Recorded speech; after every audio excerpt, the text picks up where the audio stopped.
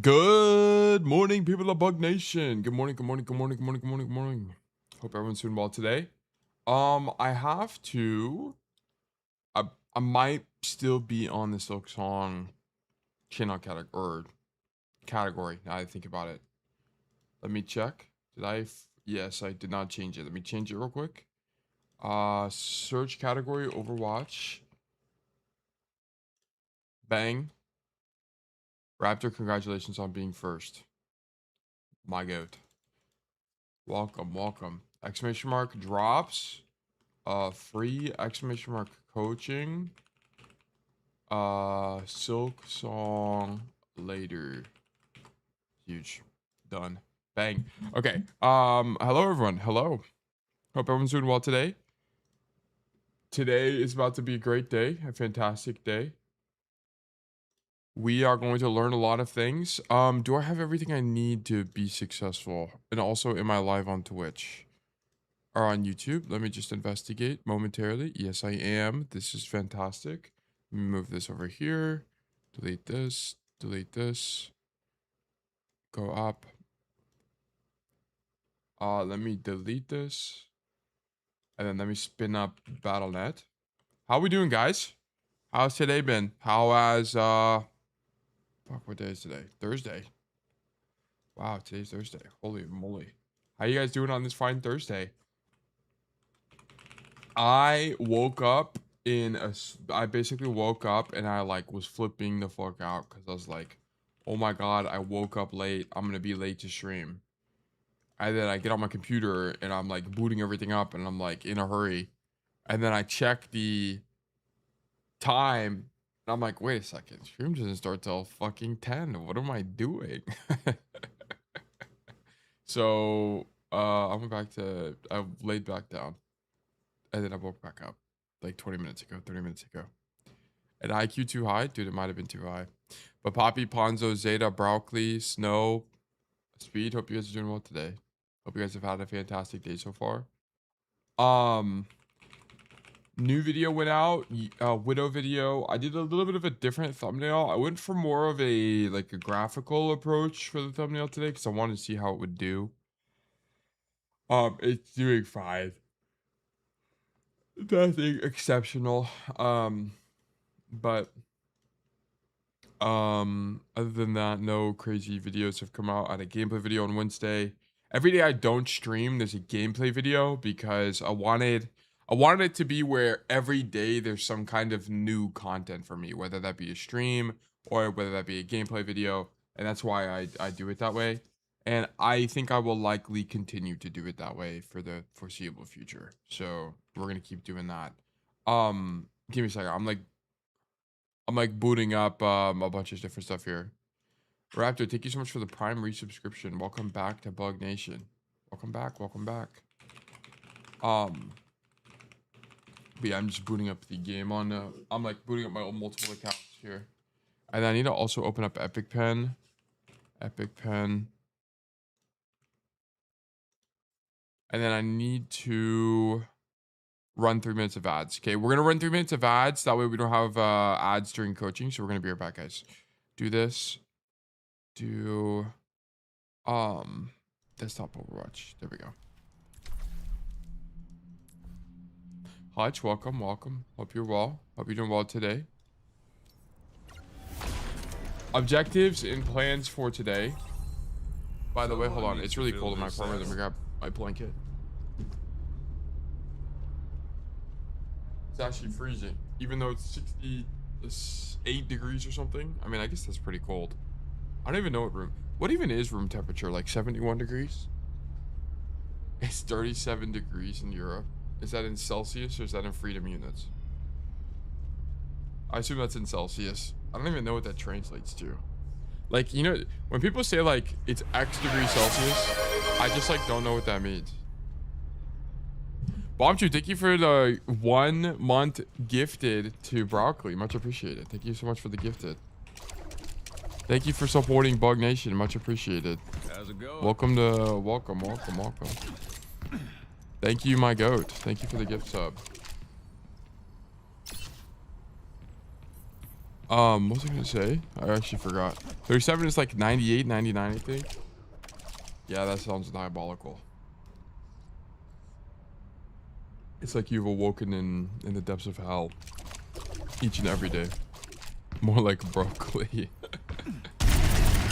Broccoli has been gifted. Oh, this is way too loud. My apologies. That's still loud. Let me turn this down. There we go. I mean, I'm in Canada, so we use both. The only time we use Celsius is in school. You use Celsius sometimes whenever, well, if you're doing like chemistry labs and stuff like that, you'll use Celsius or Kelvin. But 99% of the time, I mean, for everyday use, you're using Fahrenheit in the US. Also, I have to submit more VODs to even more YouTube content, right? Yeah, you were I think you were today's video, Kura. Yeah, you were. Tomorrow's video is the Soldier 76 VOD from Tuesday. And then I have a few more VODs. Like, I'm not really picking. I kind of just like edit VODs based on vibes, to be honest. It's like, was there enough density of like coaching content? What? Coaching content. I can't do anything nice for my friends without being a little mean to. You know what? It is what it is. That's just what it has to be. Coachity, my mind is broken. Today's just been you know, one of those days. Get along now. Alpha Blauman, thank you so much for the follow. Alpha Blauman, yeah, that has to be it. Well, pick Black Widow for coaching, dude. I was also, apparently there's like a bunch of drama happening in the Marvel Rivals community. Yesterday, as I was editing, I was looking for some like, just like random baloney to put up so I could edit and not lose my mind. And there's just like a hella drama happening in Marvel Rivals right now. I just don't really understand what's happening between like Flats and this other guy. I was like, damn, bro. We haven't had drama like that in Overwatch in a while. Pookebow Tai, hope you are well. I'm doing fine this morning. Hope you are as well. Yeah, correct. Thank you for a lot for your amazing cast content. Appreciate it. I main cast in Shion, so if I can just find a content creator that's 10% as good as you or Shion, I'm set for life. Yeah, unfortunately, the only problem is like there's very limited educational content creators in the Overwatch space. And a lot of them, like a lot of the educational creators, so like a lot of the educational creators just burn out and they stop making content. Like, you give them a month and then they just like fall over and die, basically. And I understand why, because making content's a lot of work. It's a lot of work. So they kind of don't want to spend that much time coaching, or they don't want to spend that much time editing videos, so they just choose not to. So that's kind of like the downside, especially like of YouTube. So a lot of the only other education creators I could think of that like upload regularly are like Eevee, and I'm sure there's other smaller ones that I can think of that are out there. I think we'll capture a whole new market of viewers if we change your crosshair to a pink card. Thoughts? Hero, select hero. Well, how do you do it again? Game? No. Hero. Oh yeah, it's here. Wait, why is a heart not here? How do you change it to a heart? I actually don't even know. Dot size? Oh, it's here. Heart. Dot size, large. Opacity, large. And then let's make this opacity 0. And let's make it pink. There you go. I've never had coaching. Wait, I have the assumption too that if you hire coaches too, like on Fiverr, they're very specific on heroes they main. No, it's actually interesting, Pookie. Bye call FGC, thank you so much for the Prime subscription. Greatly appreciate it. Welcome to Bar Nation. Also, while I'm yapping, we're gonna spin up. Tail, could you look at the timestamp I sent my thread in coaching? If you guys want me to check stuff, ping me. Make it easy for me to find it. Okay, so ping me. Also, we're gonna spin up. I'm gonna do the new raffle here while I yap for a second. New Raffle 300. Okay, if you're here and you want to get free coaching from me, please do !enter. If you're here and you would like to get coaching in the future, please do !claim. Okay, so if you're confused on which command to do, please do !enter. If you have a code you want me to check out today, please do !claim. If you have a code you want me to check out in the future. Okay, if you enter the raffle and lose, you still get tickets. You only get set to 0 if you win. Okay, so keep that in mind. If you're unsure, do coaching as well. That will help you. That doesn't put you in the raffle, but it tells you what to do. Yeah, by call FGC, thank you so much for the prime subscription. Much appreciated. What was I going to talk about? So what most coaches do is they do it the other way around. They don't really do it how I did it, which is I became an absolute expert in Cassidy. Okay, I think it's pretty fair to claim that I'm the best Cassidy coach in the entire world. Okay, and at that point, after spending so much time coaching Cassidy, I then became more proficient in other heroes. So what's interesting to me is if you look at the span of my coaching career in Overwatch, I only started like a year ago. It feels like I've been doing it for way longer. What would be the qualifications of a good VOD to review? You can send in any VOD that it's up to you what you think would be helpful. But if you want like kind of my opinion on what kind of VOD I would send, I would just send any game where you weren't sure what to do or you weren't sure how to improve. One or the other. One or the other. Thanks for the cast coaching. I'm not confident in my cooldown usage. Igor, that's fantastic. Are you champ 4 now or what? So we just lying. What are we lying about? What are we lying about? I mean, average rank, so I don't know. So what do I know too, Lil? Just looking to prove. No, you're good. You're good.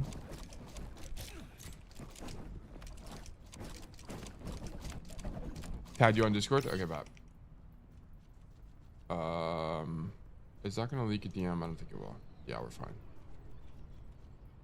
Yo, Tail, quick question. Do you offer free coaching? Yes. Okay. What is this? What is this? After getting the junk kill, I reckon I personally take exit. What?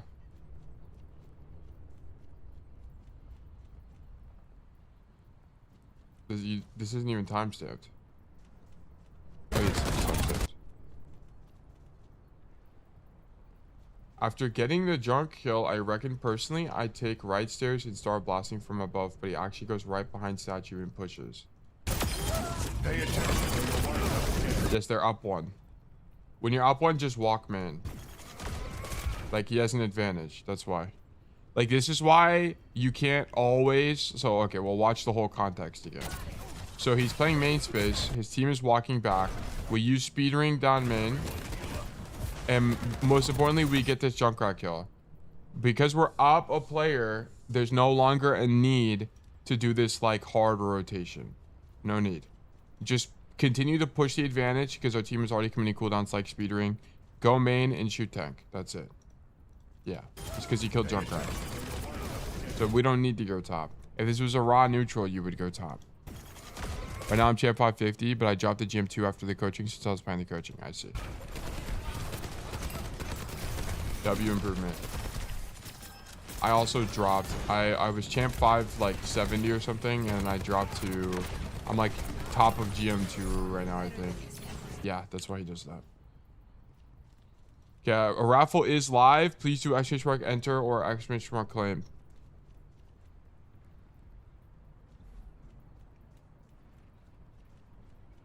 Tail, look at what I sent in mud. Daily dose of rage bait.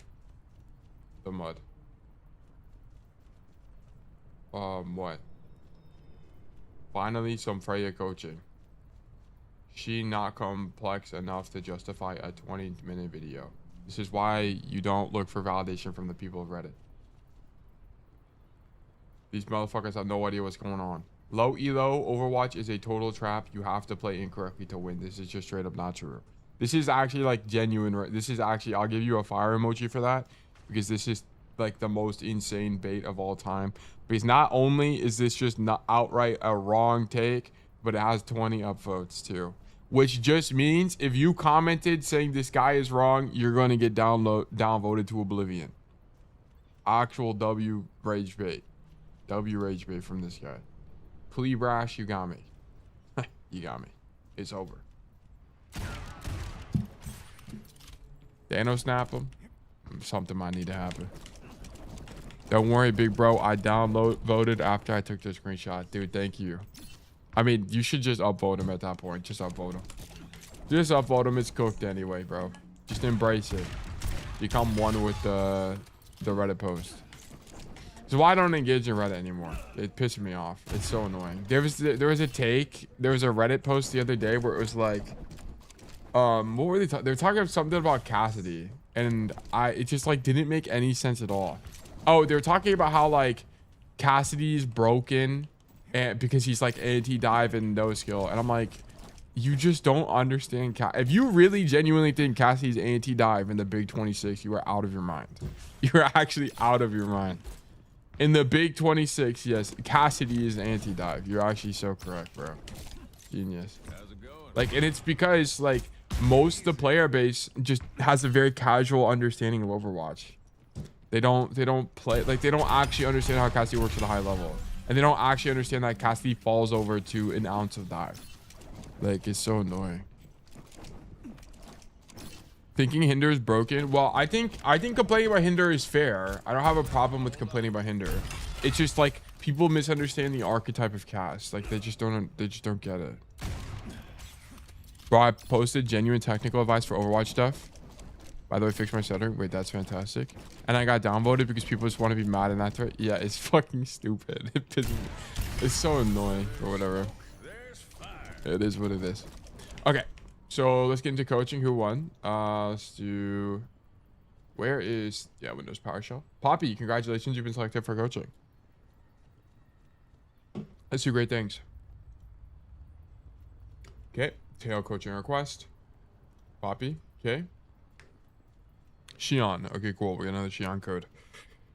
This is gonna be great. Let me do this, and then let me do I was gonna do one more thing. I forgot. This is gonna be Masters 5K. Okay, today's review will be from Poppy on Oasis as Shion in Masters 5. What's the notes here? I keep like accidentally tapping out. I've been kind of stuck as Cass recently, and I really like the new hero, so I wanted to send you a Shion code. I'm still quite unfamiliar with her CDs. I tried using Joyride more offensively this code, but I'm not sure when to use it. I'm also not sure on what perks to use, even though we already discussed it. Okay, okay, so on Shion, you take Ex Machina, because I haven't proven that it sucks yet, but I'm gonna be honest, guys. I think Ex Machina is bait. I do think Ex Machina is bait personally, because we looked at it before, and the thing with it is that number one, the only time it's really useful is when you're right-clicking tanks, but you kind of just shouldn't be right-clicking tanks. It's like what it is. Like, notice how much damage I'm about to do to this guy. Okay, so this does 168 damage, okay, when she's at half health. Here, if I do it, it does 140, so you do like 20% more damage, which is great. Like, it's useful, but you're like, how often are you really right-clicking tank is kind of what it comes down to. Like, what you're really using right-click a lot for is like contesting squishies on an angle. When that's the case, you don't really do more damage. So I did 142 there with him at full health. XQ already does 95% of my HP as support. Exactly, that's what I'm saying. Like, you already do so much damage that it kind of doesn't matter if it does more damage. But I understand why, because there will be like random times in games where it does matter on a breakpoint level. So I do understand it, but I do think it's a little bit bait, because it also is going to be a little bit better than rapid reload anyway, because most of the time you're dashing is for your right click. You're dashing for the right click in and engage. I ran into like 4 of the castmates on my team yesterday, and they all went Shion. Yeah, Shion's just super popular between Flex CPS and his game players. On major perk, I think you can argue for both. I think refuel is useful for a hero like Shion. It'll let you live a lot more. There's like a few times per game you'll use it to live. You could use it to live. And then Faces of Death, I think is only good for the recon subclass. I don't think the sharp. I think people saying you get it for sharpshooter is just straight up cope. But I could be wrong. I'm open to being wrong about the sharpshooter thing. Like I said, we'd have to do a genuine analysis, which would take like over an hour to do. I've been using the bike perk. Yeah, I think both are pretty good. I think both majors are good, like usable. I don't think it's an obvious choice which is better or worse, is kind of what I'm saying. Positioning wise, I played similar to Cass. Okay. Let's look at these notes. We got steamrolled, sure.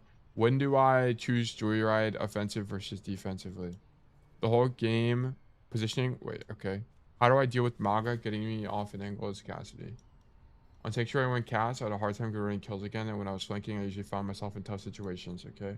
So there's 76, no question. Where do I position as Bastion on fifth point? Oh, okay.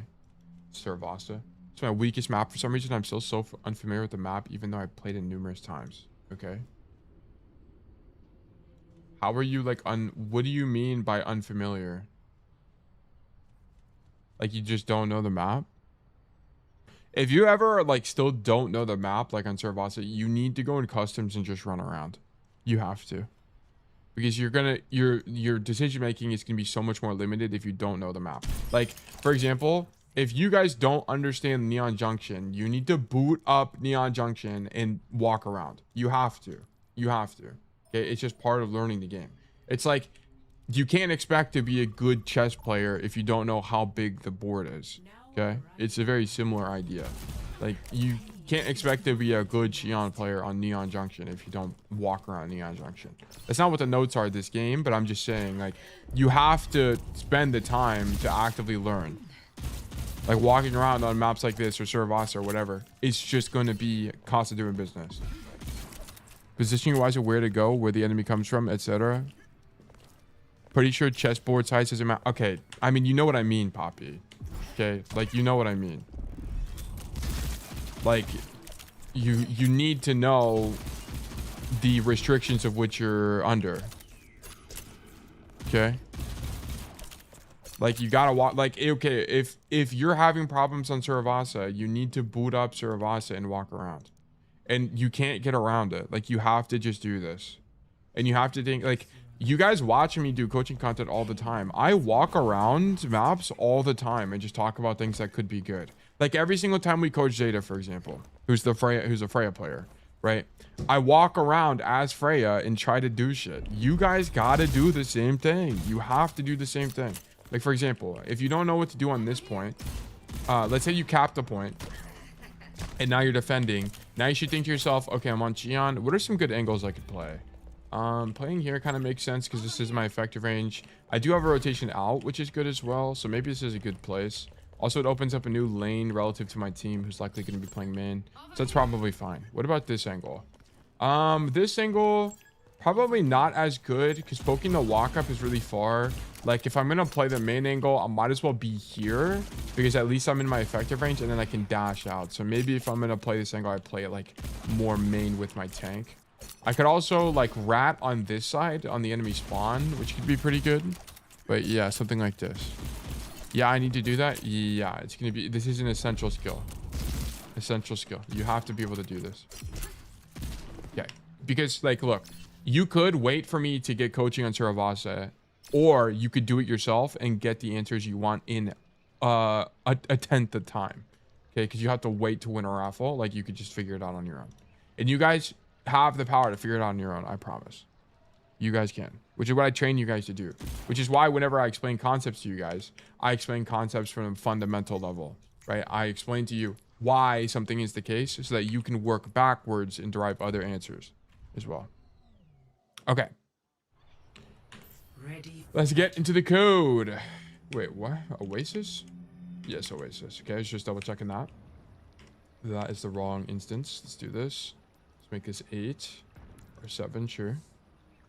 And then we're going to be looking at Shion here. It is very loud. Let me turn it down. Over here. Turn it down 61 to like 30 something. I'm holding off on my next coaching session until I feel like I hit a wall. That is optimal, in my opinion. I don't think you should spam coaching. I think it's counterproductive. I think it's fun. Don't get me wrong. I do think it's fun. But if we're talking like objective, getting bang for your buck, even though it's free, you should wait until you're hitting some kind of plateau or you're unsure what to do or something like that. Okay, we're coming right side. And I need you to go. You need to go. Okay. How are we doing in volume, by the way? I need you to shoot your gun, really. We're largely fine. Okay. Poppy, this is an information through a negative situation. You do not hear anybody on your right side. You need to continue rotating. Please continue rotating. Stop crouching. Because you're going to crouch and be late given that your team is pushing right now. Okay, think of it from your team's POV. Whenever you walk out this left side, what normally happens? Okay, normally you're in a fight like this, where there's someone standing in this door, there's someone standing in this door, and then you're just like fighting for this neutral space. Okay, so you should kind of infer that your team is being held here and you need to continue walking. You need to keep going. You must continue rotating. Yes, I don't want to see you crouch. And I want also you have okay. This is also an issue from you. What is going on? Why is my like skipping not working? There we go. I also need you to have better crosshair placement. You swing a corner. If you're crouching, you think that someone is close to you, then why are we swinging the corner with our crosshair on the floor? You have to be looking around the corner itself. Show Oasis. We got to fix this crosshair placement. I'm going to get it first try, watch. I'm the GOAT. Never mind, it's the wrong map. Fuck. Show lobby, modes, control. I'm pretty sure this is first. Is crouching bait? It just kind of depends on the situation. But a lot of the time, yes, it's actually bait. Crouching is kind of useless a lot of the time. You should just go. Just go. Because a lot of the time, you don't care if they know you're there. Like, that's kind of what it comes down to. Like, you just kind of, you want them to know you're there, if anything. Okay. So, like, here. So, if you're going to crouch, I don't want to see this. I don't want to see this. And swinging people. Like, imagine there's a guy right there. Right? I want to be able to shoot him as I turn the corner.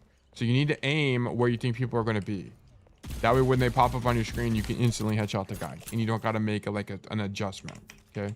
So, I need better crosshair placement from you. Let me open up Notepad. Let me actually black screen real quick. Notepad. Let me delete this. Let me do this. Let me minimize this. And then we bring this back. Okay. Let's do Poppy Oasis Master. So I'm gonna make a note for crosshair placement, but it might not actually be egregious enough where we have to make it homework. But we will keep it in mind for now. Yeah, but if I stand up, I need to make a crosshair adjustment anyway. That's why I usually don't when I am crouching. What? No. That's not how you should be thinking about it.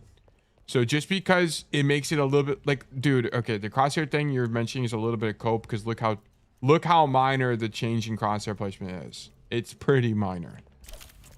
I think you gotta be aiming, like even if you're crouching, you gotta be aiming like this.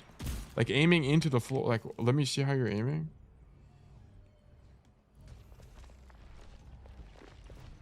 Yeah, no, dude, you're aiming into the floor here. Like, you gotta be aiming here. Even if you are crouching, it's gonna be better. Because now you just have to make a huge adjustment. Like, there's no reason to have your crosshair on the floor. There's no benefit. You need to be aiming when you're crouching. There's no reason not to. You're just at a disadvantage. Like, if anybody was on your screen here, you'd be at a disadvantage. Like, look, you can't swing these corners with your crosshair on the floor.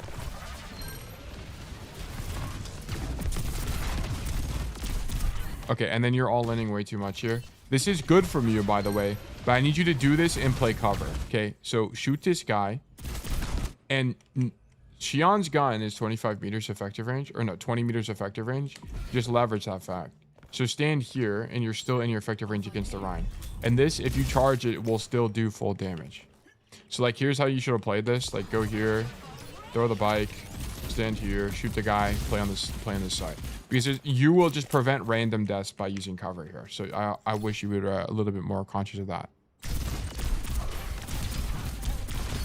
Good kill though. We're just a bit late to this fight.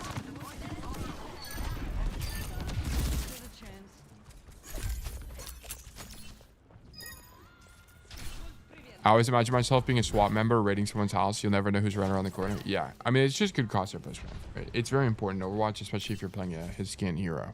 Like hit scan, as in their gun is hit scan.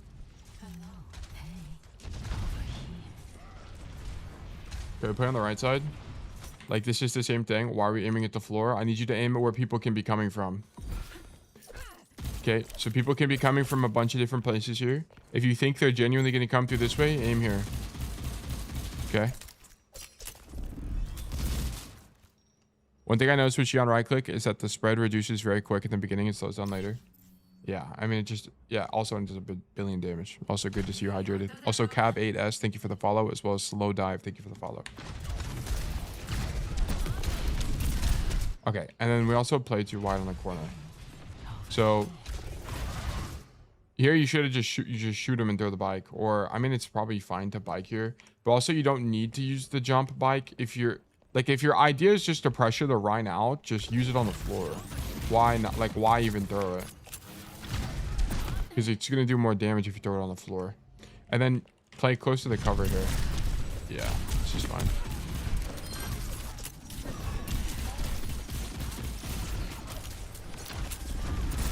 Shoot Ryan. And then also, Bashi, thank you so much for the primary subscription. Welcome back to Bug Nation. It's a pleasure to have you. Pleasure to have you. You kind of have the wrong idea on how you want to make this rotation.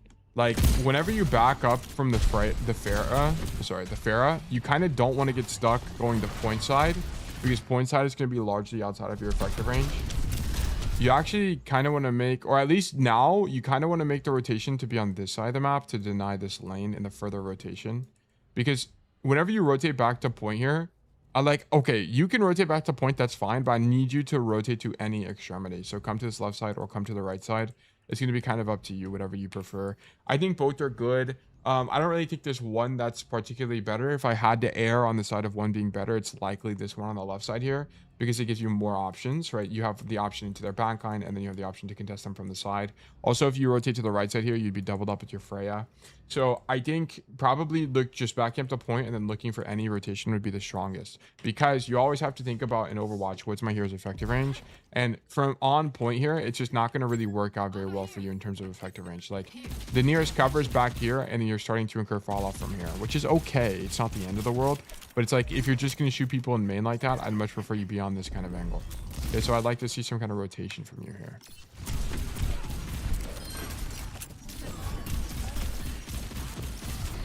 Does it in air do more damage? Nah, on the floor does more damage.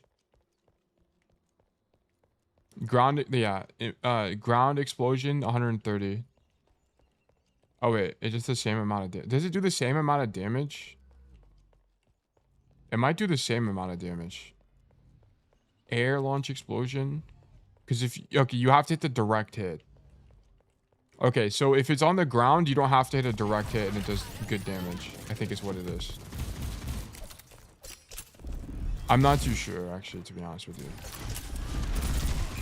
If the air does my damage, sure. But it's like, we're not controlling space here. Like, you're just shooting your at the Reinhardt. I'd much prefer you come here, hop your Zarya, right? I want to point out that good position would have gotten lucky here, and you would hop your Zarya, and you'd probably be killing the Mei. Almost definitely killing the Mei here.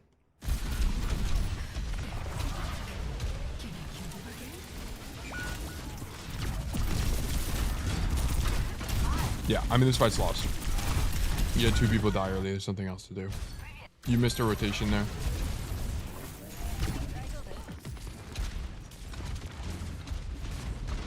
Okay, so we come right side. Okay, I kind of just don't like how you're playing this. Like, you're playing this kind of like a tracer. I want you to play this like more like Cassidy, because you have the range for it. As Cassidy, are you ever really peeking this angle? No, because it's just kind of close and you have some level of range. I think it's fine to shoot these guys, right? That's fine. but I'd like you to place a bit more defensively than this. Like, honestly, I'd actually kind of prefer you come this way because you could poke out the Rhine from here, use your right click from here, and then if you get pushed, you can just dash backwards this way. If you don't get pushed, you can continue your rotation, which is kind of the thing I'd really prefer the most from you. So if you continue your rotation, that'd be really strong. And you'd also be able to shoot these guys in the back, which would be nice. So that's kind of the only thing about this. Like if you were playing Tracer, this kind of play would make more sense because on Tracer, sometimes your idea is just to clear the tank and you could do that from this position. So that'd be okay. I want to point out, because you made this rotation on this right side, right, or this middle side, you're not able to mark the Pharah as she peeks.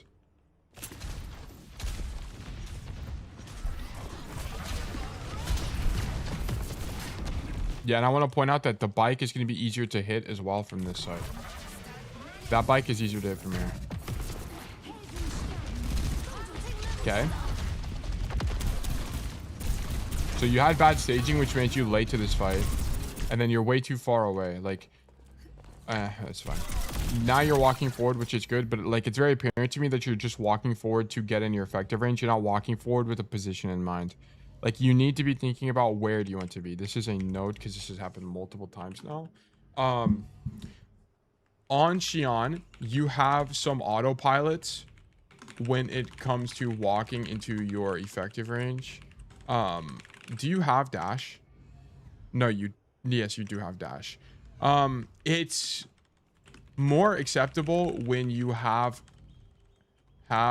dash on CD or off CD, as you could be playing wide with the idea of dashing to cover. But to me, it looks a lot more like autopilots walking toward enemies, like a Tracer kind of idea. Need more intentional cover usage in your rotations / moving forward to your effective range. Okay. Yeah, like we also dash when we're not under any pressure here. Just something to keep in mind. Like, it's like, imagine this like recall. Like, would you ever recall here as Tracer? The answer is no. Right? Because you're not under any pressure, so there would be no need to do so. For that. Okay.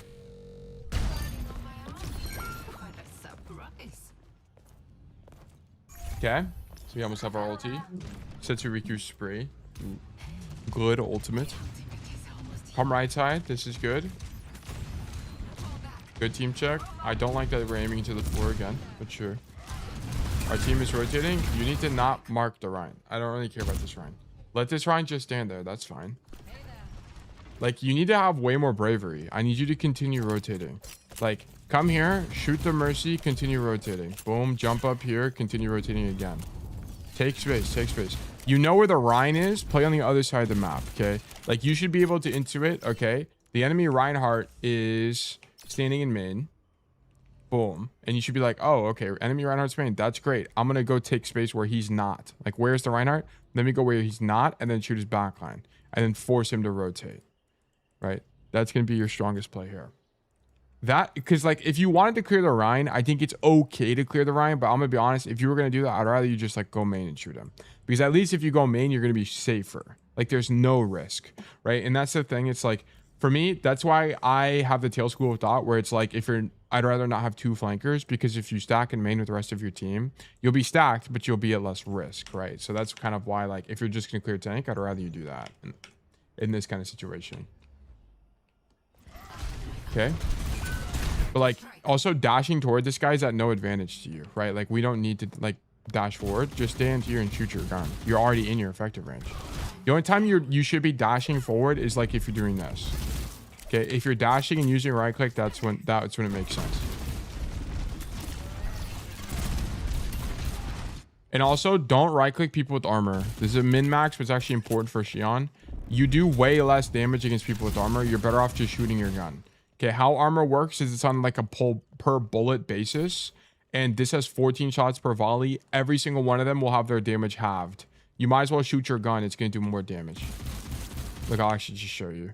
Let me leave game. So practice range. Shion. So let me just show you what it looks like on against armor targets. Let's do Ryan. Okay, so I'm gonna right click him. I did 60 damage. Okay, I want to point out that that's 1, 2, 3 bullets, and I don't have to use a cooldown. It's the same thing. Okay, versus if he didn't have armor, I do double the damage. Like, you literally do half the damage if they have armor. So don't right click if they have armor.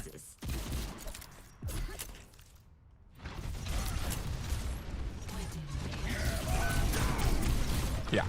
Okay.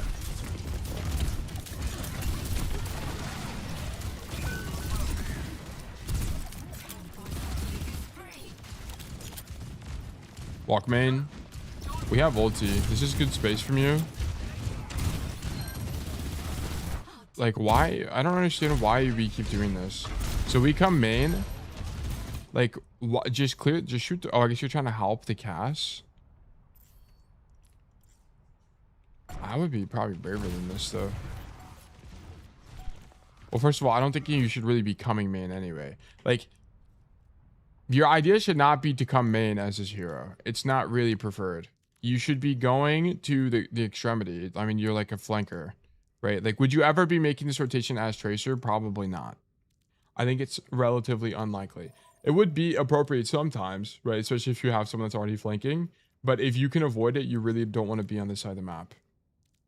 Let's do control modes. Just 0.1. You should be working the extremity here. Pull it back up. Like, your rollout should be. I'm on the wrong side. Let me switch sides. Like, pretty much when you walk back to spawn here and waiting for your team, like, I'd much prefer you take the extra time to come right side. Like, do the same play. Work the right side. Work the extremity. Throw your bike here from this LOS. Work this space. Walk forward. Take this space. Dash this way. Play this mini. Like, I want to see that from you. Like, you're kind of just set up from failure because you're playing this main angle, which could be relatively okay given your caster's angling, but you're just walking into a Ryan, which is, it's all right. Like, it's all right. It's shooting tank. It's just relatively low agency. We don't really want to prefer being that player.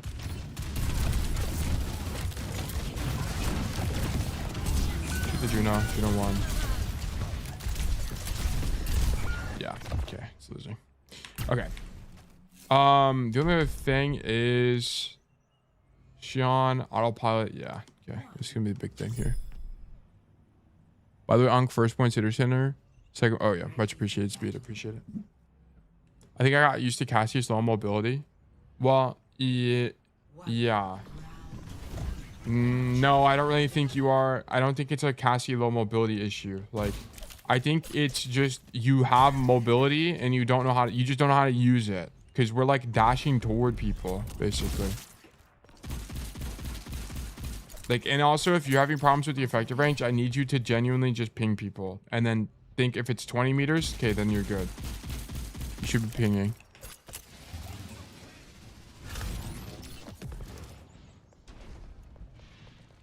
Okay, come left side. Okay, I want to point out again, you're swinging angles and you're not aiming where people could be. Okay. Speed said what? Third point. First point city center, second point guard. Okay, so third point's university. Okay, let me do third point university here. Like, if you're gonna swing this angle, I need you to have way more intention. Like, and this is a big deal. Like, this does matter a lot, which is why I'm mentioning it. Like, this is not something you can just glaze over and ignore. You have to fix this. Like, if you're gonna swing an angle, I don't want to see this. Okay, I want to see you like aim at where people can be. Okay, you're not going to get as punished as much as you would in like Valorant, for example, just because the time to kill in this game is so long. But it is still important.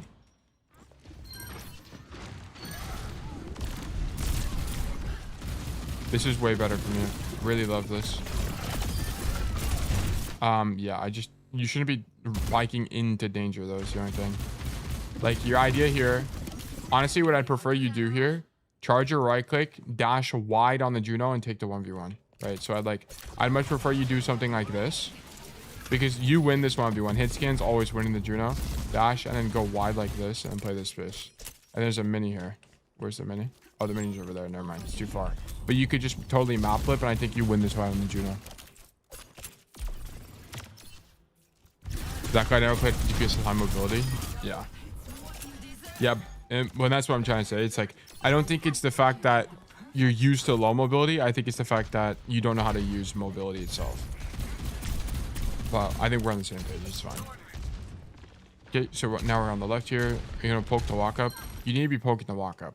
There's not really a lot of benefit to just like going AFK here because you're not gonna have any information, right? Like if you poke the walk up, you have information on like where people are going and what they're doing.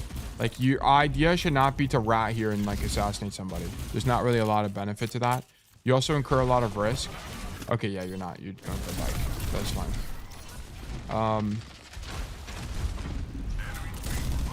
Sure.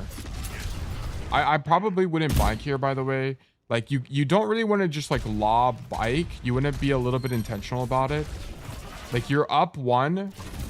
Like if this Mei was right next to you, I would be a lot more supportive of the bike. Like if the Mei was here, because then you can actually reasonably follow up the bike with pressure. But you don't really know where anybody is because you weren't peeking off rip. So this bike is effectively blind. Like you're turning the corner with the bike. So you don't really have information. Tail, when it comes to mobility, like with Shion, do you use dash mainly to evade? What a lot of the best Shion players do is they actually dash wide with the right click and take a duel, which is why Shion's a little bit broken right now because her dueling capacity with this is so strong. Because you want to be able to benefit from the overhealth itself. This is unique to Shion, by the way. You don't do this on every hero, but like you'll right click, dash wide, and you're instantly winning whatever duel you're in. It's really strong. And then as long as you're smart about playing cover, then you're fine. Like dash wide, play cover here, it's really strong. Like Alvacate does that all the time.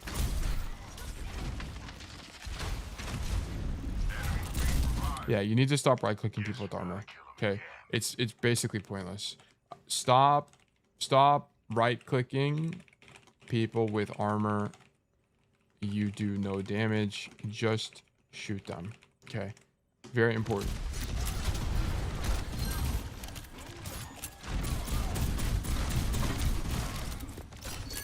Okay, yeah, you gotta stop because now you don't have your right click to shoot this Mercy or the Juno, right? It does no damage.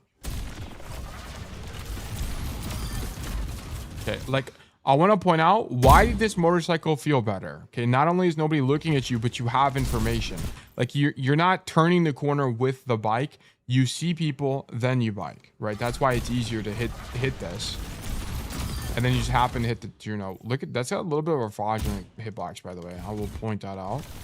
That hitting the Juno is a bit crazy here.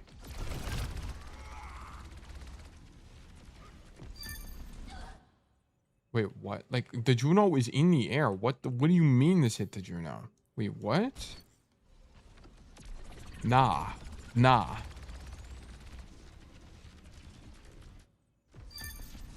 What? What do you mean that hit her? Do you not charge before you swing? Charge what? The bike? Or the right click? No, you charge before you swing, but why are you shooting the tank is what I'm saying. Like, why are you shooting a tank with armor? Shoot the Juno or the Mercy. Seems pretty reasonable. Honestly, you might be right.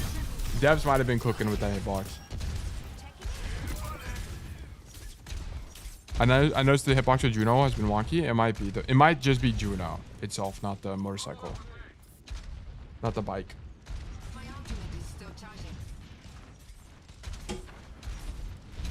Okay, what is the idea here? Is your idea to rat? No, you blind bike again. Like, I don't like the blind bikes. I don't think blind biking is good. If you're gonna do that, be closer so you at least hear them. Like, you have no information when you're back here. Okay, I don't like biking with no information. I don't think it can be good at all. I don't like biking with no information if you're going to bike engage on a backliner. It needs to be in one of two situations. One, you see them / hear them clearly and know their position accurately. Or actually, I'm not even gonna give you the here. That has to be, you have to see them. I need you to see them first. I think it has to be better. Number two, they have to walk through some kind of choke / doorway. Okay, like that. And you are front facing relative to it. Okay, so what do I mean by that? Biking like this preemptively early down this choke, it makes sense to me. Biking here doesn't really make sense to me because they're going to be walking laterally relative to you. Okay, if you're biking down the choke like this, they have to walk forward toward you. Okay, so I don't want to see these like blind bikes. We keep doing this and you miss them all the time.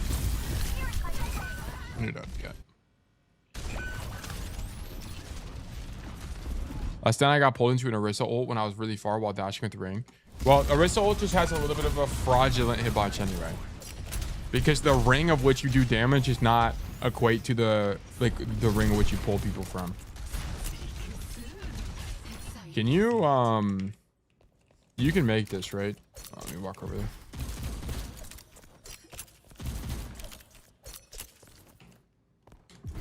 I think you can bike this. Yeah. Okay, you gotta know this is Shion. That you can bike coast.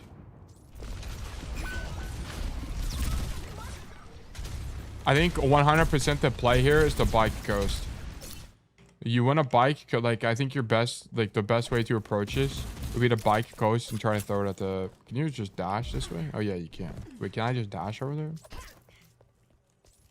Because you can pull the fair attention shooter in the back. It's actually pretty good. You can just dash too, by the way. You don't have to use bike.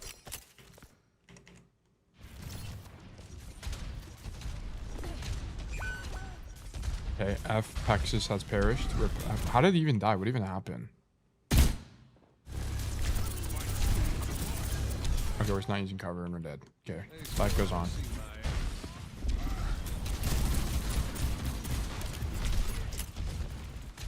Okay. Setsuriku spree. Okay.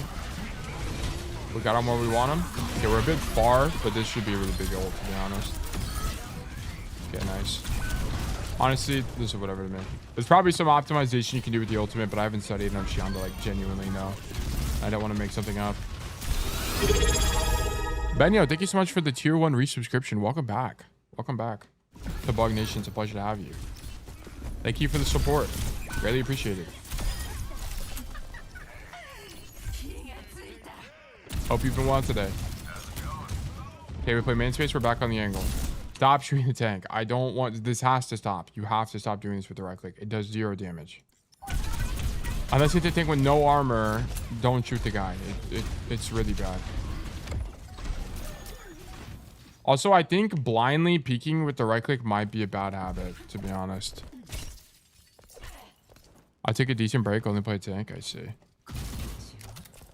I think it might be better here if you peek left like this and just shoot your gun, and then when you hear them closer to you, that's when you go for this. Because your right click has basically the same effective range as your actual gun, and you want to save it for when you actually can do something. I mean, I understand the cooldown is really short, but doesn't mean you should just like always be popping it randomly. Like, I'd much prefer you like wait until you hear someone that's close to you, then right click. Okay, like that's where you're gonna like really screw people over. Like whenever like someone like a Cassidy, for example, if they walk forward and you hear him walking toward you, that's when you right click. I think you just shoot your gun here because now you have a 5-second window where you can get walked on. Like, I think this is noteworthy too. I like you prepping right click and turning corners, but you are doing it when people are 10 miles away. I would much prefer you wait before I would much prefer you not do it every time you're poking, because it gives people a 5-second window to walk on you without you having much lethality. Okay, so I need more deliberation from you. I would prefer to see right clicks only when you can be a reasonable threat to someone. Okay, and I will also make this the same note as this one. This will just be like a right click note for you. Okay. Like, this is exactly where I would like a blind bike, for example. So we know that they're going to be walking through this room where there's a door they have to walk through. So you can reasonably assume that blind biking here would work. Okay, because you're just going to throw it in the doorway. This makes sense to me. I understand this completely. Blind biking from like this angle does not make as much sense to me. Okay, like this is good though. That's very likely to hit somebody. And biking people with armor is good. Because armor, it does a lot of damage to armor. This is where right clicking makes sense. Yeah, you need a right click. Once he has lost his armor, go for a right click. This is fine. You just got shattered. Okay, you capped the point anyway. Huge. W team. Okay, this is map 2. Let me open this up. Show lobby settings, modes, control. 2. Restart. Okay, you just need to know on this map that you can go to the coast sides as Shion. It doesn't come up all the time, but it's something you need to know. Like, if you want to main Shion or play her a reasonable amount, you have to understand that sometimes you have to get creative with the bike, okay? It's kind of like learning roll text. Like, you need to know that you can make this. Okay, it won't come up very often, but especially when you need a touch point, you might need to do that.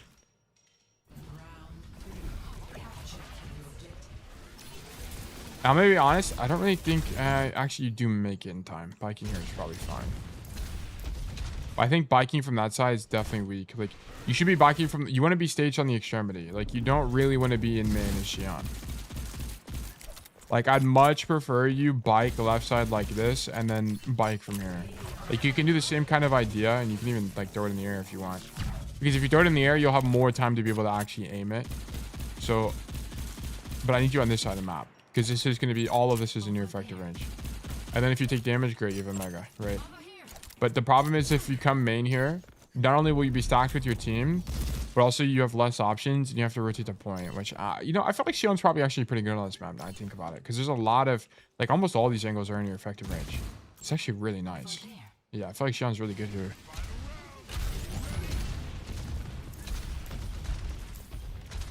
Okay. Like, this right click makes sense to me because you have information, right? But it's like, is it actually that good? I don't know. Because, like, although you're peeking it into somebody, they're kind of far away and you're not really going to kill them. Is the thing. Is my strongest map 8 Delta? Yeah, makes sense. Like, they're just a bit far. Like, I'd much prefer you, like, wait for the Sigma to push forward or something. Wait for them to push forward. And then right click as they're walking to your space. Like, I feel like right click is honestly better at holding space than it is to, like, take space from the enemy team. But just something to think about.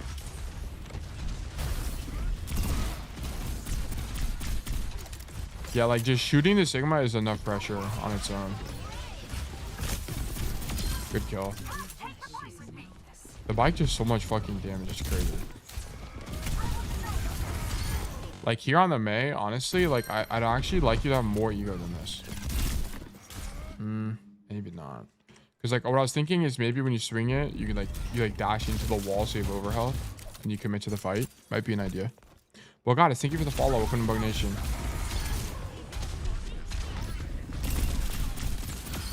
I don't like you going wide with no cooldowns, by the way. Not a big fan of this. Like, you're also dashing on people just randomly all the time. Like, here. This is like the 5th time this code where you're... Oh, I guess you're trying to go through the shield. Okay, makes sense. Sure, I'll give it to you there.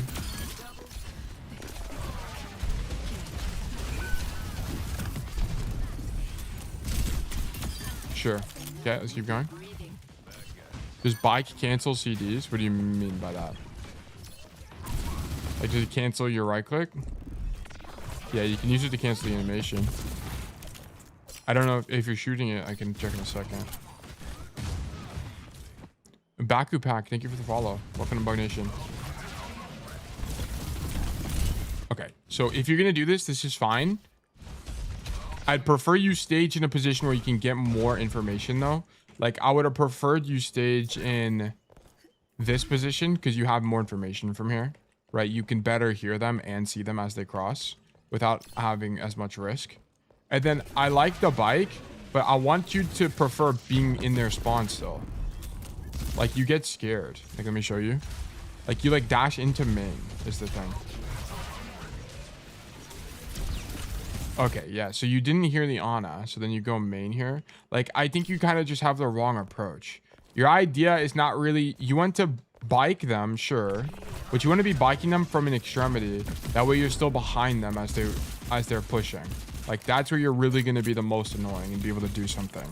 But like, you're biking into, your idea should never be to bike in here into them. Your idea should be to bike wide. Just bike wide and then throw it. I'll see if it cancels it in a second. Hold on. But now, because now you're stuck in main. Like, you're stuck in the enemy team. Yeah, you did. Yes, you can cancel the animation with bike.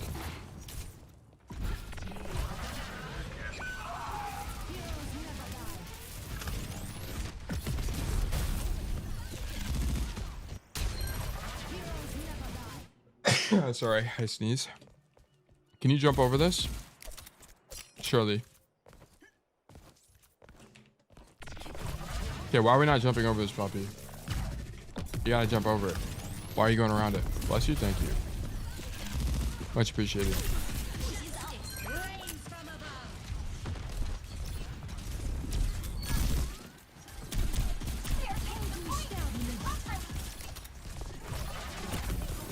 Okay, sure. Shoot the Ana. Ulti. I mean, I guess you have point cap. You don't even need the ulti here. Okay. Good kill. High main. Stop. Like, this is what I'm saying. Like, this, I understand why you're right clicking, but it's like you do 5 damage from this far away. Like, I need you to just shoot the gun and then right click when you have information. Like, shoot the gun, right click, boom.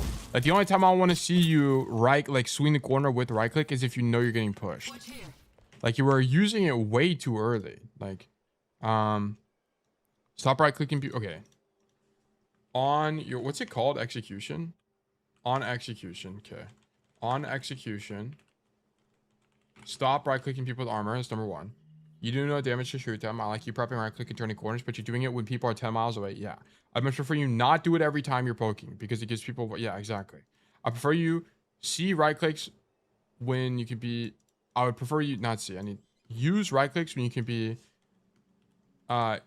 e.g. someone is pushing you. Okay. Like, I think it makes more sense. Or you're swinging a corner to threaten a squishy. Okay, like, for example, like where I think swinging with the right click makes a lot of sense is like here. Like, if you know, for example, that if you know there's an Ana here, for example, it makes sense to swing with right click against the Ana. That makes sense to me. But just like blindly swinging with the right click on this angle, I think is just weaker. Just shoot your gun. That way, when you have more information, you can swing with right click and you're more likely to do something that actually matters with the cooldown. Okay. So you're just not as intentional I'd like you to be.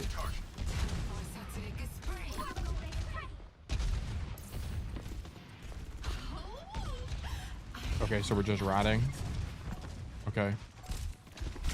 Like, dude, this is actually making me irrationally angry. Why are we swinging corners with your crosshair on the floor?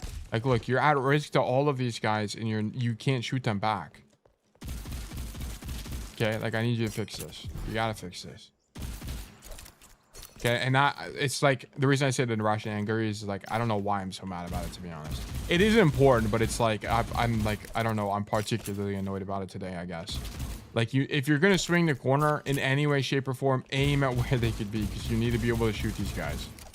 Crosshair rule returns. Well, I think it's just like you guys should know that this is important. Like, there's just no benefit of having your crosshair on the floor. There's literally 0, unless you're playing a hero like Sigma, maybe. Because I'm the one doing it. Well, it's just like, like, especially for my students that like I've coached before. Like, you should know, you should be able to know that crosshair placement like this is bad. Like, you should know. It's not the end of the world, but it is annoying to me. That'd be ulti. I actually like this ult from you a lot. Oh, I was about to say, how did you dash through the Malgol, but it's your Malgol? Okay, we're dead. This is the same thing. Like, why are we dashing when we don't need to, right? Like, Like here, you needed to walk to the angle. That way you could dash out. Like the only time you're really dashing, by the way, it's kind of like roll. Like the only time you're dashing is when you're dueling somebody and you dash wide. Otherwise, use it defensively. Okay. So that's another thing as well. So on dash, it's called evade, right? Let me see. Yeah. Okay. On evade, your dash. Only dash toward people toward people / aggressively if you're in a duel. Do not dash to angles. Okay, it's literally roll. Do not dash to angles. This works basically the same as roll. Okay, like just because you can use it as a short cooldown doesn't mean you should be popping it like this. Like, because now you dash in and then you can't dash out and you're gonna die. Not gonna lie, a lot of cat specific stuff applies to Shion. Yeah, it's a similar concept. Very similar concept. Stop dashing forward. Yeah, exactly. Not good. You get caught and die. Okay, if you're gonna play Shion, you have to know you can jump over this thing. Like, you need to, like, there's no way you don't jump over this. Okay, make sure you're learning this bike stuff. Like, I have like 30 minutes on the hero and I can figure out you can jump over this. Okay, like, you should be able to figure that out.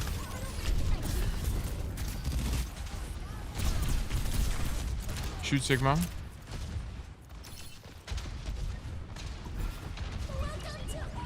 Wait, why do you rotate away? Yeah, so as you're making this rotation, you should have seen the Cassidy the whole time, right? Like, here, you see him here. You see him here, too. We shouldn't be making the rotation to begin with, because now you're doubled up with him. So now you're late. Whatever. At least you don't double up. That's fine. Like, this is fine. This is exactly a situation where charging the right click and swing the corner makes sense. Like, you hear the Cassidy's on your left, so you know you can reasonably right click and swing him. Like, I actually don't mind this at all. Yeah, it's a free kill. Wait, a rando cast flanking? Dude, we're in the miracle world.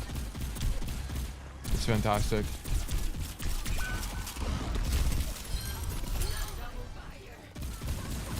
Okay, like that's I just wish you didn't dash there, but sure. Okay, this point looked really good, but I think this point is just really good for Shion, to be honest.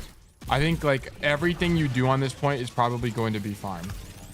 Because everything is just in your effective range. Like, it's so nice. Like, actually, Cass is very similar. I got used to roll reloading gun. Yeah. You need to keep an eye on that. This is verdict losing for sure. Okay, so number one on Shion, you have some autopilot and walking to your effective range. Yeah, you just like walk forward like your Reaper. Okay, I need you to be way more intentional with how you're positioning. Like, move to cover, not just closer to people. Okay, if you're ever questioning what your effective range is, you have to ping 20 meters. Okay, you're good. A little bit more than that, it's probably okay as well, but you want to be generally 20 meters from your target. Okay. Looks like, yeah, okay. On execution, stop right clicking people with armor. Yeah, you keep burning it on people with armor and it does 5 damage. Okay, I need you to be way more intentional. Just shoot people when they have armor. Also, if people are just walking down main, I'd prefer you just peek to get information, then unswing right click. That way you can be more accurate with your target selection. Okay, if you just swing the angle first blind, especially when they're far away, you're just not going to get value from your cooldown. So that's just a little something to be keeping in mind. And then I don't like biking with no information as well. Like, a lot of the time you just don't really have information, so you have suboptimal cooldowns, whether that be right click or your bike. I need you to peek, or you need to use bike in certain like map geometry where you know they're going to be. So like, for example, like if you hear them pushing hookah, which is this room here, it makes sense to bike because hookah is a hallway, right? So you know they're going to be in some capacity in this hallway. It'd be more appropriate. And then on dash, you need to stop using it aggressively unless you're dueling people. Okay, I don't like you dashing wide for another angle. It's like roll. So how differently do I play her from Cass? Like, can I, for example, go deeper on a flank since she has better mobility? Guys, like, okay, it's for these kind of questions, you need to be able to intuit the answer.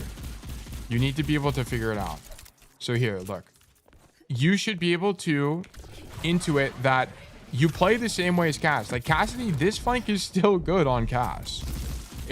You don't have better, you don't really have better mobility on Shion, right? This dash is like the same CD as roll. It's the same, basically the same thing. The only thing you have is a bike, but it's basically a grenade. So the only thing is you just can open up the angle with burst damage because you have bike. That's the only thing. You play is what you, whether or not you play this angle is not informed by your mobility. It's informed by your effective range. That's the more important thing. Which is why effective range came up 100 times this VOD. Like whether or not you make this flank is entirely indicative, or it's entirely based on being 20 meters away from people. Okay, like you play the same, like similar ideas, very similar ideas. Does that make sense? Like this angle is just kind of worse because you have to back up and you're playing, like it's hard to play 20 meters from this main space. Cassidy, you can get away with playing the main space a little bit more because your effective range is longer, right? 25 meters. Is Tails' favorite two-word combo space control and effective range? I mean, that's all Overwatch is. Like, Overwatch is all about effective range, lane control, space control, cooldown management. Like, that's all this game is. Which is why, I, to some capacity, can coach most heroes, because the understanding of Overwatch is broadly the same. Like, keep in mind, like, why would a flank like this be more possible on Tracer? It's not because she has more mobility, it's because she has recall. That's the most important part. Because you have recall, you have damage mitigation. Okay, so like even if you take damage, you can recall here and be fine. You don't really have that on Shion, so it is like Cassidy, right? You don't have damage mitigation. You do have your dash, which gives you overshield, but it's not really the same idea. It doesn't reverse damage that you've already taken. Okay, like recall or even deflect to some capacity. Okay. So you can't stay in the fight as long, which is why playing angles and crosshair placement are so important, because you're not like dashing in on Genji deflecting out kind of idea. Okay. But yeah, this is Verdict losing. Here are your notes. Thank you for the code. I hope that was helpful. A lot of your cooldown management looked pretty bad to me. You had pretty bad fundamentals on Shion here. Cooldown management was pretty bad. And then also we're not really thinking about, you're just not really gathering the information you need to make the best decisions.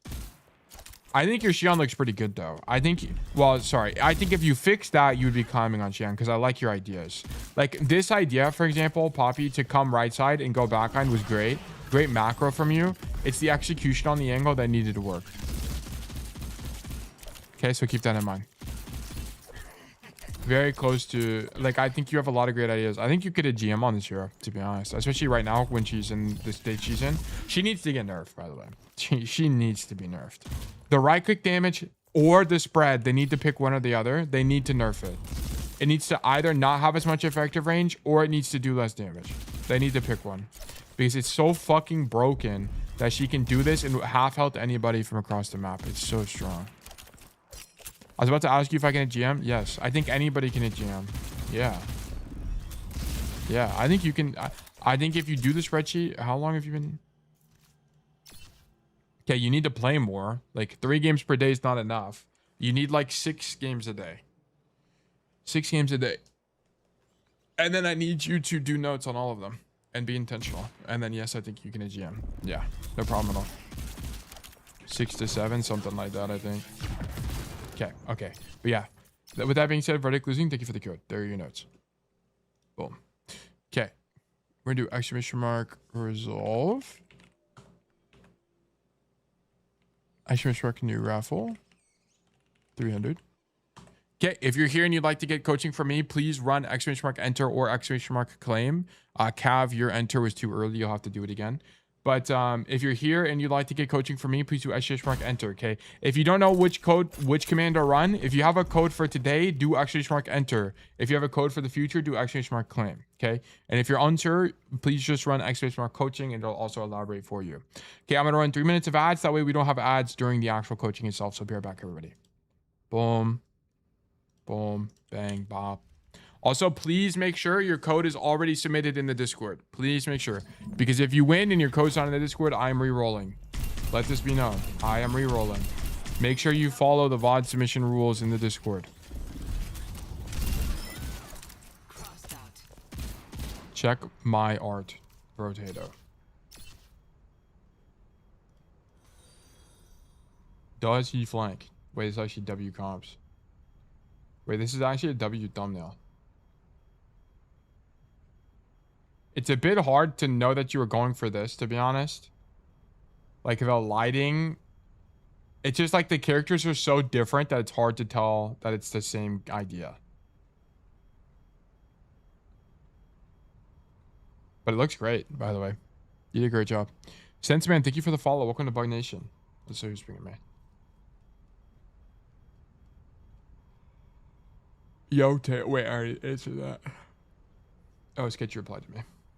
I'm in the big leagues in open queue. Dude, welcome to top 500. Yeah. Dude, I'm actually so hungry. Spreadsheet question. If I solo queue and get matched with 4 people partied up and they're all in team chat, do I record that stack? Nope. Nope. Nope. Unless you're grouped with somebody, do not. Because the point is, like, I just need to see, like, it's useful for me because I need to know if you guys are playing with people or not. Because, like, if you are spending most of your time stacking with people, you are going to improve way slower than the solo queue player. The solo queue player will improve at an expeditious rate relative to the grouped player. I think stacking is not great for improvement. You don't actually learn how to get better at the game. Stacking, if you want to stack and like improve as a stack, you should just do coordinated play and scrim and like enter tournaments. I think it's gonna be way more beneficial for you. I think stacking is not that great for in terms of improvement itself.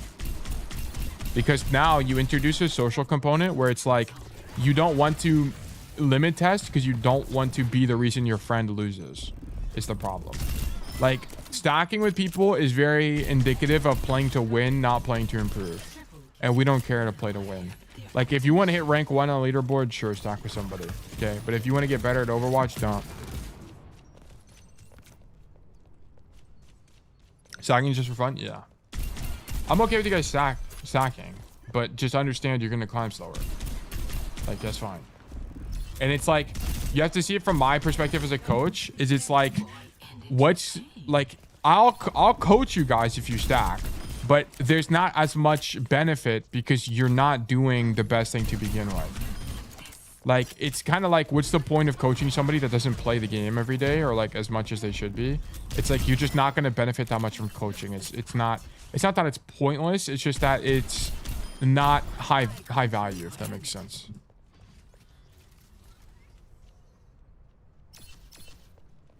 So yeah, that's kind of what it comes down to. But yeah, there is a raffle live right now. Please make sure to enter. You have 60 seconds left. Do exclamation mark enter, exclamation mark claim. Our ads are also over here. We're gonna have probably this code and 2 more today. We'll see. I also find it impossible to focus on specific things while stacking. Yeah, it becomes difficult to focus. Yeah, I don't think stacking is the way. You might win more, but winning is not the goal. Improving is the goal. And then winning is the side product.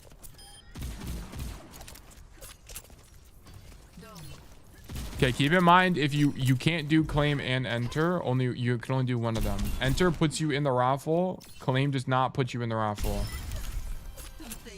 It's OTP analysis day. Honestly, it's kind of just, yeah, I mean, we'll study an OTP or something. We need to do, I'd prefer to do a support today. A support or a tank. I'm not really interested in doing DPS today. I don't know who we're gonna do. Life Weaver, we could do Weaver. Do Mercy, we could do Kiri. Finding a true Kiri OTP is gonna be a little bit difficult though. Benio, congratulations, you've been selected for coaching. Let's do great things. Okay, check the Discord.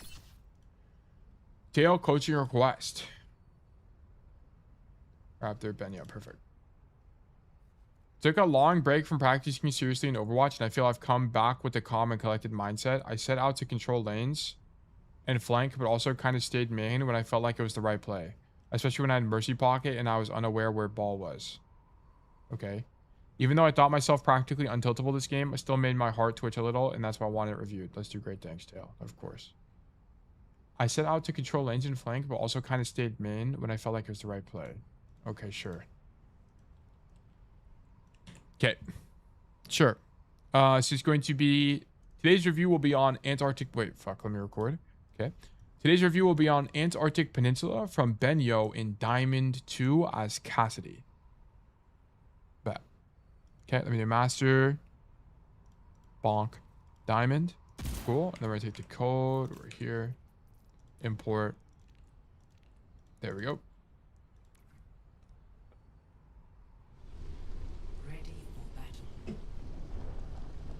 Antarctic Peninsula. Pretty good map for Cassidy. Great options, great effective range for you. You're not very outranged. This is kind of probably among your worst maps, just because there are a little bit of awkward neutrals. Particularly in some tank matchups, it's a bit difficult to win this lane, especially against like Sigma, right? Because think about it, why is Sigma so difficult to clear here? It's because you can't shoot him from the side. Like, there's nowhere on this side of the map where you as Cassidy can actively shoot a Sigma. And that's kind of the key problem, right? Because it's just a low ground here. So you have to front to back the Sigma, which is relatively weak. So there are some take matchups that make it difficult, but other than that, it's going to be broadly a good map for you. Okay, let's keep going. We have Junkrat, okay. And I don't like this rollout from you. Like, I want you to roll out to this left side. If you're like me, I honestly just forgot that this orange side. Whenever I played this the other day, I forgot that this orange side is the low ground side. You need to roll out to the high ground and control this space immediately. This lane is incredibly important for the metagame of this map. And it's because, I mean, it should be relatively intuitive why this is the case, right? The people who have control of this side of the map have high ground advantage against the people who don't, right? And also, this threatens a wrap onto enemy backline, which is strong for heroes like Cassidy anyway. So you need to be controlling this space. Also, it's all in your effective range, right? Like this to here is like 30 meters max. If you just play the space normally, you'll be in your effective range most of the time you're fighting for it. But this does mean Cassidy's not as good at taking the space as he is at holding the space. Let me do custom games, create maps, and I need equal point. I'm pretty sure on this map, this is number 2. Antarctic Peninsula, okay. Modes, control, 2. What about the high ground on the right side and flip the map? It's just out of your effective range the whole time. That's the only thing. Someone needs to fill this saddle. I guess wrong. I think it's 3. If it wasn't like perma out of your effective range, it'd be pretty good. It's good when you have like a dead eye. Like you should be thinking of this like I'm on the wrong side. Let me get on the other side. You should be thinking the coast side of the map more of like Dorado second point, where it's like if you have high ground, it makes more sense to make the rotation. But if you just don't have dead eye, everything here is going to be out of your effective range. So let me show you. Like here, everything here is out of your effective range. Everything over here also out of, I mean, this is a little bit more tolerable, but the rotation to this position is kind of long. And the more important question to ask yourself is like, how do you deepen from the position? The only way to do that is to continue going back this way, which is just kind of awkward. I mean, full flank, yeah, but also it takes a long time. So you're going to be out of the fight for the first 10 seconds, which are arguably the most important seconds of the game. And then you're here as well, which would mean you'd have to like drop and commit to the angle, which is just going to be dependent on what the enemy team is playing. Like if they're playing a tank that can punish you, you just lose the game. What if other DPS in main? I still think you fight top, I'm going to be honest. Because especially for first point, this fight's in your effective range anyway. Like you can gamble with it. Like if you sent me a code where you sent this idea off rip, fine. Okay, I think it's okay. But you have to understand you incur risk when you do that. And on a hero like Cassidy, it's just going to take too long. If you were a Soldier 76, that flank makes more sense because it's in your effective range even when you make it to the end angle and you're faster. Okay. But I want to point out, like, notice from here to even the back wall, you're in your effective range, right? 25 meters. So it's just good space for Cassidy broadly. You just kind of have to hope they're not playing Sigma. Yeah, I was a bit unfocused at the start of the round. Okay. Okay.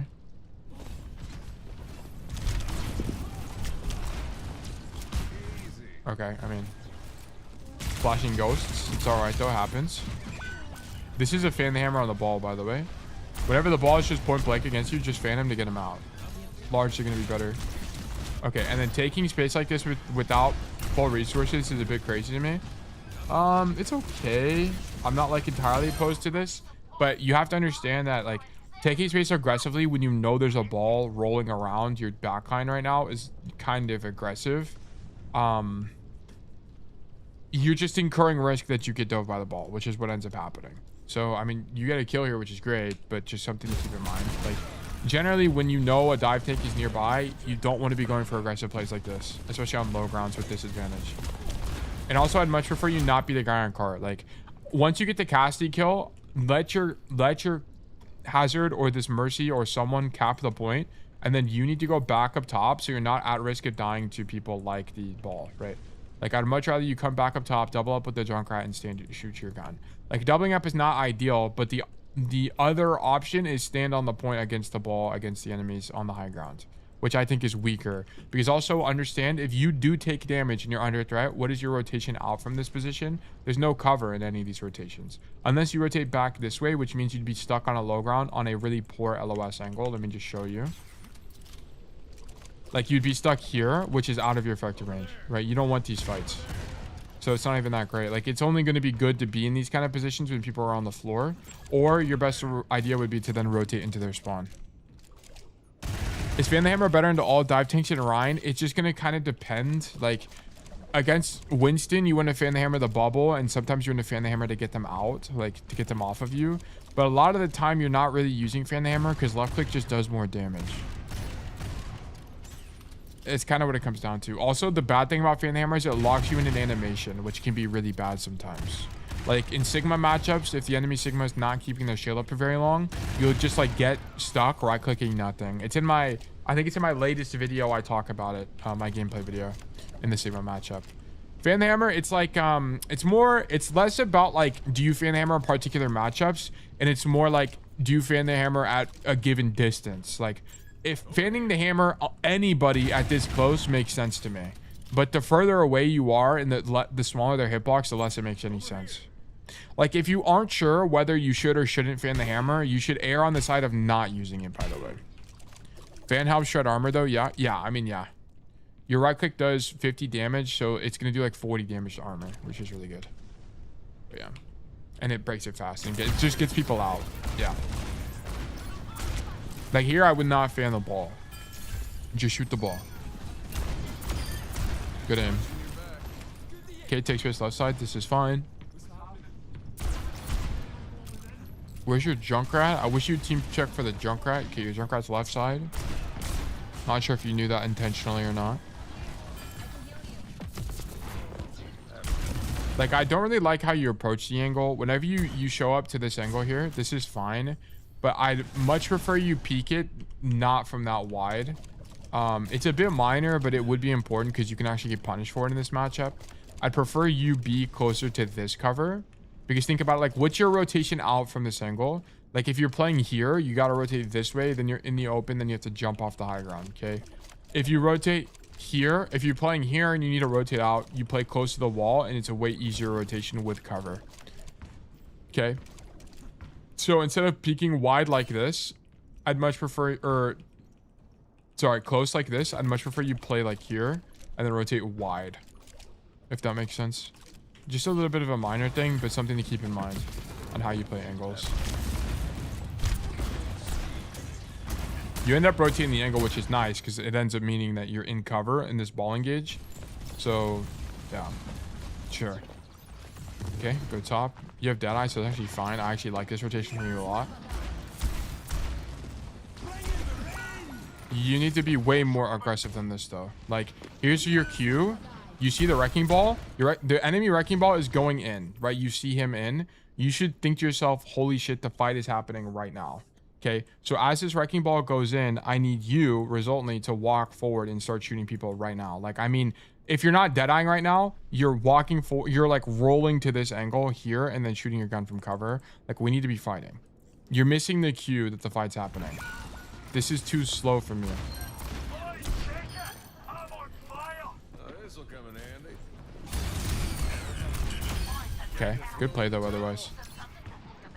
All right, continue going right side.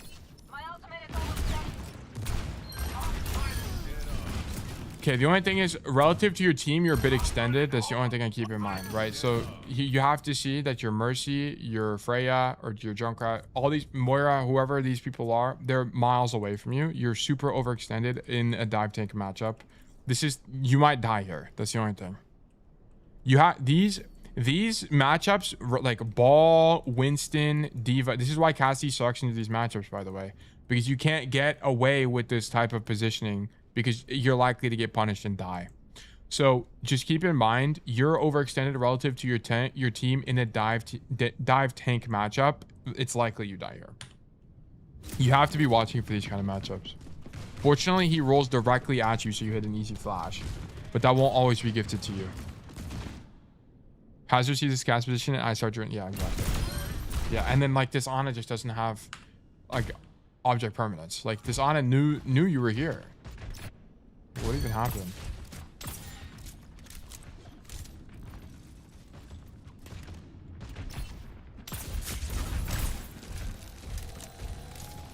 She also hears you walking left. And then just ignores you and you die. Okay. Okay, I mean, this position is okay. Like, it's just like the dive tank matchup thing. You're just not getting cleared properly. Yeah, you're dead. Okay, you finally die. It's an okay idea, but it's like into this matchup, you just have to understand you incur a lot of risk because you're very likely to get cleared.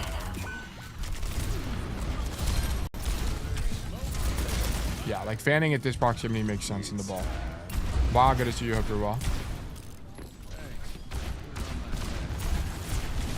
Okay, and I just don't, you're not really thinking about the space on the map. Like, we're consistently not playing this, like looking to play this high ground lane, which I think is just way stronger for Cass.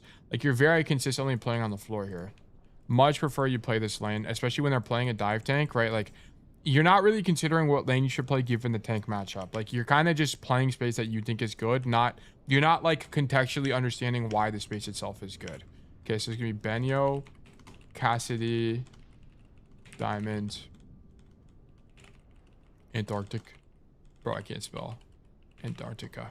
Okay, so number one, I need you to consider the tank matchup.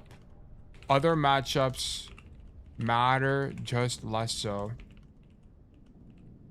When choosing the lane of which you are playing,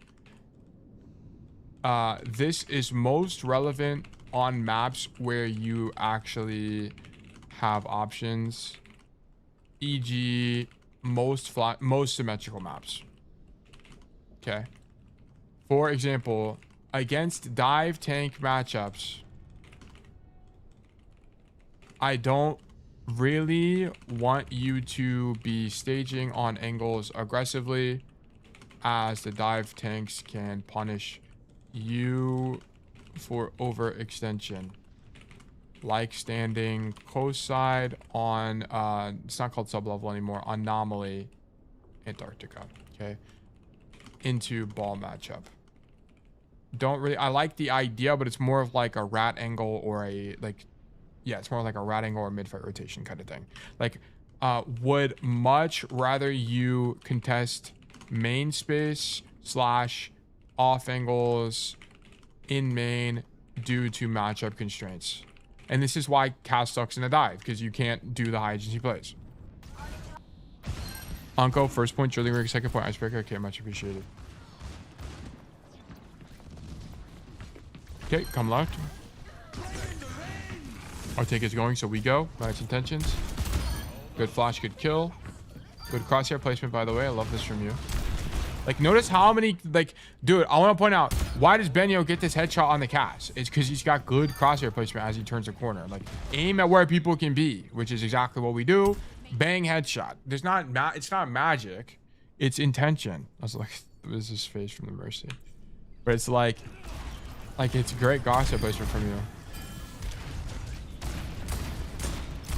Good shots.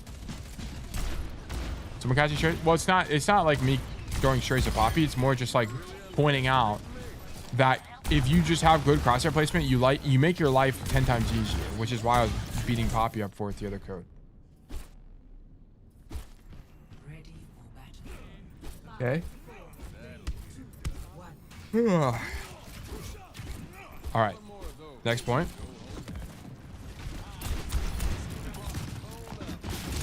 push your ball. Play on the floor is fine. I would not go to the... Yeah, like, this is the thing I'm talking about. Like, I don't really want to see you come to this lane against this ball matchup. Because the chance that you get engaged on by ball is just kind of high. Like, and I would be afraid you'd be doing the same thing into the Diva and Winston matchup as well. It's just that this ball is not really punishing you on the angle. It's not that ball always wins the 1v1, by the way. It's just that, like, on average, you should be getting punished. I like the idea of flanking, but you're not considering changing your playstyle according to the matchup. Like, the only time this would make sense, like, I would be more forgiving of this if you knew that, oh, the ball is on the other side of the map, I can go flank now. Sure. Okay, that's the only time there's like exceptions. Like, if you know the enemy tank is on the other side of the map and therefore you are undivable, then sure. Okay. Then that's the only time it makes sense to me. It's like, you know he's not going to dive you. But here, you saw the ball go this way, and then you didn't really know what happened after that. The 2 long side lanes on point are premium ball roll through areas. Yeah. Yeah. Like, I think playing main space is likely better here. Like, I love this idea, right? But I'm not sure you derived that this idea would be good for the right reason. I think you just flanked because you know flanking on Cass is good. I don't think you knew why in this situation it was fine. I swear I was listening for a ball and walked more because I didn't hear him. Maybe in this situation, but I don't think this is a common concept because you stage on extremities. I mean, we'll keep watching, but like, just understand that that's why I think it made sense there. Okay, so what happened? You need to leave once the ball shows up. You need to be gone. You needed to be gone yesterday. Like, you needed to hard leave. So, like, for example, let me show you. Here, you kill this guy, roll away. This is your cue to just leave. Like, you need to just go to the other side of the map now. Right? Especially when you hear this ball, I need you to make this rotation. It sucks. It's not a great rotation, right? But you're rotating into your team, and you need to get away from this ball as soon as humanly possible. You need to go away from here. I would just leave, because it's going to be too hard to hold the space. Especially with your tank not helping you. You could also chalk it up to it's just a bit unlucky that you get booped. But I would honestly just rotate away. Just keep rotating away. Leave this space because you can't win the matchup. Yeah, because you try to hold it too aggressively. Oh, you booped off. Okay, cool. Okay. Come main, shoot the wrecking ball. Grab the... Okay, I wouldn't have grabbed the mega here, by the way. You took like 10 damage. I would actually incur more risk. Like, I would 1v1 this Cass here because you just hurt him on your left side. And then I would grab the mega. Like, especially when you only take 10 damage, you don't need to. I don't think you intentionally grabbed it. It didn't look very intentional to me. But this would be something to keep in mind. Like, health pack management is something that's very important in Overwatch because it gives you advantages. Like, here, you would have an advantage at the mega health pack itself. Like, while holding that space. Like, you could take the 1v1 with the enemy Cass basically twice. Okay? So, like, what you could do here is you took 10 damage to the ball, back up, reload, fight the Cass, get headshot, okay, no problem. Grab this, then you fight him again. So, I don't like that you grabbed the mega early here. Because now you only have one real fight against this Cass. Like, you can't play it very aggressively.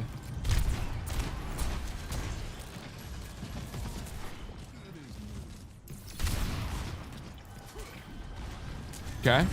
Bottom of the cast is fine to me. I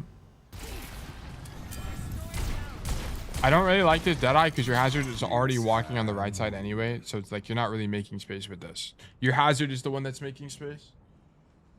Like, if your hazard was stacked with you in your Deadeyeing to let your hazard walk forward for free, then sure. But, I mean, your hazard is already dashed in. He's on the right side. So I don't really like this Deadeye idea. Like, people are already in cover and you just cash the Ana. Like, this Ana is just like not paying attention. Like, what are we doing, bro?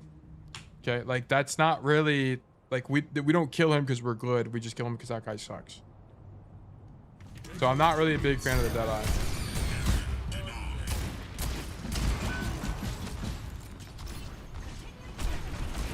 I think his angle is fine. Like, I have really no problem with the angle itself.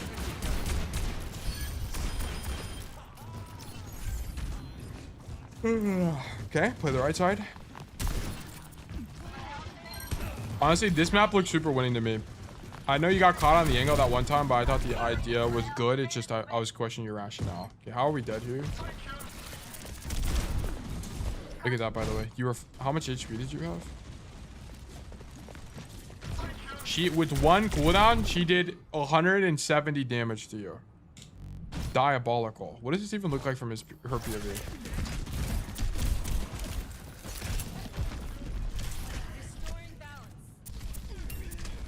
Yes, Overwatch. That should be a cooldown, dude. W Overwatch, bro. Actually insane that that hero gets to exist. All right, bro. One crit, by the way. Yeah, it's so stupid. They need to nerf it. This is what I'm saying. Like, it can do this much damage. That's fine, but it needs to do this damage from half the range. Like, being able to do that much damage from this far is fucking insane. It's so insane. It just, like, it should not be a thing. It's like if Silver Bullet does 150 plus 50 bleed damage. Yeah, it's like it's unfair. It's just totally unfair. And you needed to roll away from the angle. You could have lived, by the way, if you just rolled. Okay, so just slight micro error. but it takes 0.2 seconds to charge it. That's true, bro. I feel like the devs have been infected with like brain worms when they invented that cooldown. That's okay. It's gonna get nerfed eventually. Like, I think they knew it was broken. Deadass, there's no way they didn't realize it was broken going into it. There's no way. I think they knew it was broken, and then they just released her safe side of strong, and then they're just gonna nerf her. I think they're gonna nerf the range on it, or the spread. I can almost guarantee you the spread on that is gonna get nerfed, which will effectively nerf its range. It needs to have like basically half the range. It's too high right now. It's way too high. This staging is fine, by the way. I actually like this a lot from you. So we're not playing the same side as our Junkrat, so we can poke the walk up here, which is great. And just don't roll to the angle. It's not really a point. Like, you need to just stand here the whole time. Low-key, just make it so it doesn't do crit. I think it doing crit is fine. Like, the crit is not the problem. It's the range. Like, it should not be able to do it from insane range. It should be like a shotgun.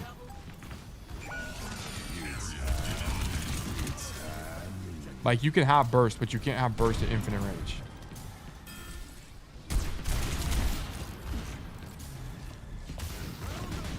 How did you guys lose this fight? What actually happened? How does your tank die?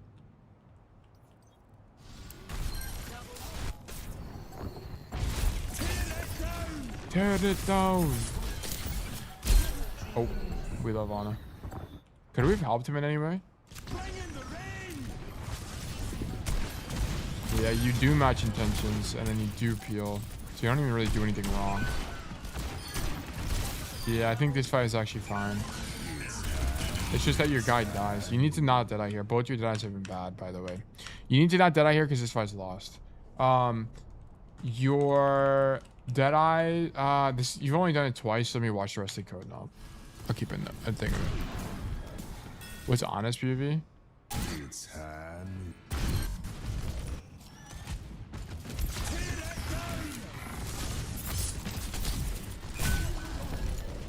W hero. W nade. Actually, not even that bad played from Niana. It's actually pretty fine. Okay. I don't really like the Deadeye from you. Okay, so the reason I don't like the Deadeye here, by the way, is the fight's lost. Like, your tank is dead. It's Ball, Cass. He's in ulti first. So what are you really zoning him from anyway? Right? The chance of you killing that guy is extremely low. You're not making space. Like, no one can do anything with the space you make. Deadeye is not really an ultimate where you're killing people. It happens. You'll do execution Deadeyes, but it's kind of rare. More often than not, you're just zoning space with Deadeye, and your team can't do anything with the space you're making. Okay, so, like, there's just no reason to use your ult. If my Deadeyes are bad, it's a known problem, but not sure what to do. Maybe I should make it my biggest focus. I mean, so far, what was the other problem? I forgot. And you can see, oh yeah, take matchup. Yeah. I mean, so far, everything else looks like pretty okay. Like, I kind of like a lot of your ideas. So, I mean, if I had to pick something in particular, I would definitely work on the Deadeyes the most. Shoot Genji, go right side. Like, I like this play from you a lot. This play is goated. Good kill. It's just your team dies. Could you have been here any earlier? No, it's more like you needed to not stagger to the ball. And you actually you're not really hesitating here. You're just like pre-aiming angles. So it's not like you have a hesitation problem either. Yeah, I think that play is fine. I think on average you win that fight. Okay, whatever. Okay, let's see this point here. Yeah, but so far you've thrown both dead eyes into the trash, which is a little bit tragic. Because your macro looks pretty good to me. You need to continue rotating that. Like, okay, so on this point, I know I talked about playing with your team. You hear a ball on the left side here, and your Junkrat is in main. Go right. I would go right here. I would for sure go right. Let me switch to the other map. Modes, control, first. Okay. So I would be rotating right side right now. And the reason this is the case is you hear the ball in main, which means that you are going to be able to go right side uncontested and be able to be relatively safe. Because like what makes this angle dangerous is when there's like a tank that pushes you in this space. But by the time you complete the rotation, you'll be like here. And then it'll be fine. Like you'll be close enough to your team to get supported. And then you open up an off angle onto this space. If you're uncontested, you can continue wrapping and you'll be fine. Right? Go this way. Like in extenuating circumstances, you can even go in their spawn and play the mega. Stuff like that. But you'll have way more space control on this side of the map. It's okay to play main space. Like, it's not the end of the world into this matchup specifically, right? Like, there will be matchups where this is going to be less good. Like, if they're playing a Ram or something, like Ram, Sigma, so on and so forth, playing this space is going to be pretty bad because you're not going to be outranging people. But I want to point out they're playing Genji, Shion, Ball. So playing main is more appropriate here. Okay. So even if you don't rotate, it's still fine because of the matchup. We do see Genji though, so it's still worth playing that lane. I think it's fine, yeah. Like the only time the Genji matchup is losing, by the way, is when he's on top of you. You have to shoot him before he gets to you, or else it's always losing. You have to hit him. You have to hit him. If he's full HP and diving you, you're losing. Unless, like, of course, we're not considering teammates. We're talking raw 1v1. Playing main space is fine on average into this team comp specifically. But it's like, I need you to be able to properly derive that. Like, did you derive that this space was fine given that they're playing dive and you outrange everybody? Genuine question. Because if not, then that's something we would have to work on. It's like, okay, this felt good. Why? Like, for example, if you guys were in a game like this and you were winning and you need to know why you're winning. Like, this should feel good to you and you should know why it feels good. And it's because you outrange everybody, right? That's the core thing.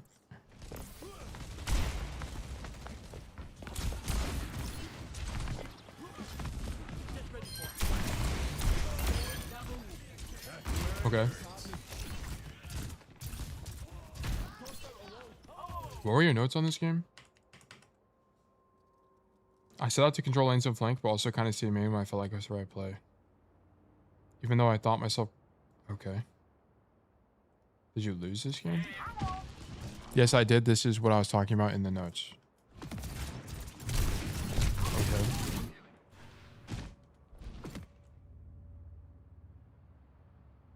I mean, in the notes, you just say when you felt like it was the right play. You weren't really like very specific.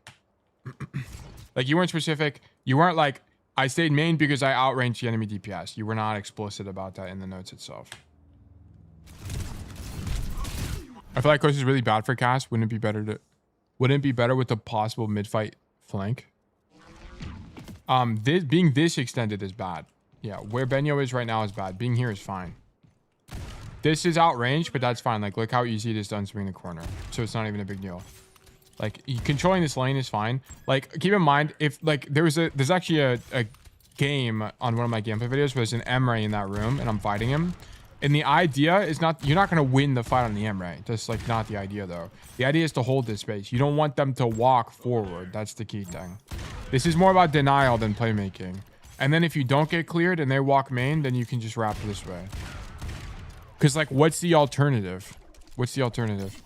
The The alternative is you just stand here and poke the walk up. I mean, that's okay. Like, especially for Cass, like you'll do a lot of damage. It's just going to depend on what your team is doing. But if no one on your team is marking this angle, getting flanked here sucks balls. Like getting flanked there is it's really difficult to deal with the guy here because now you have to give up space like this to unswing him, right? Like look how much space I had to give up just because that guy's on that space on the coast side. That's the only thing. Like, I don't like you being here. This is what I was talking about into the matchup. Like, into the dive tank matchup, you should be able to infer that this position is bad, right? Like, we shouldn't be staged in this position because the likelihood you get punished is too high. You need to be like, the only reason you would be here is if you saw the enemy ball, like, go this way to point, then this makes sense with the idea of, like, wrapping backline. Like, that's the only time it would really make sense.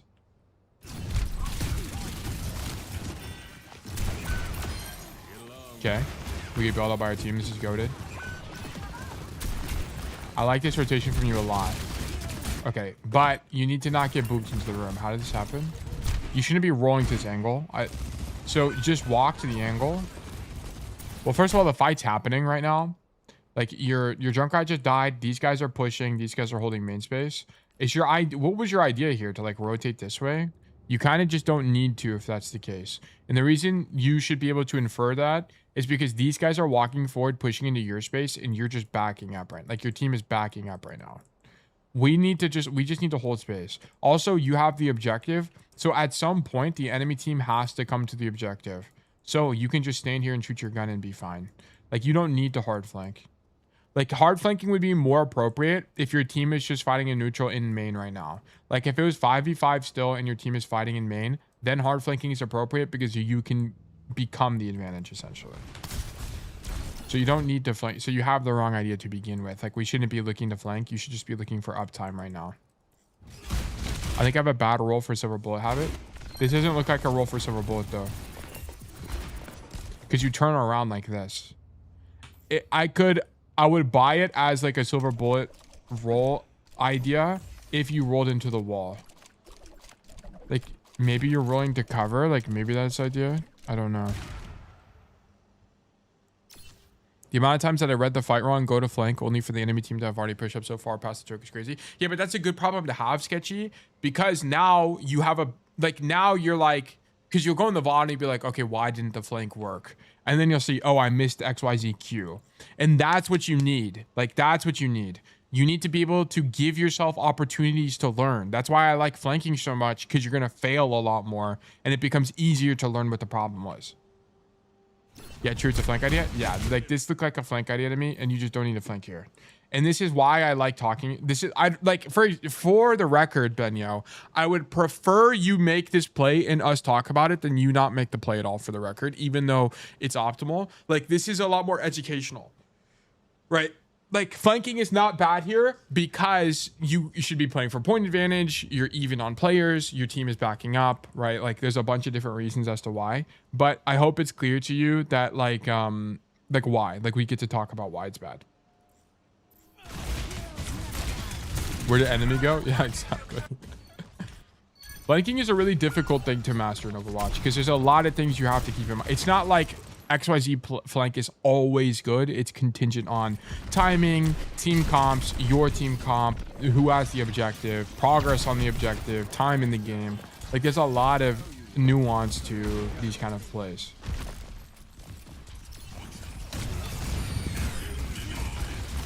Okay, shoot the ball, sure. This would be a good Deadeye. Like here, for example, is a good Deadeye because what would it do? What would Deadeyeing here do? It would alleviate pressure on your team right now, right? It would force this ball to leave. It would force this Kenji to leave. It'd force this guy, who is this? It'd force the Shion to leave. Everybody would have to give space, which would alleviate pressure on your team. Like you need to think of Deadeye as pressure, not kills, okay? Pressure is space control, which results in kills later, okay? Or it prevents kills. Like Deadeye would be good here defensively. Okay, so I think I do need to see better Deadeyes from you. Your Deadeyes are consistently weak. You are... Okay, so like, stop using Deadeyes in lost fights. Okay, well, I'll make a bunch of notes here, okay? Stop using Deadeyes in lost fights unless there is an execution opportunity. Okay, if there's no execution opportunity, I don't want to see them ever. Okay. Lost meaning you are down players. Okay, for the record, there are exceptions, but I think we'll talk about that when you're like higher rank. Okay. Stop using dice in lost fights. Consider using dead eyes in defensive situations, e.g. stopping / mitigating enemy dives. Okay. Consider using dead eyes to help your tank walk forward. If your tank is already in, it's not as good. Deadeye is primarily used to prevent your tank from taking damage in the walk up. Okay. Consider this could also be like peeling for ally tank. Like this is something you'll do sometimes as well. That's like a concept. But I need you to have better dead eyes. Like you kind of just don't use your dead eyes, so we haven't really been able to talk about it. I need to dip for like 20 minutes. Can I enter the raffle for the next VOD review now? Nah, you have to. I don't make exceptions for the VOD reviews because it's just too much to manage. You have to be here for the VOD review, for the raffle itself. Unfortunately. Yeah, we're dead. Okay, you need to do that either. I used to make exceptions for the VOD review, for the raffles, but it's just too hard to keep up with. And then it's like everyone asks for an exception, and I can't do that. It's too difficult. Like I need you to not dead eye here. Just shoot him in the face. Like you need to work on your dead eyes. Your ultis are consistently bad. Like this should be. I think it's pretty clear. It should be pretty clear to you, Benyo, why this is just a shoot him in the face operation. The dude is stuck and has ulti. He's deflecting. Just shoot him. Just shoot him. Okay. Like. I hope it's clear to you why this is a bad Deadeye and why Deadeyeing earlier was better. No problem, it's reasonable. I appreciate your understanding and thank you for asking. I always don't mind when people ask questions like that. No big deal. Okay, so here you choose the wrong angle. Like I don't want to see you take this inside angle, go wider, right? You're just exposing yourself to risk, right? Your Junkrat's dead anyway. He's walking back from spawn. Or I don't think he's dead. He's just using ulti. Where is Junkrat? Yeah. Okay, he is in spawn. I don't want to see you walk forward, especially when you know they're playing a dive matchup. Control the lane. This is kind of what I was talking about. Like, you're not really changing your play based on the matchup. Like, you should I mean, this is just generally better for Cassidy anyway to play this inside lane like this. Like, go wider. I think you're tunnel visioning a little bit on the Ana here. Do you kill the Ana? Like, what even happens? No, you're not even tunnel visioning on the Ana. You just walk this way. Yeah, you needed to go top. It's going to be better for your hero. Because not only does he give you high ground advantage to the point, but I mean, everything here is in your effective range, which is really nice. And you deny the lane itself. So it's pretty good. You needed to come to this space. Like, being on the floor, it's also difficult for your team to heal you. Like, the only time I would think this is maybe acceptable is if you push the Ana. Like, it'd be maybe okay. I don't think it's a good idea, but it's, like, maybe okay in that situation. BRB got 3 hours of Zoom meetings also, too. Best of luck to you, Sketchy. Do you do coach, too? Yes. I do all roles. Yeah, you're just, like, not really in a position to do anything in this fight.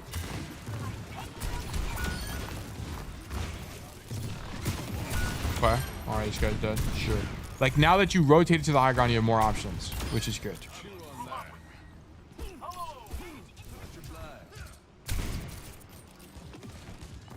Okay. Good team check. You knew to play passively there, which is nice. Good Genji duel. Love this. Love the flash discipline there. It actually forces him to play passively because you still have it, which is really good. That's a good flash because you know he doesn't have the flash. This is a good Deadeye, but you need to do it slightly earlier. If you just Deadeye slightly earlier, this would have been fine. Okay, you're dead. Sure.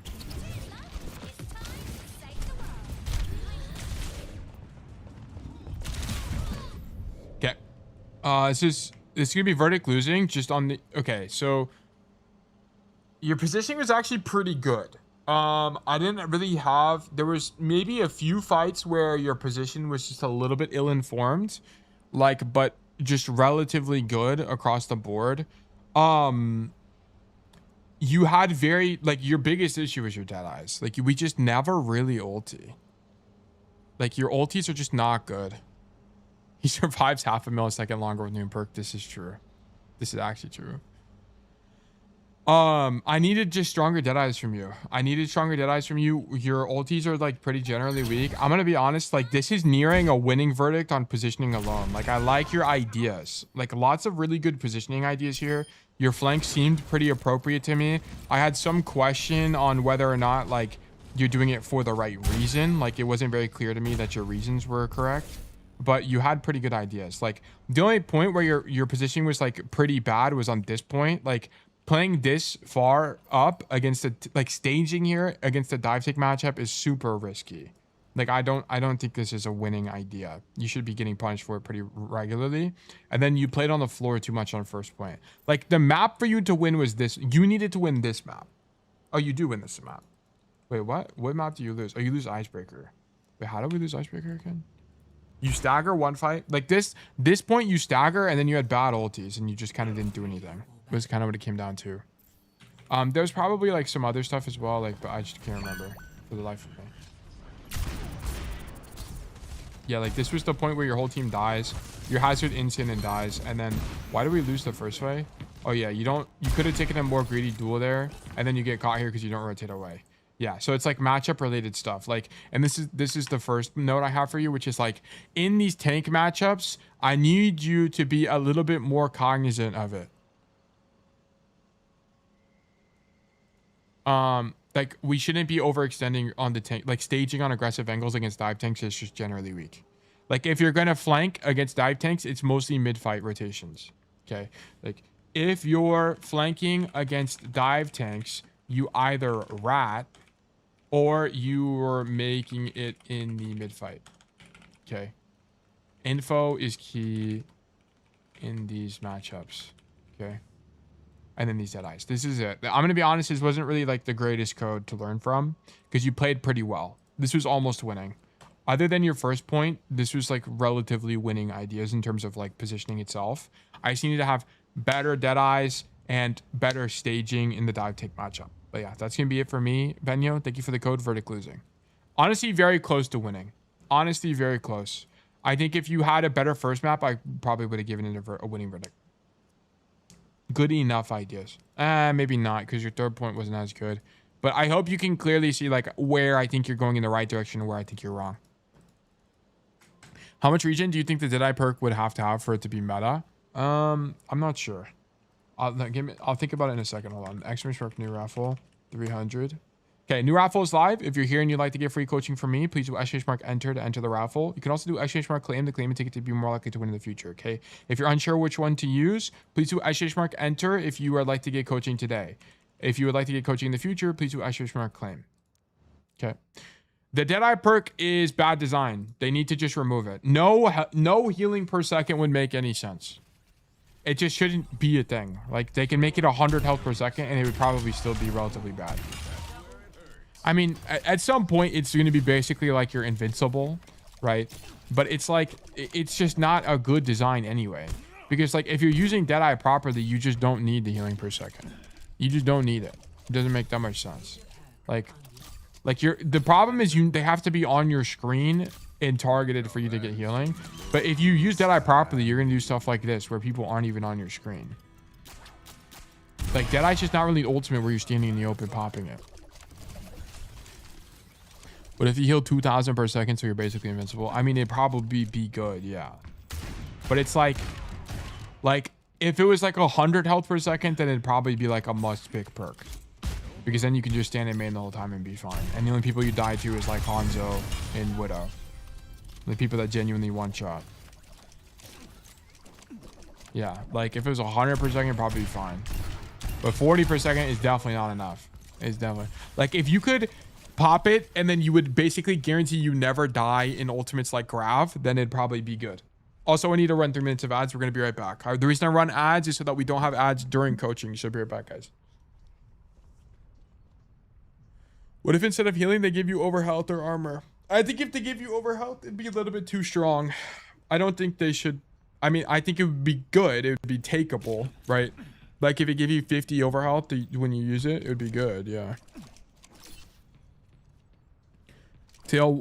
Silver Bullet or Past Noon? Silver Bullet for sure. I loved Past Noon. I loved Past Noon, but Silver Bullet is definitely better.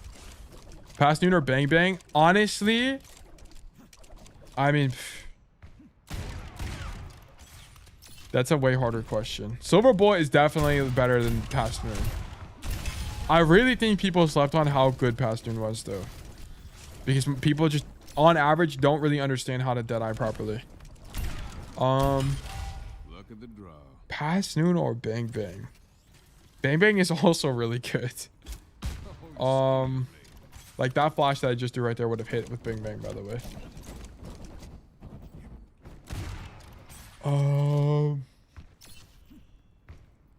It's gonna have to be Bang Bang just because you just use flash way more in the average game.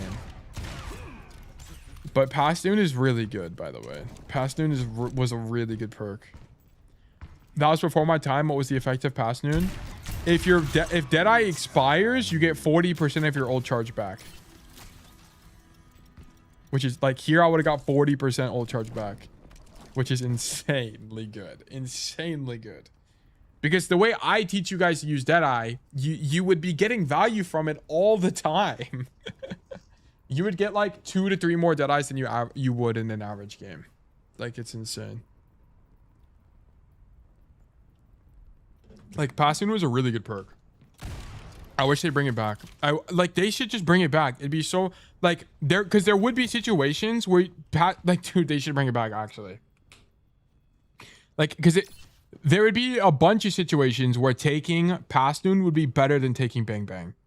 Like, genuinely. Like, I'm not even trolling. Like, genuinely, you would pick it sometimes.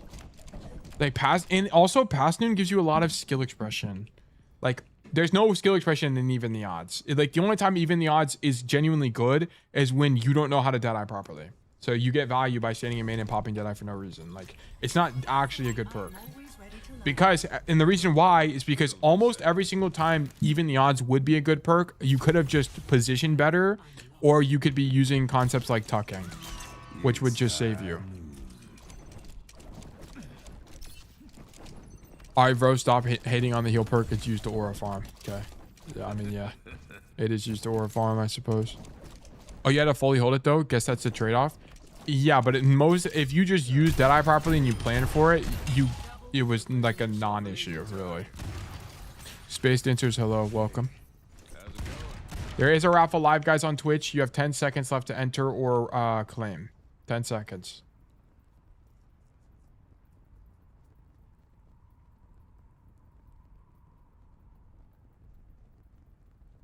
Healing Noon sucks. I told Tail this before, but I took it to be invincible in Manga Cage. I had 5 views to my LOS and I still died. Yeah, it sucks. It's horrible. It's actually horrible.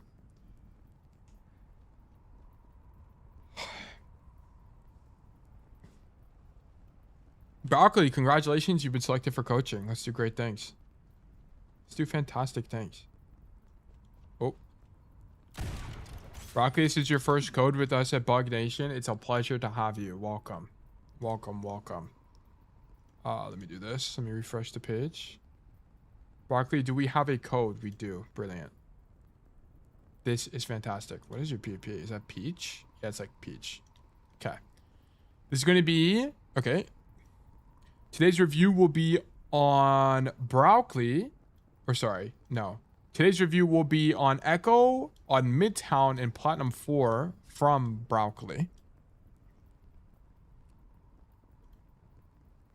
In my matches, I consistently have issues with positioning and living while trying to make plays. Okay, bet. I think I had a hard time positioning on defense with Echo in particular because it feels like I just crumble when they push into our team. I'm hoping I can get advice on what I should be thinking about and how to deal with these situations. Okay, Echo. You know what's interesting? We've had a very surprising amount of Echo VOD reviews. Like, Echo is probably my most coached flex DPS. Is that accurate? I feel like it is. Let me see.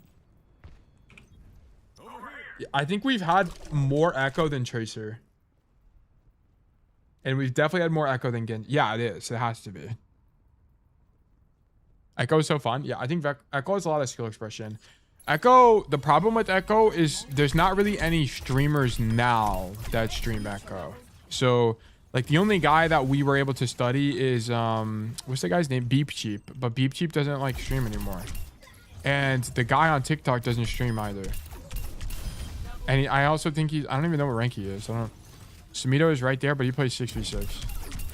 And like if we wanted to study Sumito Echo, we would be looking like, we were just looking at mechanical ideas, which is fine. I mean, like if we have mechanical questions, it'd be a good place to go. I miss Beep Cheap. I used to watch him a ton. Also good to see Tablecloth Tokyo well. He was kind of, he played the game when I didn't, like I wasn't playing Overwatch, so I didn't really get to watch it very much. I need to open up Midtown. Okay, and this is what rank? Plat, right? Plat. Okay. But yeah, welcome. It's a pleasure to have you for your first VOD review with us. We will learn great things. Assume maps, none, Midtown. We're on attack first or defense first? We're on defense first, okay. I'm excited to get schooled. Well, I'm excited to help you get schooled. Or to school, I suppose. Okay, Echo on Midtown. What ideas could you even do? I wonder, I think you just poke the walk up normally like you would on pretty much any hero. I don't think there's really any science to this first point.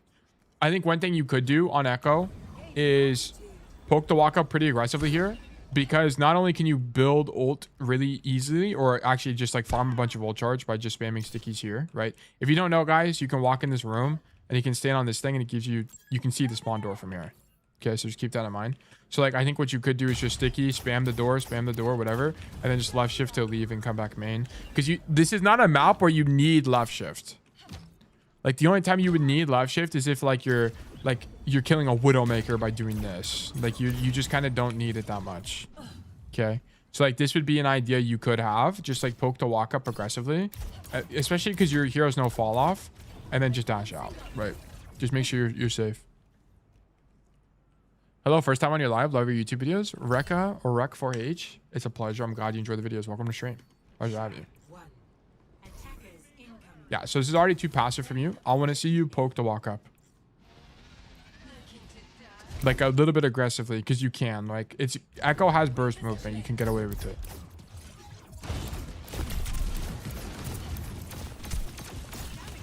Okay. And then what is your sensitivity, Broccoli? What are we looking at in terms of sensitivity? I'm slightly concerned. I'd have to check. Okay. Well, when you can check, let me know. Because one thing you guys have to understand on Echo is on projectile heroes broadly, you see how much Broccoli is moving their crosshair. This is going to be a very inconsistent way of aiming on heroes like this. Echo, Sojourn, like these very fast projectile heroes are going to be very similar. Like he's tracking the Shion like this. Okay, what Broccoli really needs to do is this. Notice how nonchalant my aim is, okay? I need you to be the nonchalant goat of Echo aiming. Smooth, aim head level, right? Track people this way. We're not flicking, okay? Echo's not a flick-based hero. You're not clicking at people, okay? You wanna click at where people are going. It's very common on projectile-based heroes, like we studied Deep Cheap a long time ago. And one thing he does, especially with the right-click, is you don't right-click people, you right-click places, okay? So you, like for example, if there was someone here, can someone join my lobby? Who's available right now and wants to be a lab rat and is okay with going AFK for a little bit? Like Zeta, are you on? Are any of you guys on? Bash is the only one on. Speed? Okay, Speed join. But you might lag, but hopefully you're able to join. I'm on. Do you have Fanner on added? Yeah, you do. Oh, you joined. What the fuck? Okay. Let me move you teams.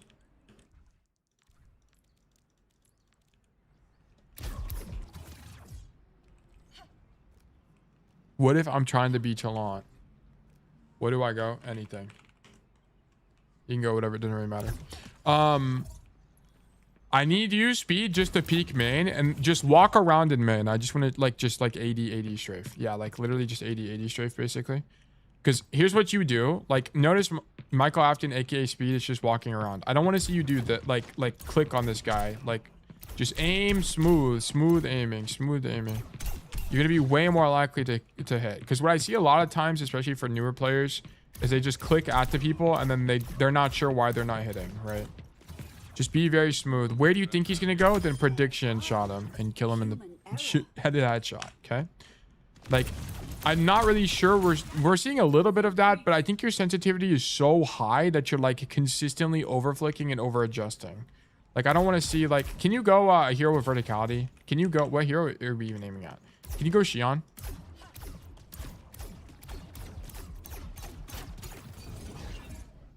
Or Genji's fine. Yeah, Genji's fine as well.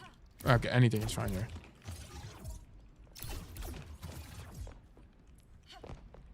Okay.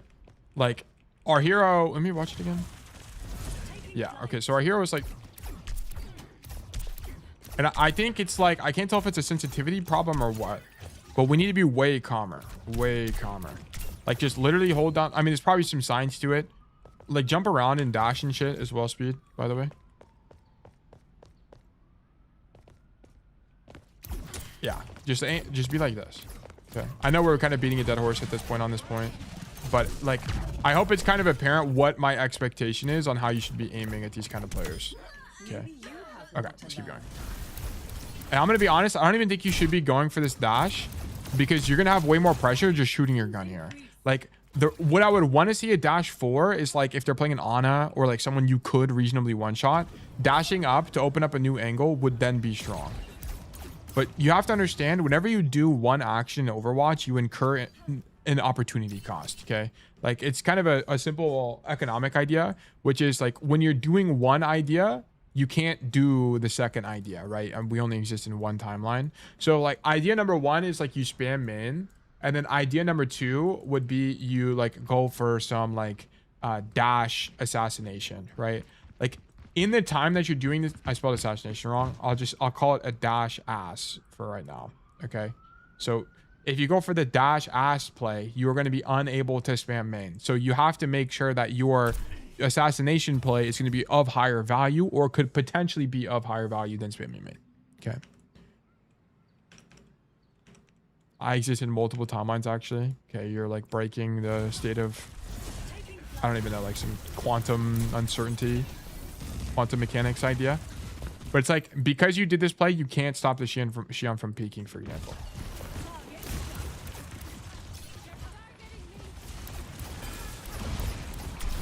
Okay. Wait, this is a W kill. W kill. Stand on top, shoot our gun. This is nice. Okay, I don't like this left shift into no cover. If you're gonna left shift here, just left shift to cover itself. So this might be a problem, like a consistent issue I'm seeing, which is like you're left shifting and you're just like going to a place to see people. I need you to have something with a little bit more intention, which is like left shifting to a position, right? Overwatch is a position first game. You want to be left shifting to here, okay? And then do stuff from here. Left shift to open up your angle and then shoot what's convenient. Like, your idea should not be, I want to left shift to here to shoot people because I need to shoot backliners. Your idea should be, I want to left shift to the fire truck so I can shoot whoever's on my screen, right? That's kind of the idea. I think he was aiming for the window. I don't think so.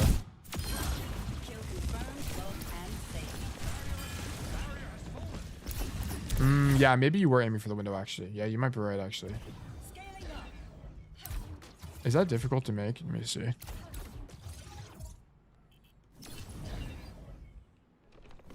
Nah, we just kind of misinput. Yeah, you might be fine here. Yeah, okay, we just fuck it up a little bit. Okay, like, this is just gonna be a reps thing, I guess.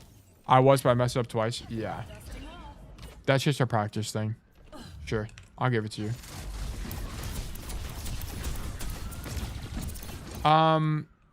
Speed, are you still in the lobby? Can you swap to Ram? Where are you at? I want to see how much damage you do to Ram form. Can you form?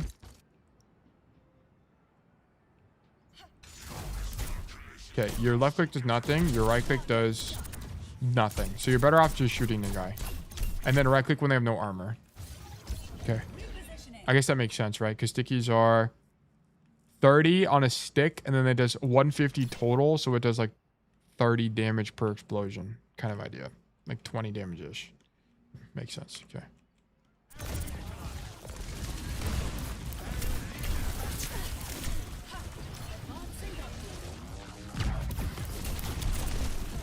Yeah, and I honestly think playing in this position is worse as Echo, because it's kind of like the idea of playing projectile.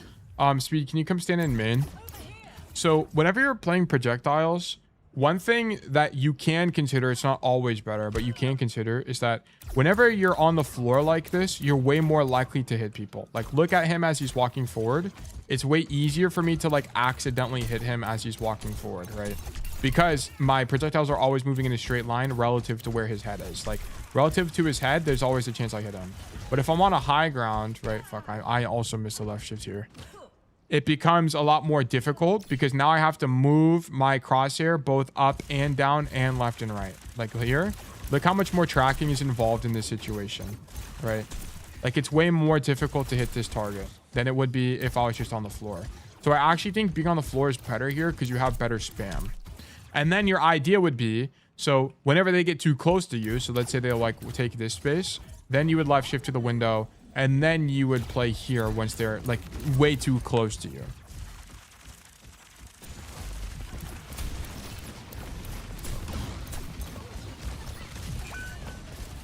Yeah, like let's backtrack why our Sigma is dead here. Okay, so our Sigma, we're going pretty slow through this code, but this is going to be like the foundational understanding for everything else likely. So the rest of this code won't be this slow. But so our Sigma throws a shield and is holding space in min.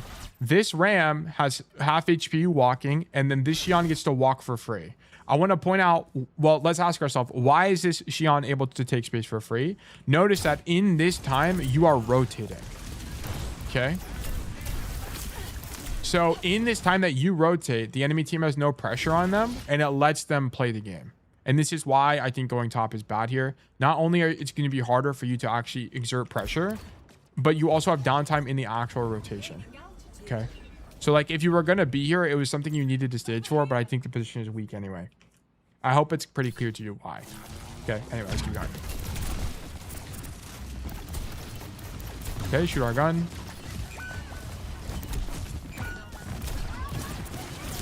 Good idea on the Ana, we're just dead. Okay. Coach, if I barely play for a month and a half, let alone ranked, will that have short-term negative impact on my performance this rank? Yes, absolutely it will. You also have a benefit, which is mental clarity, so that's something you could keep in mind. Okay, so I understand you're backing up to your team. I understand you're backing up to the Sigma and whoever else that is, your Mercy. But you have two players that are playing aggressively. You need to be playing relatively aggressively. Okay, I'm not saying you need to like int or anything or like go for backline, but you need to hold some level of space or else these guys are just going to die. Are these guys trolling? Yes. Okay, no doubt in my mind that the people here are trolling, but you have to troll with them to your hero's best ability. So like what I want to see from you right now is like stand here and shoot your gun. Let me up, bro. You not make this as Echo? What? Yes, you can. Okay. Like I want to see you stand here and shoot your gun right now. Like this is the idea. Then if they die, cool, you just left shift out. No big deal. But I want to see you match intentions with these guys here. I know on paper that backing up is better. Yeah, it is better, but this is where you have to adapt to the situation. Your team is trolling, you got to troll a little bit. Okay, you can't, that doesn't mean like wait, that doesn't mean like go on their backline. It just means shoot your gun essentially. Okay. So this is going to be a note because matching intentions like this is incredibly important in Overwatch. So this is going to be Broccoli as Echo on Midtown in Platinum. Number one, match intentions with your team. Even if it seems a bit troll, just understand that you need to do it to your hero's best ability. Okay. For example, if two players are extending and holding space, you need to also hold space as long as you have a reasonable rotation out. Okay. If you're overextended, e.g., you were flanking while this happened, then commit, sure. Okay. So this is just something to keep in mind. Hi, I just finished my high school graduation W stream. Well, Babby Kierbol, I hope I said your name correctly. Congratulations. Congratulations, W Bobby here. We love to hear that from you. Congratulations. Oh, Babiki Kierbol. I don't know how to say your name. I'm gonna be so for real. But yes, congratulations, man. That's fantastic. Great job, man. Okay, I need you to get a little bit of swag here too, Broccoli, by the way. Have you ever considered such a play as this? And then go for like one of these. Bang. Pop, duplicate. Go backline. Beat them to death. That would be W play.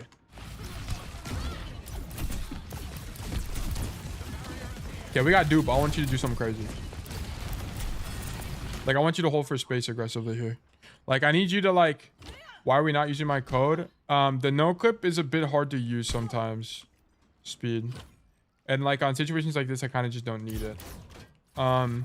Like you might want to stand in a position like this with the idea of dashing wide and then duplicating someone here and then like playing cover up top. Would be really strong.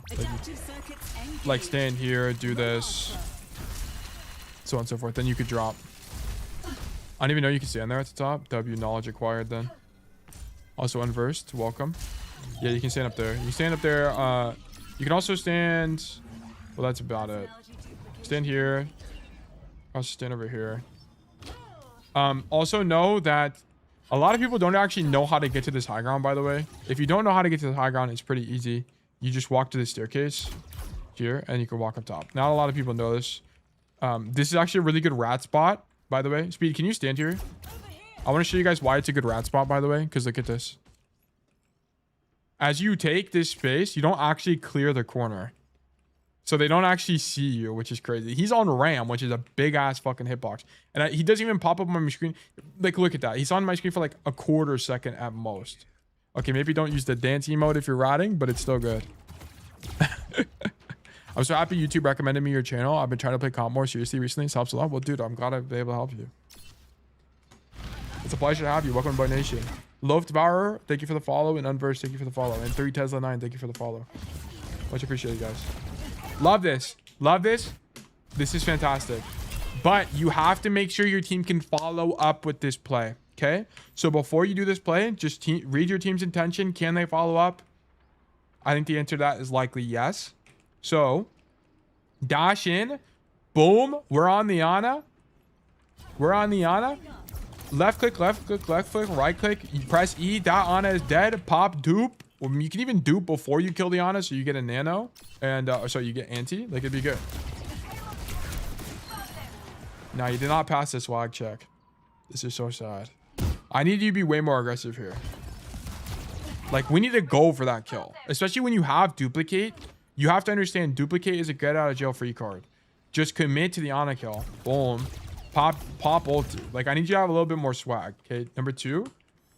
You need to have more swag when you have ulti. Okay. So this can take many forms, such as ratting, and then going for one-shot combo, then using dupe to bail yourself out, or in the mid fight, dash into a backliner, dump cooldowns, then dupe them to initiate the fight.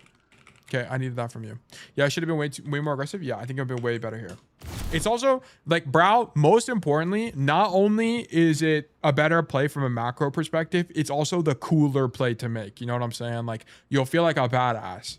And that's the most important part.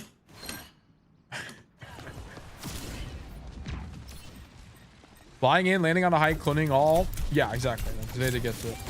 Like, we're too scared of this guy with duplicate. We need to be way braver. Like, you're not brave enough. Okay, so then you duplicate here. Like, duplicate is not really a cooldown you're using in situations like this. Like, duplicate almost always is used as an ability to bail yourself out. Like, you want to make the most out of it because it gives you a new health pool. Like, you get an additional, what, 100 health for duping a tank? Like, we need to make the most of that. Like, go get active, go crazy, and then dupe. I need a dead here. Okay.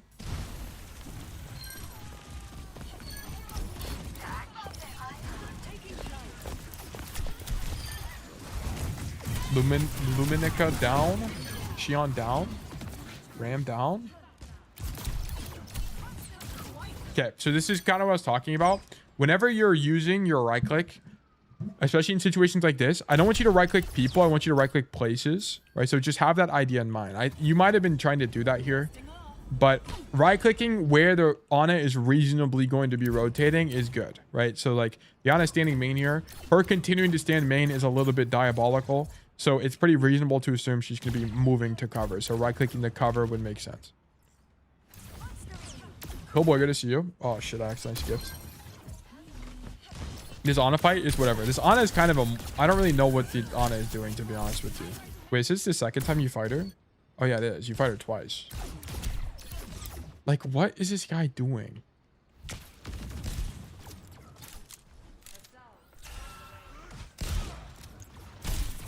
Like, this guy is unironically breaking your ankles by continuing to play as wide as he is. Like, I don't know if he's meaning to do that, like intentionally good movement, but he's actually just like subversing your expectations and winning resultantly.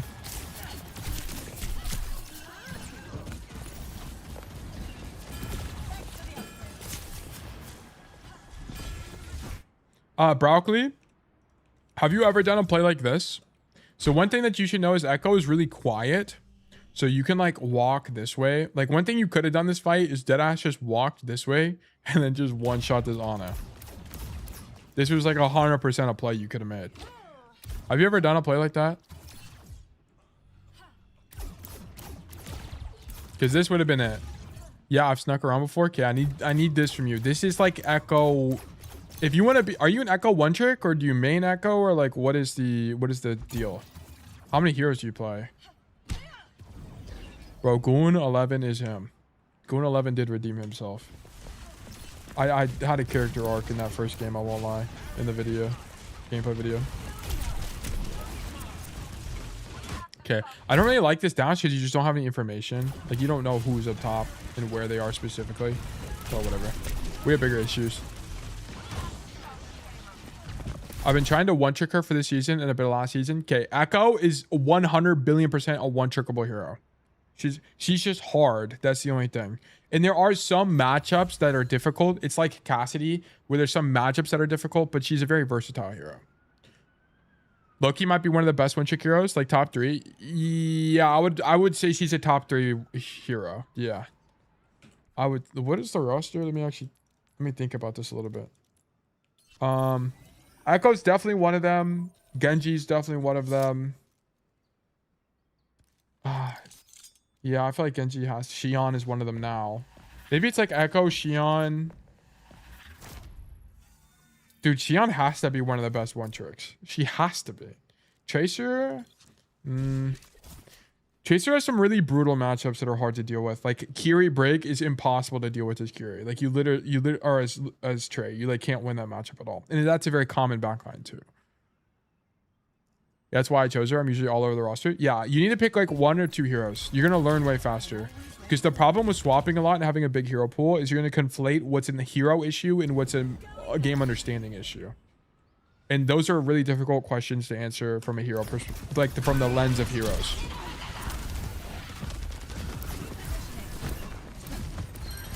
Okay, like you're way too focused on target and not enough on position. This is a very common problem from you, from what I'm seeing. It's like, you know what? It's kind of not, because there's sometimes you focus too much. We'll keep going.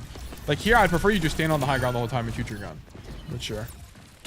Bro, cast do. I mean, Diva exists, but yeah, but like that's the only counter in the game where you're generally miserable as cast, like genuinely miserable.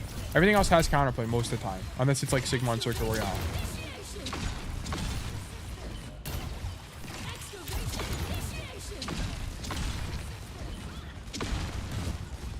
Okay, we fumble our movement here, but it's like, I need you to place more emphasis on poking the walk up. Poking the walk up is good, okay? It's not a horrible idea. Because not only that, it also gives you builds ult charge. But now that you have ulti, like, you need to be doing crazy shit. Like, go for an assassination, boom, then dupe somebody and then kill them. and then like live behind them in the backline or something. Like you're way too scared given that you have ulti. I understand your team is not engaged, right? Like it makes sense, but your team is also playing, like they could do something. Like your Shion's on an angle, your Sigma could walk forward. Like duping now would be very appropriate. You also should have duped there at 18. You lived at 1 HP. You actually blessed. Holy moly. Wait, look at this. 1 HP. Holy moly.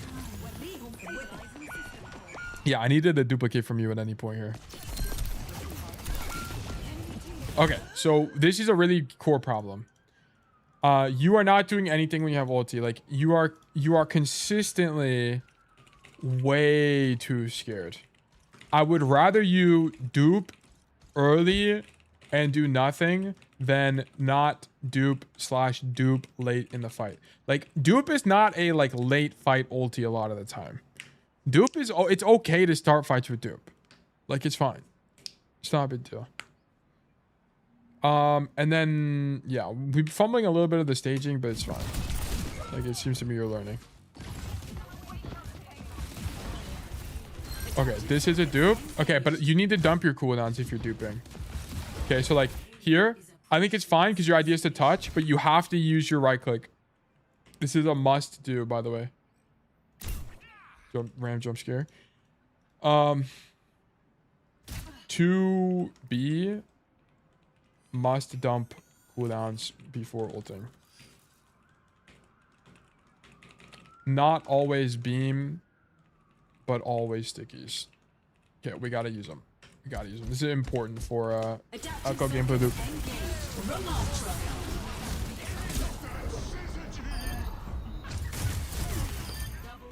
Oh, they back up. It's a bit tragic. Sure. Okay. So far, the biggest problem I'm seeing from you, Broccoli, is we just aren't doing very much proactively, right? Like there hasn't really been a fight where you won because of something you did. Okay, like that's the problem. If you're winning fights, it's mostly because the enemy team is making mistakes, and I mean that as a good thing because we're in platinum. As this being a result, right? Like with this playstyle. Like imagine how much higher rank you would be if we were more proactive. Like I can tell you have ideas. Like there's ideas, but you just lack the confidence, right? Like there was the one fight where you like flank the guy and then you just get scared. Like I need you to have way more confidence in that. Like I'm gonna be honest, I'd rather you flank and die and then reverse engineer why you died, right? Was it because you missed the stickies? Okay, how could you have made it easier to hit the stickies? Was it because you didn't use beam? Okay, how could you have made it easier to beam? Like think of stuff like that. Like how could you have increased the conversion? And you're gonna learn more doing that. Like let me make that as like number 3. I would rather you flank and die and then reverse engineer why that was the case, so you will learn faster. Learn faster. You are too scared to die on flank or something similar when playing aggressive, which will make it slower to learn because you don't get feedback. Okay, so like I'd rather you just go in and die. Like the enemy team just threw here. Like I don't know what the honor on and the venture were thinking, but they have gifted you a free first point. And this is what I'm kind of talking about. It's like you're kind of profiting from the enemy team's failure, not really your success. And that's what I try to teach you guys to do. It's like you should be thinking in terms of your own playmaking, and that's what's going to help you climb. Okay, you're the guy on cart here, so this makes sense to me. It's fine. I love this beam from you. It's just a little bit unfortunate distance management. Like if you're gonna left shift here, your idea should not be to left shift into them, by the way. Your idea should be to left shift to a position, kind of the same idea, right? Like left shift does last some duration, so you can use it evasively, but I want you to left shift 2 places. Okay, so for example, like I gotta wait 6 seconds for this to come off cooldown here. But it's like you want to swing these guys wide, shoot them. Like you probably should be back here anyway, like using cover. But I understand you're the guy on cart, so whatever. But whenever you left shift up here, boom, boom, boom, fly up top, because now you're not going to die to random baloney, right? Then you can dupe from up here and you're way safer. I do feel like I left shift in the worst positions a lot of the time. Yeah, I think this is the case. You need to left shift 2 places, not just use it to be evasive, okay? There will be situations where it is primarily for evasion, e.g. you're already in the best possible position. But this is going to be relatively rare across games, okay? Like, there will be times where you just left shift to be evasive because there's something else to do, right? So, for example, like, an example of this would be on second point defense here. If you're already in, like, this position, like, this could very well be your best position, and then you just, like, left shift to dodge things, and then you come back to here, okay? So, like, that would just be the idea. So, that's just going to be something to keep in mind. Yeah, I also don't... Is there a way to not be the guy on cart here? Yeah, okay. One thing you also needed to identify is that this lane is not going to be strong for Echo. Like, Echo, I mean, maybe it is. I'd have to... Because here's the thing. I don't... Because it's kind of difficult to balance Echo's primary fire and her right click. Because her right click is more of like a... You kind of want like a shotgun kind of approach to it. But I have a hunch that this angle is going to be likely better for Echo. Because it's just more open. But I don't know. Like, you don't really want to be in close range the fights. I guess maybe if you have left shift, it's fine. Like, as long as you left shift out of the angle, it's fine. Like, do we left shift out of the angle here? What happens?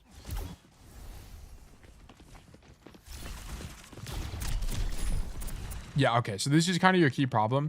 You needed to fight for this aggressively. Boom, boom, boom. Then once the venture pushes you, left shift out. Like, that's the goal. I need you to left shift out. Okay. Think about holding angles aggressively, then left shift out of the position once the person is pushing you. Okay, so just something to keep in mind as well. You do pugs? Yeah, we have a pug this weekend on Saturday. For more information, join the Discord and check the announcements channel. Okay, we're dead. Okay.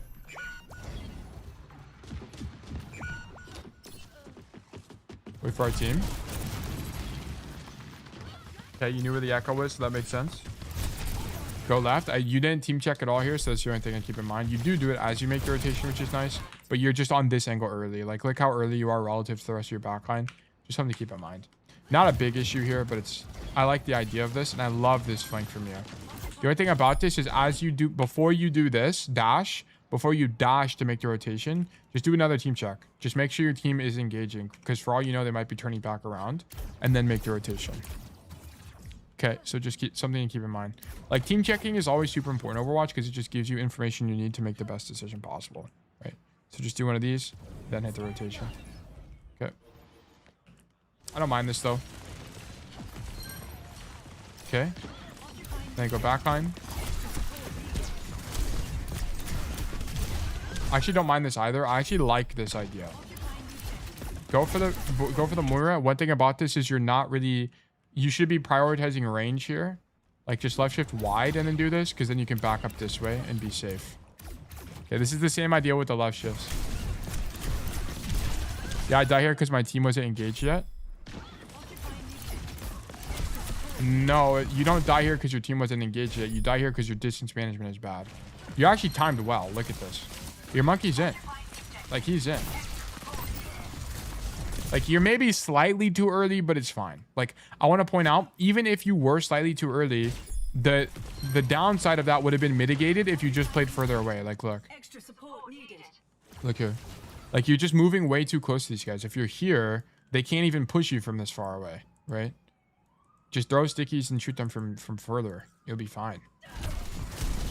I actually thought you were going to get like 3 here. Yeah, I thought this play was really good. You were also 90 to ulti. Like, if you're on this angle, you could have got ulti, then popped ulti. Like, it would have been great. I really like the idea. Like, those are the kind of plays I want you to make, because we can learn why they were good or bad.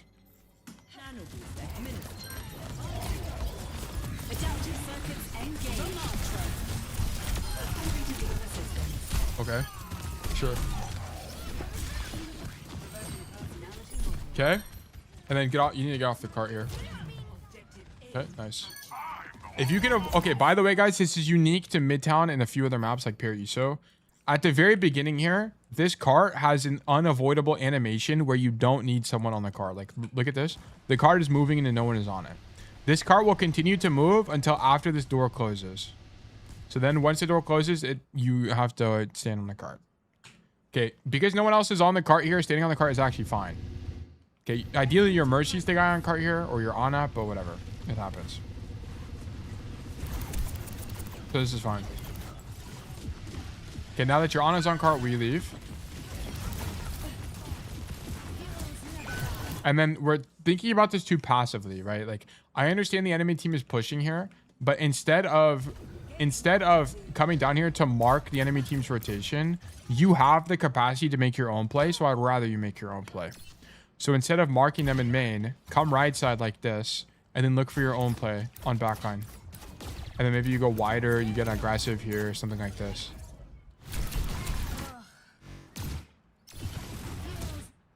Like here, instead of dropping, it's 4v5, so it's a little bit losing, but I think you and I could probably intuit that killing the Zen is definitely on the menu, okay?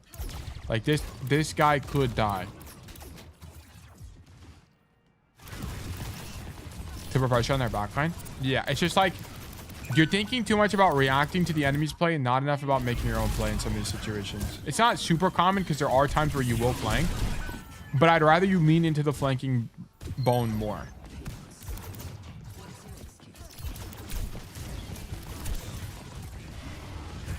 Okay. Okay, wait, hold on. So I actually like this idea from you, but you need to land up top.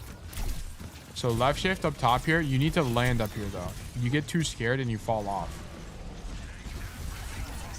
And then you, like, walk main. I think you're trying to help your Winston. Like, you're not intentional enough with your left shifts. Like, you keep canceling it too early.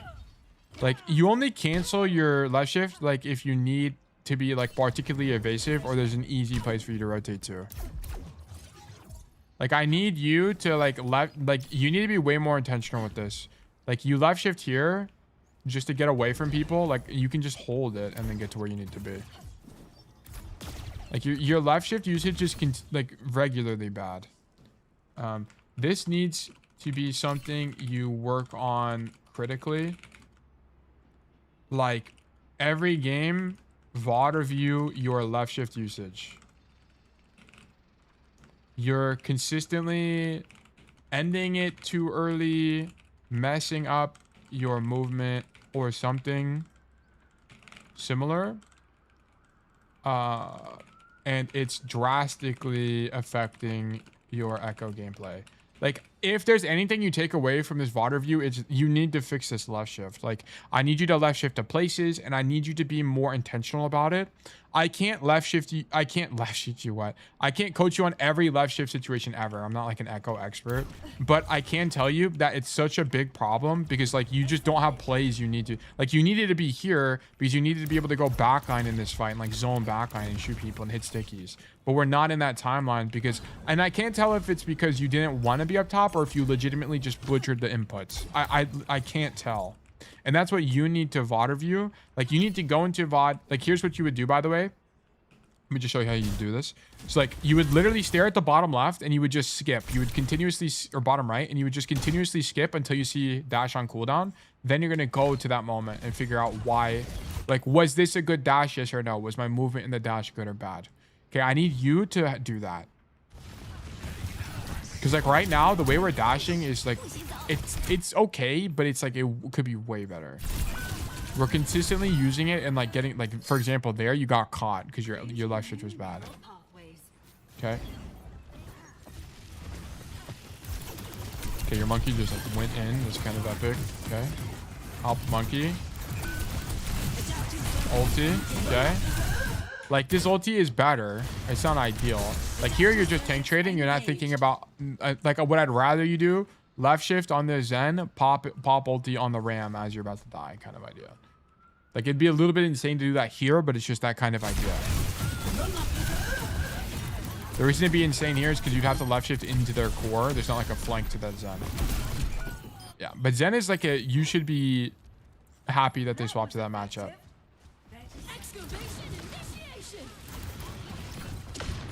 Dude, W idea. No! You're so scared. Just go. I was almost so proud of you here. You need to go. You need to go. I would rather you go and die. Okay, I would rather you go and die than you stand here, for the record. You got to go. Go learn, bro. Do you want to learn by doing this play? Or do you want to just, like, shoot your gun in main and, like, maybe get a little bit of dopamine from shooting your gun in main? Quote, unquote, win. Okay, go learn. How does dupe work? You target a player specifically and take that form? Yeah. Yeah. So where's speed at? So, for example, you can do it on an ally or an enemy, and you target them, then you take their kit, you build ult way faster. Notice one shot gave me 20% ult, and then you also gain HP. Well, yeah, I play way too scared. Yeah, I need you to be way more confident. I'd rather you die from being too confident. Like, it's way easier to coach overconfident players. Like, players that flank too much, for example, is way easier to coach.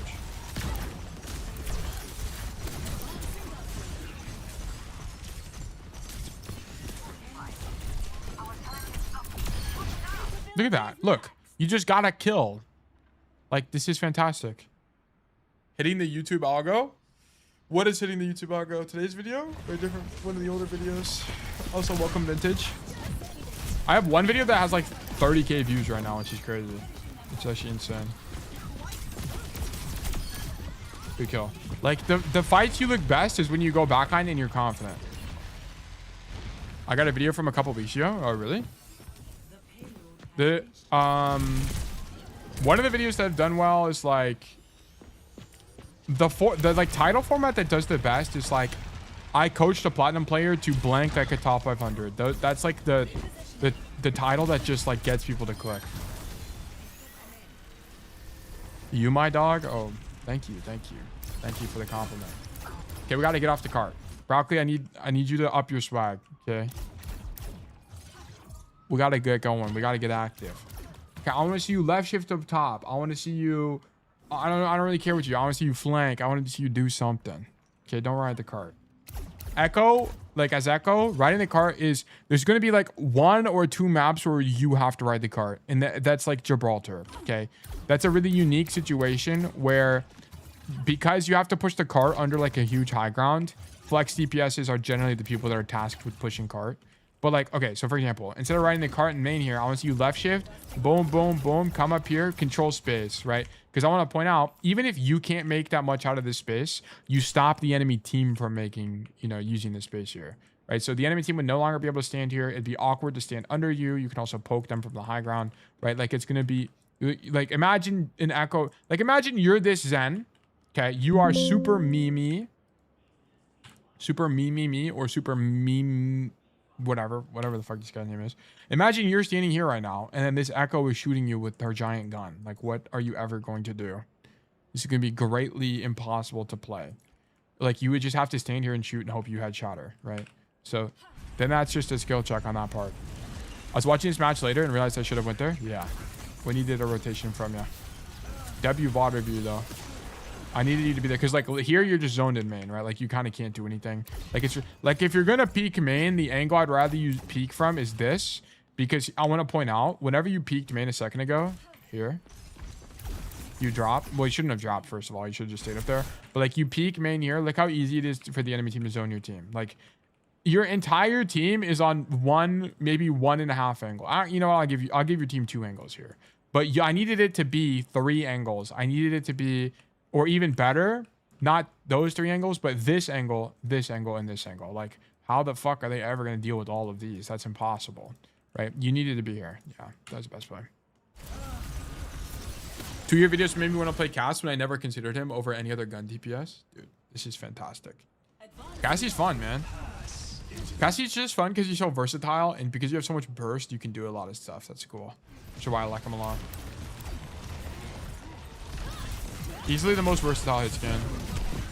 More so than Soldier. Okay, like let's look at the micro. Why would you know what, this micro just doesn't matter. I'm gonna be honest. I would say the micro, but you just like shouldn't be here. It's like the problem. And like because you have these, like because you kind of lack swag, you kind of regularly have these bad dupes. Like duping because you're about to die is good. You got value, but it's not proactive value, right? Like the person who got proactive value this fight is Thingamajig, the venture player. Thingamajig dashes onto you, gets you low HP, scares you to death. You are basically petrified here. You pop ultimate in defense and die. Or like, honestly, almost lose the trade as a result. Like, the guy who's climbing this game is thingamajig, right? And we need to be more akin to this guy. Your vids got me to learn Cass as basically a Soj OTP. Dude, this is fantastic. You've seen the light. Welcome.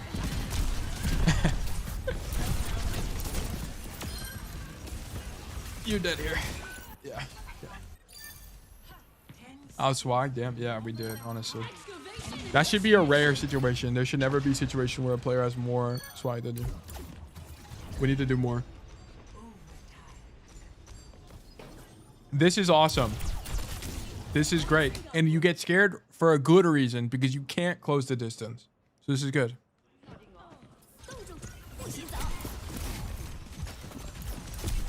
Shoot May. All right, sure. Right click mechanic, like your mechanic can work for sure, but it's like we're kind of not set up on the right macro path to begin with.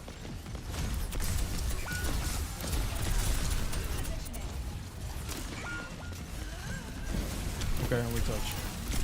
All right, this is losing for sure. Okay, yeah, verdict losing. Okay, here are your notes. Okay, so I'm gonna split this a little bit into macro and micro. Macro, are these gonna be these ideas? And we have a few micro concepts, which is you need to dump cooldowns before ulti. That's an easy thing to fix. It's like a really easy fix there. And then you need to not left shift to places. This is also an idea. One, must dump cooldowns. Yeah. You fix this formatting a little bit. And then out this. I would rather you flank it. This is kind of the biggest thing. I would rather you flank and die and reverse engineer why you died than be scared. Okay. You're going to learn way faster when you fail. So please go fail. You will D-rank. Okay. You will D-rank. Blame Tail for all of your SR losses. I will tank the damage. Okay. Just blame me. Just be like, oh my god, I fucking hate my coach. My coach is such a chud. He made me lose 200 divisions. Just say that. Okay, that's fine. Throw me under the bus. I'm fine with that. Okay, but it's for the better. Okay, keep this in mind. I want you to go into your games so you can learn. Okay, and your matching intentions. There was only 1 or 2 times where you didn't do this properly. You know what? This might not even be a note. Because you only did it 1 time. Yeah, this isn't going to be... I'm going to delete this. It's not even a note. I don't want you to even think about that, to be honest. You're largely matching intentions well enough. You need to have more swag when you have ulti. You need to have more swag in general. Okay? I also spelled a bunch of stuff wrong. This is actually my bad. Consistent. Where's my T? N in my T? Why are we caps locked? Why are we caps locked, bro? There we go. Yeah, you are consistently way too scared. I would rather you dupe early and do nothing than dupe. Yeah, exactly. This is exactly what we need. And then we have everything else. Like, err on the side of being too aggressive. You will learn way faster. You will die a lot more. But, like, here's the thing. Like, the idea you should have... Okay? The idea you should have is that you should always be the reason. Okay? Be the reason you win. Be the reason you lose. Okay, I want you... There will be games where you int and you were the reason your team lost. And that's fine. That's part of the process. Okay, you have to accept that as a stepping stone toward your destination, whether that be Grandmaster or Champion or whatever. But I need this to be your mindset. Okay? So if you have any questions about this, please feel free to ping me in the Discord. I'm always open to answering questions. Like, guys... The best place to reach me is just ping me in the Discord. You will learn a lot more and I can answer your questions and be a great use to you. I'm active in the Discord. Like when people ask me questions, I tend to answer them. Okay. So sometimes I'll miss the ping. Don't just ping me. It's fine. No big deal. Make the game about me. Yeah, exactly. Be selfish. Because you guys have to understand, like, what is in your best interest is in your team's best interest. Like, if it's in your best interest to go back here into backliner and duplicate, your team is going to benefit from that because that's your most winning play. And what your most winning play is the whole team's most winning play. Okay? So just keep that in mind. Of course, whenever you're in coordinated play, things are going to look a lot different, which is why pro play doesn't exactly translate to solo queue. The reason this is the case is because in pro play, you aren't betting on individual players winning, you're betting on a team-centric or a team-based win condition. So, for example, like synergizing ultimates, like Hanzo Dragon, like Grav Drag, for example.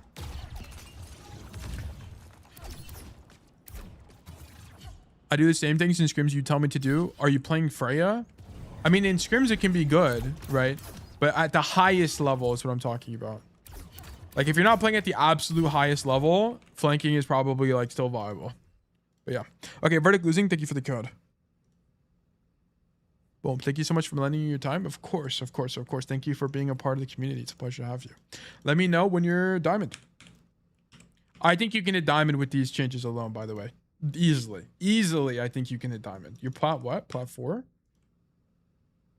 Fuck, I lost it. Yeah. Yeah, I easily think you can hit diamond.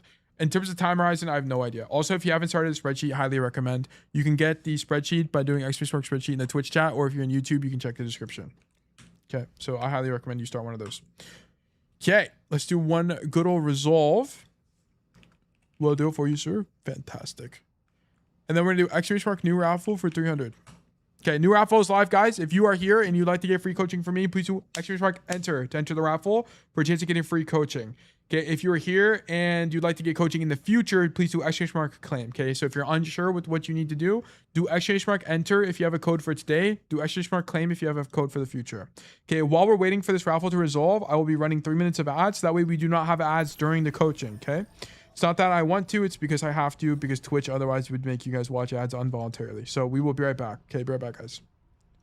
Boom. Bang.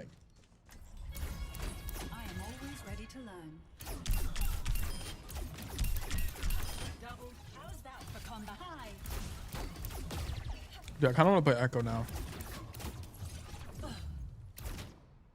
Echo is like one of the most interesting primary fires.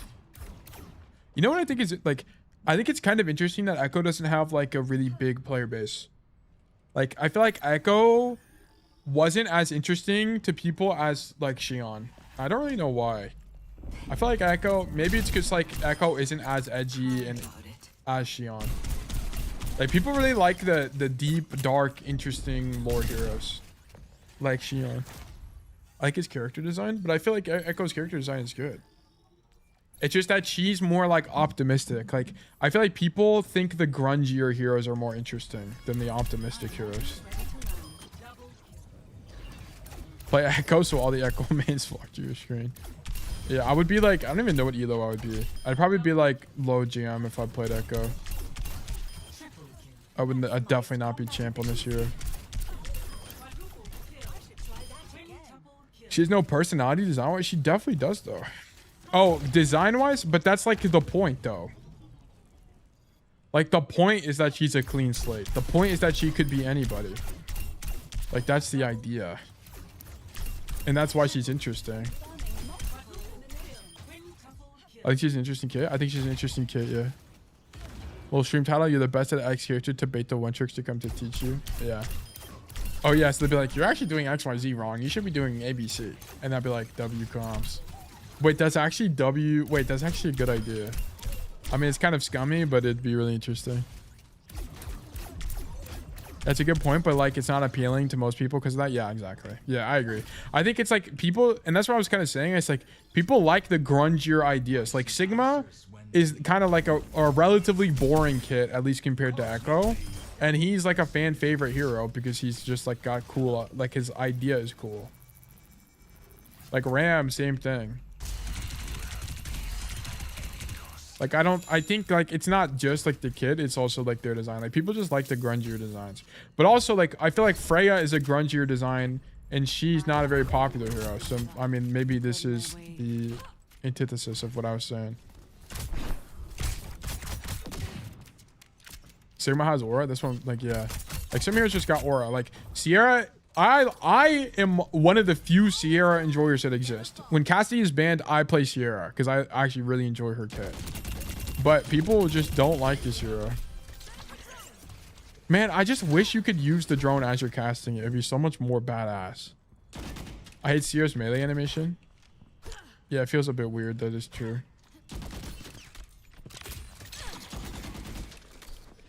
I love Sierra. She's so much fun. I like the idea of like just, I mean, it's just really interesting because like you can play like Widow where like you have jump shots basically and you can go for stuff like this, which is really fun. It's just a weak movement. Yeah, it is. She just feels broken to lower elo players. Yeah, it's because like in lower elo, like in lower elo, like the thing about Sierra's kit is she's just naturally good at lane control because her gun is so strong. So like just standing main and shooting your gun is really good. And in the right hands, like you'll know when to control the right lane, but especially on escort maps, you can just like kind of get away with standing in main and right clicking people that don't know how to use their cooldowns properly. What is this clip? There is a raffle live right now, by the way, guys. If you haven't entered, you have 30 seconds. Exclamation mark enter to enter the raffle. Firefox.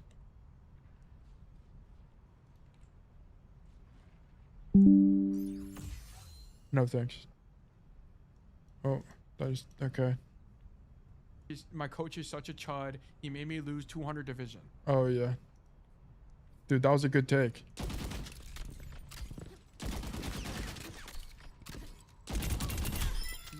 W coach, W coach. Accepting responsibility for people's D ranking. You need that as a sub alert. I do need to redo my like sub notifications. My sub notifications and my like just the sound effects on the stream because it's too loud as is. I kind of don't want it to be my voice because it's a little bit confusing, but I could do something. I need to change it sometime. How much more time do we have, by the way, for coaching? So this is supposed to end at 1:30. Oh, okay. This is the last VOD for today. This is the last VOD, by the way, guys. Which makes sense, because I'm getting a little bit exhausted. So this makes sense. I don't know what it is, but like, I mean, maybe just today because I didn't get a lot of sleep, but I'm feeling pretty tired. All the sound effects should be Cassidy voice lines. I guess I could do that, yeah. That'd actually be pretty good. That's actually a good idea. That'd be the most thematic for the channel, I think. But yeah, this would be the last VOD. Just an FYI, guys. Okay, so let's go to the stream. Who won? Raptor, congratulations. You've been selected for coaching. Let's do great things. Okay. I think I should get some royalties for that idea. Yeah, I'll give you 5 cents. 5 cents. Actually, 1 cent. Raptor. Okay. It's going to be... okay, another Cassidy code. Cool. Okay, today's review will be on Eichenwalde as Cassidy from Raptor in Diamond 1. What happened? Raptor, what happened? Wait, you don't play the game. We took a week off. -3. 44, 7. Oh, because it's this season. I think I reset to this season. But you've only played 7 games this season. Slingshot? -8 on the month. Okay. Okay, guys, like keep in mind, there's not really a lot of point in me coaching you. I might just make a gameplay. I might make a spreadsheet required. I'm gonna be honest. Cause like, what's the point of me coaching you when you've only played 7 comp games in the last week? Rotator remove ad. Oh, thank you. Like if you haven't, like, there's just like not enough games. So it's like, dude, I might make the spreadsheet required. I might. I need to make the video if I'm gonna do that though. I need to make the video. Okay. Anyway. If I see my team holding right door on second checkpoint attack, do I rotate to the left door? Isn't that rotation too long? Okay. So there's a demon game on Eichenwalde. I feel like we capped the first point because, yeah, okay. How do I play versus Dominant on a choke heavy map? Okay. I felt like I couldn't do anything. Do I just swap to Source to the shield? Okay. How do I... okay, these notes look good. Notes look good to me. Love these from you. Love these last 3 games. I needed this energy for these last 3 games for all the other games, okay? Keep it up. Looks good. This was a demon game on Eichenwalde. I feel like we capped... oh, wait, I already read this. Wait, what? How do I play versus her? Also, I'm not sure where to position on attack on castle just before the checkpoint. Guys, okay, keep in mind, like, I don't mind VOD reviewing on maps like Eichenwalde, but keep in mind, Cassidy sucks balls on this map anyway. Like, me helping you is going to have limited return. If you don't know Cassidy's map tier list, please check out the tier list. It's in resources. On any of these D tier maps, like, I will VOD review you guys, but just know that Cassidy has limited impact on these maps anyway, right? So it's like you're getting coaching on a situation where he's already losing. So just keep that in mind. 16 games on May 31st is great, dude. May 31st must have been a great day for Raptor. Like, where you guys really want coaching from me on Cassidy is like on S and A tier maps, because these are maps where you should be winning. So if you're not winning, it's like you need to figure out why you're not winning. Couldn't one argue getting coaching on a losing situation more important? No, because you're going to have a sub 40% win rate on these maps anyway. Like, your question should be like, why are you not winning on Lijiang Tower? Like, that's what you should be asking yourself. Like, what? Let me see the map win rate breakdown. Oh, fuck, I closed Discord. God damn it. Hold on, let me black screen here.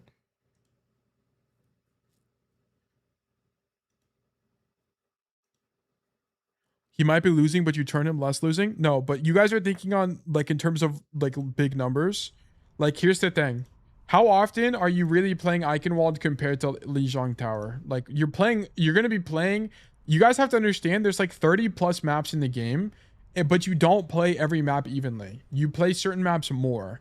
So like Eichenwalde, like, okay, especially if you're playing Cassidy on Eichenwalde, you're going to be losing the map. You're going to be losing the map, okay? It's not worth it. Like, if you're trying to play the hero optimally, you should just not, like, if your goal is to climb, you should swap heroes. But if you want a one-trick cast, just accept that Eichenwalde is going to be losing and focus on winning on every other map first. Then, once you guys are GM pushing the champ, we'll talk about optimizing Eichenwalde, okay? Had 2 Eichen swaps back to back, I see. But like here, like I'll show you, like going here, like you should be asking yourself, why are you losing on Samoa? Why are you, these are all maps you should be winning on. Samoa, Saravasa, Nepal a little bit less so, but Samoa, Saravasa, Lijiang Tower should all be positive delta maps. The fact that Eichenwalde is not here is fine to me. You losing Jib, fine. Makes sense. Losing Jib makes sense because Cassidy's attack is pretty bad. But everything, like these other ones needed to be VOD reviewed. Like these are maps that should be VOD reviewed. Because it's like, why are we losing on winning maps? That's the bigger problem. You're turning what should be a 60% win rate is a 30% win rate. That's a bigger problem. Why is Lijiang low here? Because it's by, this is in the last 30 days. You're probably looking at career. I have this set to filter the last 30 days, like recently. Like all time, like kind of just doesn't matter that much in the grand scheme of things. Okay, let's keep going.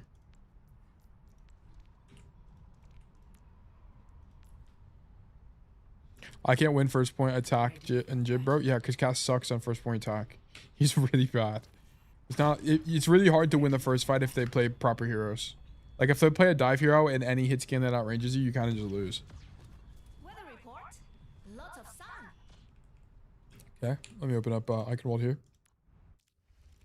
Custom games create settings. Dude, I need to get a chair where like I can lean back.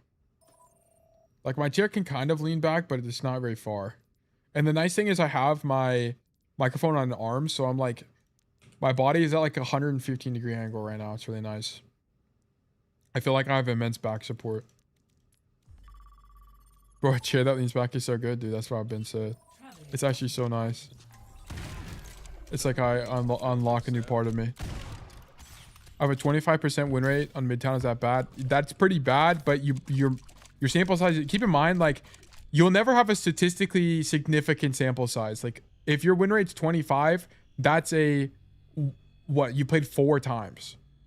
So it's like not enough. Like the variance is too high. You don't actually genuinely know. Okay, so keep that in mind. Okay, so for the uninitiated, there's only one good rotation on attack on Eichenwalde. Okay, this is why Cassidy sucks. Okay, keep in mind, like when a hero is bad, heroes are bad. Holy shit, that's an H. What am I doing? Heroes are bad. Let me just make this abundantly clear. When there are no options, number one, And when there's number 2, no playmaking. Okay. These are the only situations you should be swapping off a hero. Do you have any options that make any sense for your hero? Yes or no? Okay, if the answer is no, then swap. Okay. Or your hero has no playmaking. Do not swap off your hero if you just suck. Okay. If you just suck, swapping is cope and is not going to help you improve. Sucking is not means of switching heroes. So for example, if you are making what should be a good play, e.g. you're like making a flank play, right? Like let's act like there wasn't a wall here. If you rotate it this way and you just keep dying to a Genji, that's because you suck, not because Cassidy's bad. Okay, just making that abundantly clear. There will be situations where you just lose games because you suck. That's fine and normal. It's expected for that to be the case. I'm in champion, and there's games where I lose in champion because I fucking suck balls. Okay, that's okay. That's how life works. And I don't swap because number 1, I'm a one trick. But number 2, because I will learn how to be better in those situations. Aren't those the same? What? Having options and no, because there's some maps where you have one play and it's good. Why do I hear that? Get this shit off my... I need to go to the flats corner, bro. There are some maps where you only have one play and it's good anyway. What's a map with one play that's good? Well, I gotta think, because this is actually an important discussion. Route 66. This is a perfect example. Okay, Route 66 is a perfect example. Okay, for the initiated, guys, what's the one play I recommend always on Route 66? Who knows? All of you guys that like this map know exactly what the play is. There's only one play that's really good on Cass. Tunnel, cave, exactly. This is the best play, and it's great. But this doesn't mean swap off Cass, right? Like, you can play Cass here. You just go tunnel every time, and it's OP as fuck. Coast on Numbani, that's another good one, Kura. That's a great one. Coast on Numbani is unbelievably good rotation for Cass. But it's you only have one rotation, but it's a good rotation, right? Like, exactly. Give Kura a ticket. Like, actually, you guys are actually right. I need to give you guys tickets for these more. I haven't been giving tickets out for this in a while. It's actually my bad. Add ticket. Zeta hamster. What? I was playing into a Cassidy yesterday. All I did on defense was not let him play cave. Yeah, like denying cave is really important on defense. It's because it's such a good rotation on attack. For the record, guys, if you don't really know why cave is good, so the reason that cave is good on Route 66 is because if someone's on this high ground, they can't see the person on cave, so they have to turn around completely. By the way, so let me rotate up here, motherfucker. I missed the roll tech. So whenever you go up top here and you're playing this topside angle, it's important to note that when you're playing here in zoning main, tunnel's not even on your screen. It's literally not even on your screen at all. It's only on your screen if you're playing this angle, but this is relatively uncommon because most people play the deeper angle like this and they legit can't even see anybody on tunnel. So very often you're able to just walk, like surprisingly often, even in high elo, you can just walk this way and like two tap people. It happens all the time. Or if no one's marking you, you can like continue rotating like this and you're gonna die, but you're gonna force everybody to back up and deal with you. Mouse sense 2.7 1600. Okay, so that's why it's such a good rotation. Move, bang, bop. I always get a random kill on a Juno with the Hello Kitty skin. Yes, yeah, you'll just like, oh, I didn't mean to do this. This is not what I wanted to do at all. I want to go back. I want to move me back. I'm moving to the wrong team, bro. I'm about to explode. Okay, move me back to attack and then move me to Eichenwalde, our favorite map of all time. You know what? Actually, I just like physically cringed the fact that I said that because I need to erase slop from my vernacular because even me saying it rage baits myself. Like I am like self-inflicting rage bait. It's crazy. It's like punching myself in the face when I say that. Okay. Anyways, keep going. Oh yeah. Sorry. I didn't even explain the one rotation that's like actually good on this map. My bad. We went on a huge tangent. So the reason, okay. So with everything I just had in mind, the only play that's like any good for Cassidy on this map is to come coast side. You're gonna come coast side. You're gonna clear this room here because a lot of people like to just like AFK here and flank you and go for like some crazy rat play on first fight. Then you're going to continue rotating, drop off the staircase, and play in this mini room. And this is the only play that's good on first attack unless you're winning, okay? If the fight is winning, then you can like very often just go main, but that's the exception, okay? If you're in a raw neutral, your best play... Actually, let me change the mouse color as well from blue to a different color, magenta. Okay, because the reason is if you come main like this, you're going to be outranged. This guy outranges you. This guy outranges you. This guy outranges you. Guess what? This guy outranges you, right? They all outrange you. You are going to fucking die. It's less that you're going to get outranged, and it's more that the enemy team is going to do more damage to you than you're going to do to them. So the value exchange for your team is bad. So thinking along those lines, you want to choose an angle where the value exchange is advantageous, which is going to be this side of the map, okay? If you're in this mini room and you shoot people from here, you are going to very likely deal more damage to people, or at least a reasonable amount of damage to people than they'll do to you. So for example, Moira, you're out damaging. Wu Young, it's going to be a little bit situational. But Soldier, you can very likely outdamage him from here, right? Domina is the only problem. But this is why Cass also fucking sucks on this map, because you only have this one option and it's not even that good. Like, if this door, I'm not even joking, if they moved this door from being here to being here, this map would be 10 times better just for every hero ever. The fact that this door is right here is fucking stupid, because look at this. You can mark the door easily from this angle. It's so fucking stupid. They just literally, if they fix this first point would be so much more bearable. I'm not even joking. Like this, like I can make it a YouTube video. This one small change would save Eichenwalde or something like that. You know what I'm saying? Like, you guys see the vision? Like, that's what they need to do. They need to make it where you can't just mark the angle with like 0.2 angle degree change. They need to do this. Bro, Ike is unsalvageable. Yeah, they would have to like completely change the map's identity to save this map. Like this is so unbelievably bad. Holy shit. Anyway. All right, so now that we know that the best rotation is, we will continue. Oh, W rank check. W rank check. This is diamond. Fuck. Dude, the alt tab is not working. Where's diamond? There we go. Okay. Second point left and right side both also need help. Second point and third point. This is just like Eichenwalde is just Overwatch 1 map design. Overwatch 1 map design sucks. It's so bad. For 5v5 format. And 6v6 is a lot more acceptable because like having dive like Zarya, Winston, and stuff like that was a lot more doable on maps like this. Okay, so the only thing about this is as you make this rotation, you get a little bit bailed out here. You just play the angle a little bit too aggressively into the matchup because they're holding so close. Like here, you need to be braver into the Domina. Like you honestly need to take damage to the Domina because Domina can't one-shot you. I need you to sacrifice health for uptime here. Especially because you have this mini you can be playing around. Like I need you to be a bit braver. Stay in here, fan the Dom, get her out. Like be brave. You need to do more damage to the Dom so she leaves. Okay, fortunately your hazard is slashing. You need to match intentions right now. Love this bravery from you. Okay, a little bit of flicking on the aim there. Good crosshair placement. Like you need to be brave here. This space is empty. You have a window of which you can see through. Hit this guy. 148 HP. No one's marking you. Fuck it, bro. Send it. Boom. Just don't die to Wu Young. Okay, Wu Young is not going to kill you in one shot. Just go. Just go. Just go. So basically, show up at their party. Pop out. Roll wide. Business as usual, okay? If their point right side just opened up to somewhere useful, it might be playable. Their point right side. Third point is just like, it's just kind of like bad map design.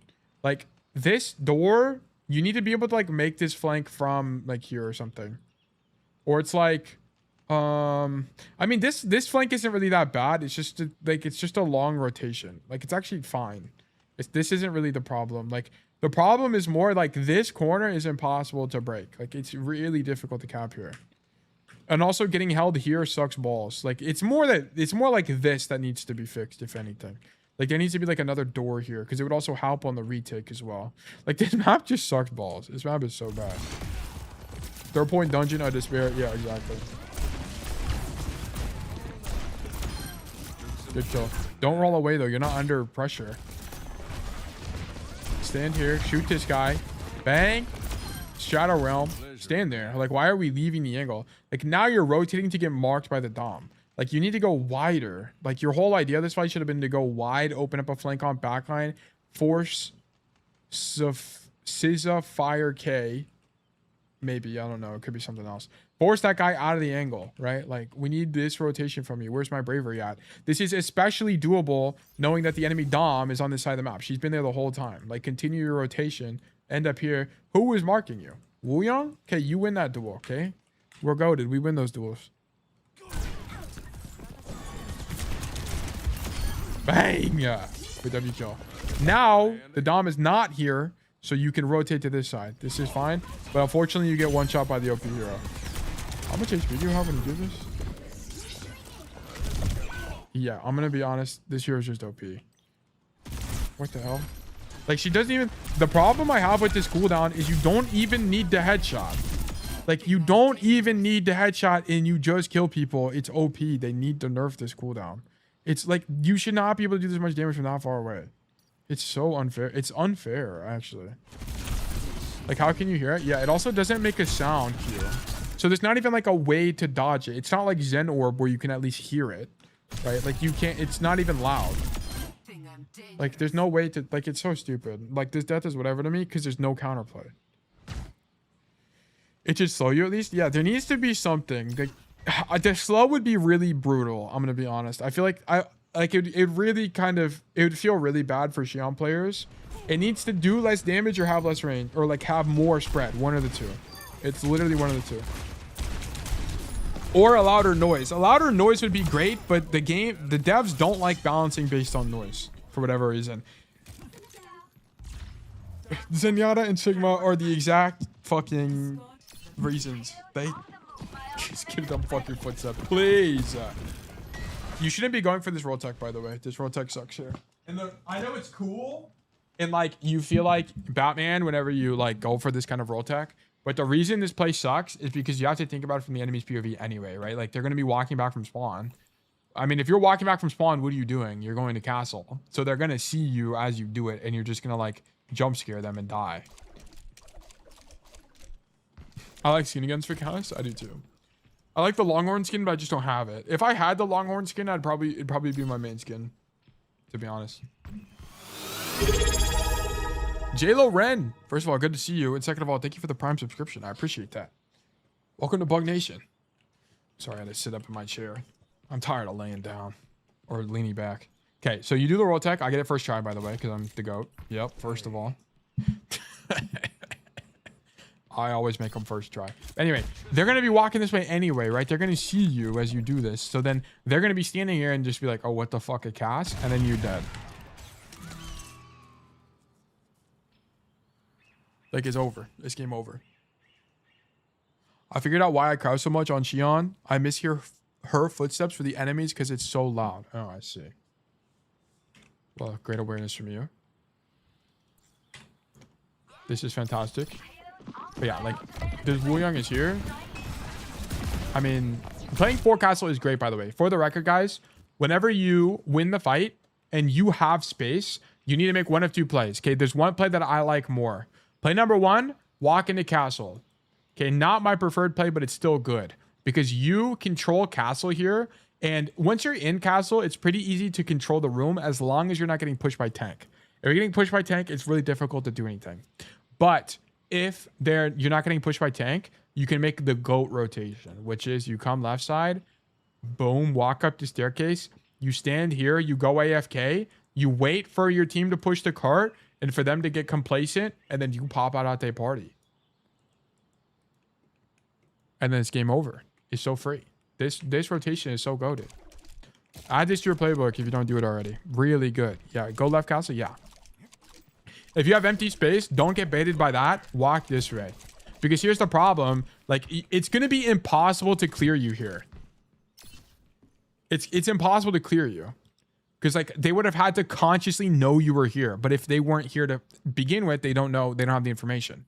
So you come here to begin with, and then you swing out their party, and you're fine. But if you're in castle and you get cleared by tank, you're fucked anyway. So it's fine. Like, the only time you don't get cleared here is if your tank is here. I think I ratted here this game. Can't say.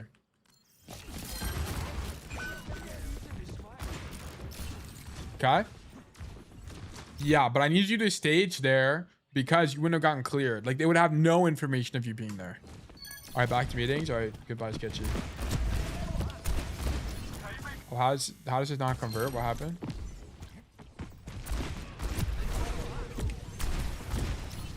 What even happened here? Like, your mouse goes down. What even happens? Okay, so you jump when you don't need to. Problem number one. I'm gonna be so honest.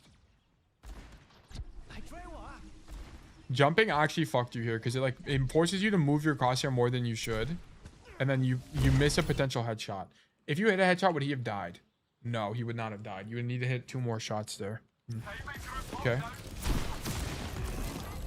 It's a really good idea. By the way, guys, this first fight, especially if you're able to stage aggressively, you should do some insane gamble bullshit. Like, I need you to play hella aggressive because the retake on this map is so unbelievably bad for Cassidy. So you need to do something aggressive in an attempt to hold the space. So, like, I don't mean run down backline, but I mean, like, fight for your life on this high ground. Because the cost of death is the cost of not doing this, like if you played passively on the floor, is so unbelievably high. Because it's impossible to do anything as Cass in this retake. Like, it actually sucks so bad. Like, you have to do super awkward stuff, like walk this way, and then it's like you don't know where people can be, and then this fight's not that great. Like, it all kind of sucks. So I love this from Raptor. This is mega winning. Nice job.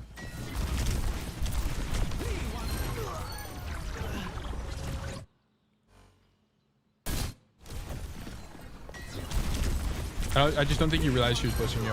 The idea was fine. And I like how you commit this thing on the high ground there. That was actually good.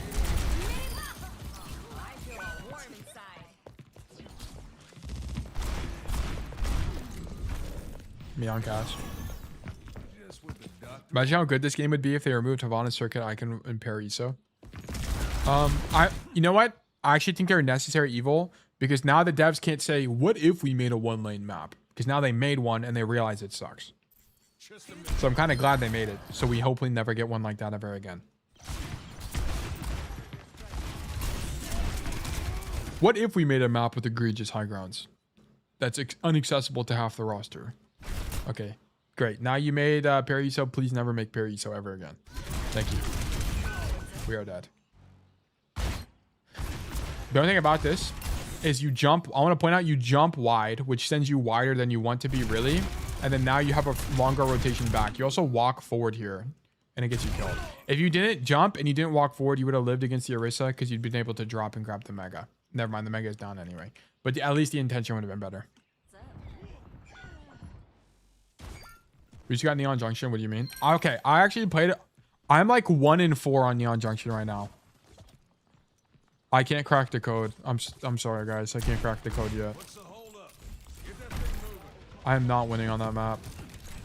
I think I have the first point defense down, but everything else I'm not sure about. It's a good rotation from you. Deadeye from top, surely.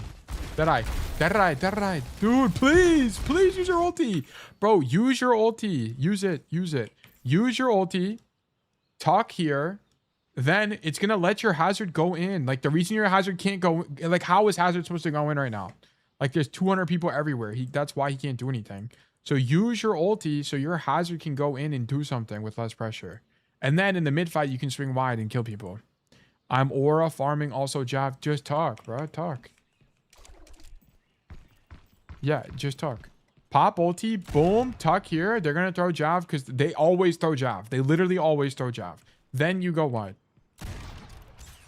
It's insane. Didn't know if it was on CD. Yeah, but the CD doesn't matter. Like, pop it, unswing. You're not going to get jabbed here. Boom, boom, boom, boom. And then you're fine. Unless the Orisa does some, like, hitbox magic and she jabs over that wall and hits you. But that's stupid game design. Blame the devs on that if it gets canceled. No. Now, dude, I don't even know what your best play is now. Because it's kind of like pick your poison. Do you want to shoot your gun in the Kitsune and cancel the Deadeye? Or do you want to commit to the Deadeye where they're going to be kiting anyway? Yeah, Deadeye and Kitsune. If you guys don't know, Deadeye and Kitsune is bad. Because the reason being think about it from the enemy team's POV. Okay, if you're the enemy, okay, if the enemy team from where I'm standing right now pops Kitsune, what are you going to do? Like, what is your idea generally? It's going to be to leave. Okay, I mean for intuitive reasons, right? Because like Kitsune is scary. People do a lot of damage in Kitsune. Okay, if the enemy pops Deadeye right there, what is your idea going to be? It's going to be to leave. Okay, so the idea behind the Deadeye and the Kitsune are the exact same, which is why you don't want to Deadeye in Kitsunes. You just want to shoot your gun. Okay, what would be good is if your team Kitsune's main here, boom, boom, boom, like down this space, that's fine. But if you're going to Deadeye at the same time, I prefer you Deadeye from this side. Because now there's a crossfire. They either have to deal with the Kitsune on that side of the map, or they have to deal with your Deadeye on this side of the map and they're dead. Okay, so that's like something to keep in mind. What about Deadeye behind the Kitsune? We might be onto something. Also good to see you, Rockstar. Yeah, so this Deadeye just didn't work out. I needed it earlier from you.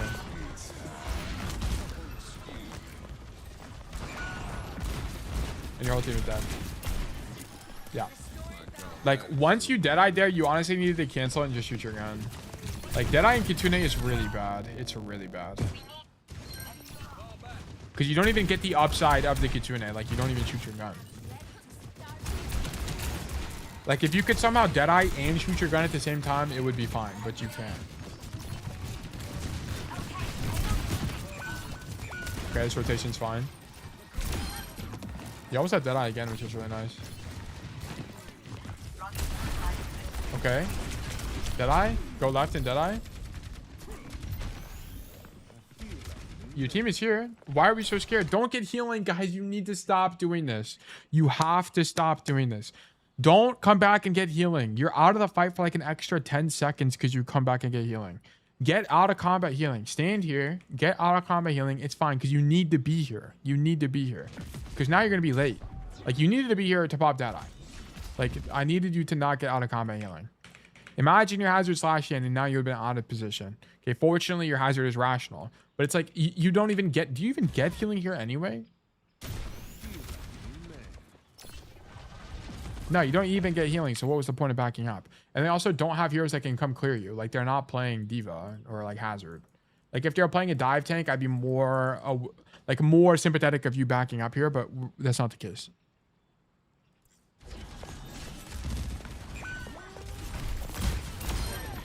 Bro, the push bot moves faster in Kitsune and you build spills faster.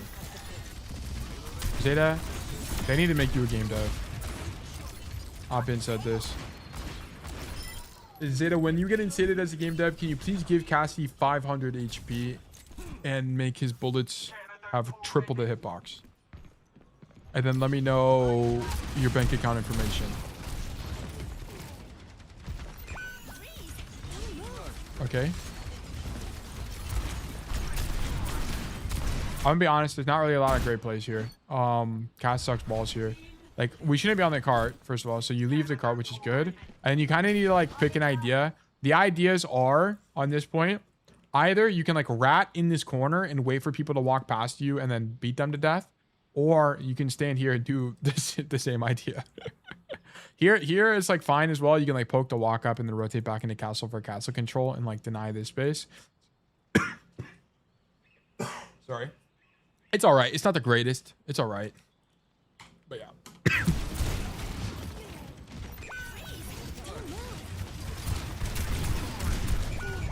You're dead. Applied for 3 active Blizz internships. Got rejected on 2 and ghosted on the 3rd. Good job, Mark. It's rough out here, man. Okay, let me start taking notes for Raptor, by the way. Let's do this. Let's do this. Raptor, D1. I'm Diamond 1. Eichenwalde, Cassidy. Number 1, don't wait. Don't rotate back. I mean, there's not like major things yet, like minor things. Like, don't rotate back to supports for healing when out of combat is reasonably achievable and you need to be on an angle. Okay. And then number 2, don't roll tech into the enemy team's face as they're coming back from spawn. Okay, number 3 on first point Eichenwalde. Consider going wider coast side, especially when they are playing a slow tank, e.g. Domina, that is marking main space. Okay, so these are the kind of the core critiques I have for you. Oh, also your Deadeye. Don't forget that Deadeye is good even when they have CDs to cancel it, like Jav/sleep, as long as you are tucking in your ultimate. Okay, please make sure you are aware of that. Deadeye sucks balls in Kitsune. Please cancel your ulti in Kitsune. And then VOD review why your ulti and Kitsune happened at the same time. Okay. All right, let's go. All right, everybody. Hope you all have a great day. Dude, Passy, thank you for joining us. Pleasure to see you. Hope you're well. We're having a splendid day today. What the hell is his nano boost? Did he mean to nano you?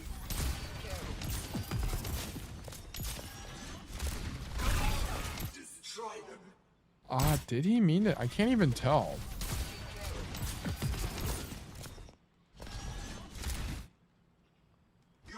No, I think he meant to nano hazard. I'm almost certain he meant to nano hazard here. Yeah, I don't think he meant to nano you. You guys are kind of fucked, I'm gonna be honest. Like, this nano is like, you can't do anything with this. Yeah, like, you're screwed. Like, because your best play this fight, by the way, was to go top. Like, but because you got nanoed, you kind of need to do something. It's the problem. Yeah. Like, it actually would have turned out that shooting the Orisa was better, but I don't even think you knew the Orisa was behind you. So it was like, you didn't even have that information. So, I'm gonna be honest, you kind of got screwed here. I don't really think there's like a play to make. Like, you getting nanoed is like really bad. Like, it would have turned out your best play was to just stand in the castle, but you were not in a position to do anything. Okay, that last fight is whatever to me.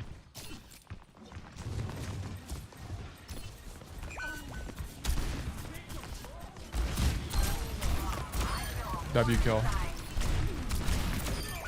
Yeah, whatever. Silver Bolt's OP, bro. What can you do? You guys cap? W cap. W change spawns. All right, now we're on the point of death and despair and anguish. Like, your true mental fortitude is tested on this point. What? She's charging a Jav and we start our ulti. Brother, what if she hit the most diabolical flick of all time and canceled your ulti? What are you gonna do?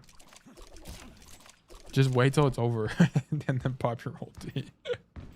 There's gonna be a time. There's a timeline where that dude just enables his AI powered aimbot and just fucking, and you're donezo. Okay. Tail worried about the 0% timeline? Yeah, I am worried about the 0% timeline. Because it's like you just shouldn't be, by principle, you shouldn't be popping ulti here anyway when the guy's in the animation. Just wait. Like, you see, he literally sees him, he shoots him. Just wait. If that's infected, your shit getting canceled, on God. Okay? Like, we need to not do this. I like the idea of the Deadeye. By the way, this Deadeye is just better from the high ground because you have more cover. That's the only thing. Like, if you Deadeyed from up here, you just have more cover. Actually, my preferred Deadeye is this one. Because you tail tuck on this thing and the chance of you dying is way lower. And then you can just walk with your team down man. This is like a similar idea. It's actually fine. It's not the end of the world. It's just a little bit less cover there, which leads to you getting killed. Like, I want to point out, like, if you did it from this angle, you have a rotation after you Deadeye, right? Like, you Deadeye from here, then you can use this as cover, then you can use this as cover, then you can continue rotating this way and you're fine. But if you Deadeye from here, how do you walk forward with the space you just made? Like, it's like Deadass. I mean, you kind of can't do this. You can, visit the Dark Souls mega, but it's like from here, there's nothing really to do. Yeah, I went too wide, didn't want to drop. Yeah, you needed to Deadeye from this angle. This is like the angle of choice. The idea is good. Like, for the record, I really like the idea here. and the reason this is the case is because Cassidy sucks balls here again. Like, this is why Cassidy sucks on Eichenwalde. Like, everything is like kind of out of your effective range. The cover is really awkward. There's not really a way to close the distance into the enemy tanks. You're always marked. Like, it just sucks. So like using Deadeye here is good in this space because it lets you do something your hero otherwise can't, which is work in this effective range, right? And typically what ends up happening is it forces the enemy team to back up, which is great because this means your tank can take space and it makes the rest of the map playable. So like Deadeyeing in this idea is a really good idea. Or Deadeyeing in this place is a really good idea. How much time do we lose when out of effective range in Deadeye? What do you like? Time on the like lock-in? The lock-in speed is the same at any range, if that's what you're asking. Like the actual like damage ramping effect.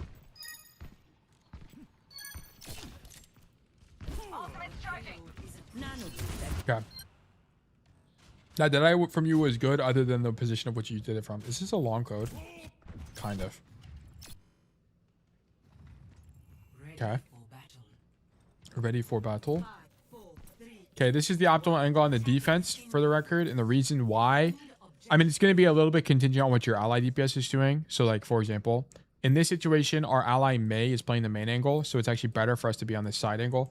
The reason you don't want to prefer this angle as Cassidy is because it's not really in your effective range, right? This is like kind of 90% of Overwatch, which is why it comes up all the time. I want to point out, let me move to the attack because it's going to be faster. Not Sierra, bro. So from that main space, the distance from where you're standing to the choke point is out of your effective range. So if they played something like a Sojourn, like if a Sojourn or Emre were standing here right now, you'd get outranged, right? So I want to point out, like here, from here to the corner, right, 25 meters, if not 30 meters, right? Like 35 meters, you do 20 damage, I think.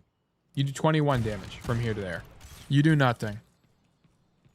So you're better off standing in this position.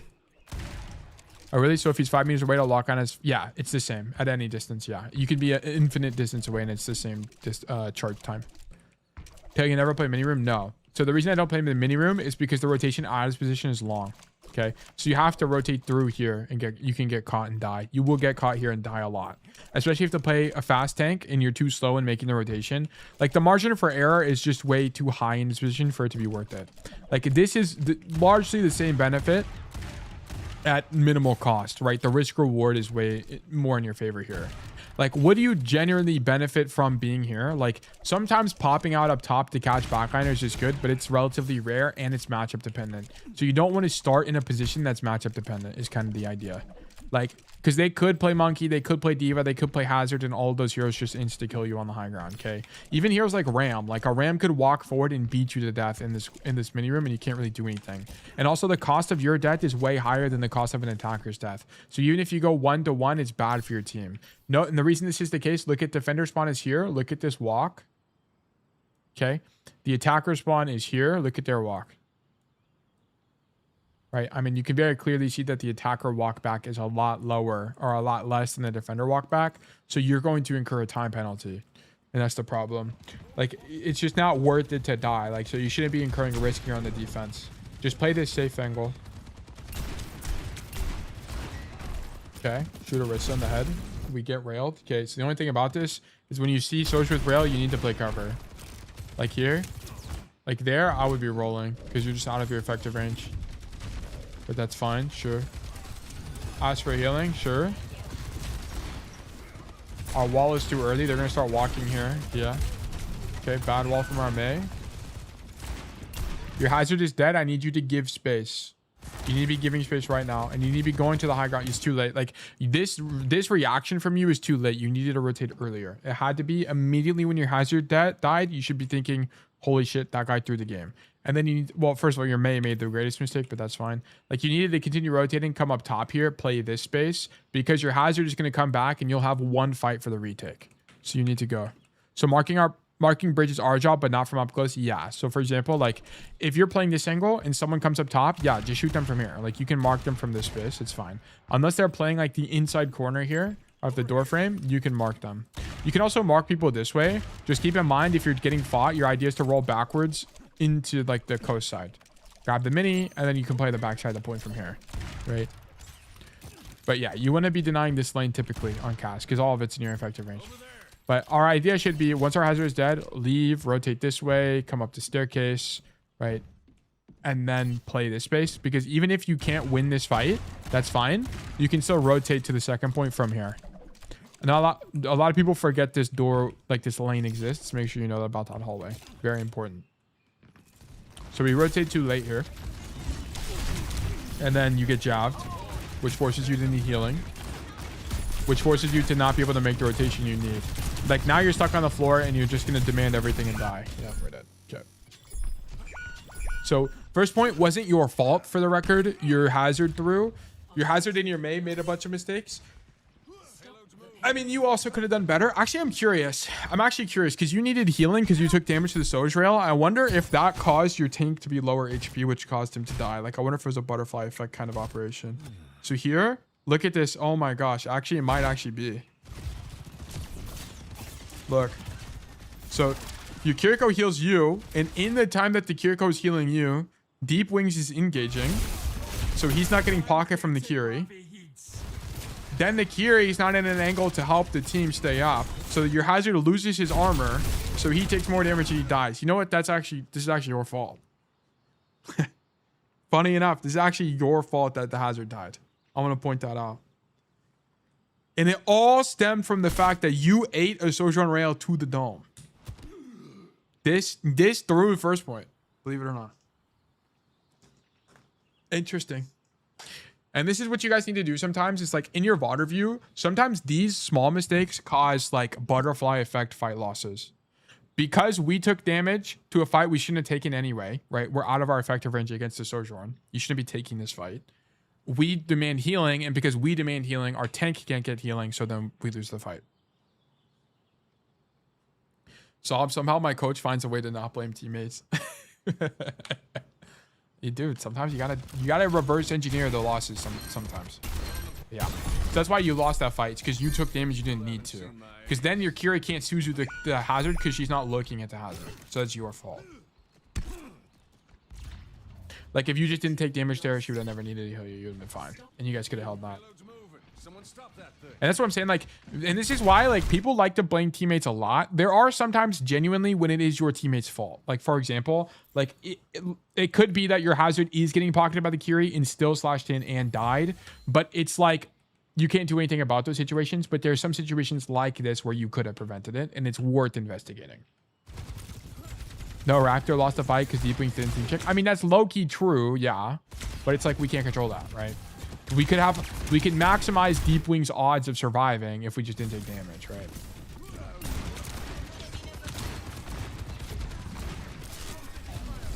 Okay, Raptor, you should consider into the Orisa matchup not playing on top castle, because in the Orisa matchup, they're not playing a dive tank, so you're less at risk of dying and playing an angle like this. I'd actually prefer you play here because it's better in your effective range, and you can deny the hotel or the castle rotation. Either play for this door or this space here, because from this space you can deny the doors on the left side that go coast up the staircase, which are good for you. And then if you get pushed, you can just rotate away anyway. You can like rotate to the high ground and it's fine. I'd actually prefer you be in that angle because I think you're also doubled up here. No, you're not doubled up, but I think your team could play that space on their own and you'd be fine. Tell codes clear next Tuesday will be a patch. Okay, good comps. I will ping the Discord. I might try to fit an extra coaching session this weekend or something then.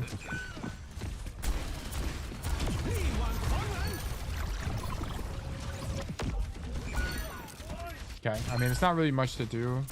Like, what you're doing, I mean, that's a great window, by the way. But what you're doing is kind of a symptom of the position you chose. Like, they walk under you, so it's kind of awkward to shoot people. If you were in castle, which is the position I would have chosen, then you would have just had more uptime this fight. And this Orisa wouldn't have been able to walk up top to begin with, or at least she would have had to clear you. Yeah, I would have heard the Orisa marked her and left, basically. I'd be on the floor. Like, where I would have ended up this fight is probably somewhere like here. And I'd just be shooting my gun. Because I would have gotten cleared by the Orisa and I wouldn't be able to do enough damage to her. Maybe my timeline would have been worse. I think your timeline might actually be better than mine. It would. I would have to. I don't know for sure.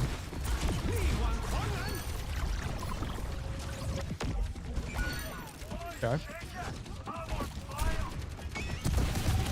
You just need to not drop. Like, there's no advantage to drop. The only advantage that there would be to drop is if you had flash.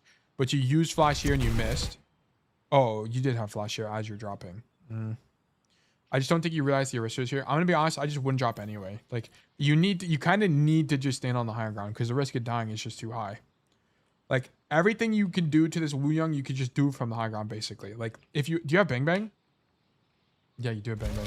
Like, even with the Bang Bang, your flash will hit him from the high ground, by the way. Like, from here to there. Yeah, 12 meters, that hits. It goes 13 meters, if not 14 meters with flash. Like, you would hit him anyway from here. That's why Bang Bang's really good, because you can do stuff like that, by the way.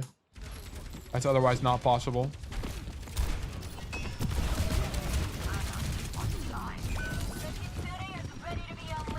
Okay. Go left side, we have Deadeye. Your tank is walking back. If your tank was there, I would have said that Deadeye would have been fine there, but we just don't have a tank. Catch the Orisa, nice follow-up from you. We need flash, don't push without flash. Okay, nice. He ends up leaving, which is nice for us. Okay, the only thing about this is you know the soldier's on your right side, so you're exposing yourself to risk in doing this. Like, you hear him behind you as well. So you know he can swing you in making that rotation. So you get really lucky taking this Deadeye and having on a pocket.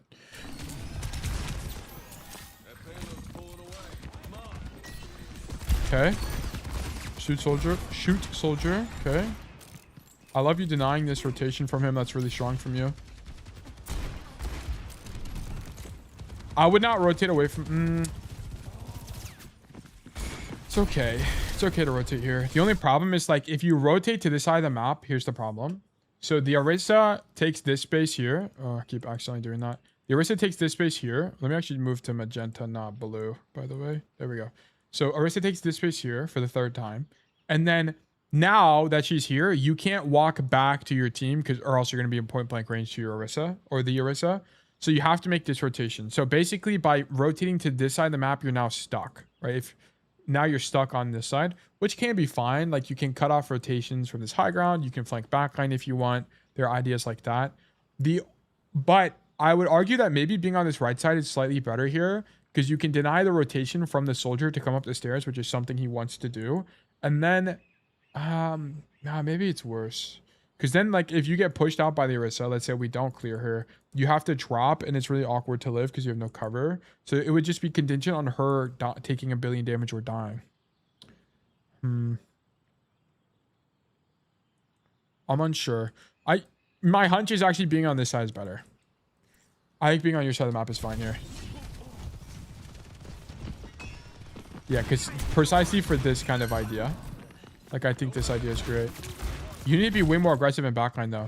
Like, you know the Orisa's up top. She just killed your Ana, and you saw her up top earlier. I would be way more aggressive here. Like, I'm gonna work the side door.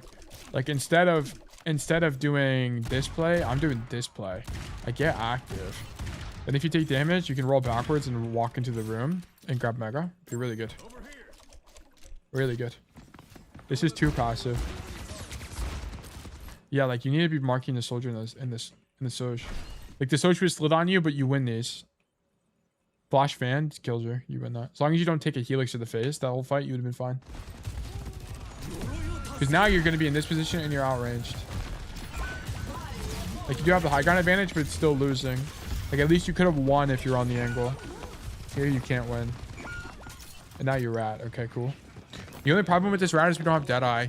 So it's going to be really difficult to do anything because once you swing the angle, you're going to be out of your effective range.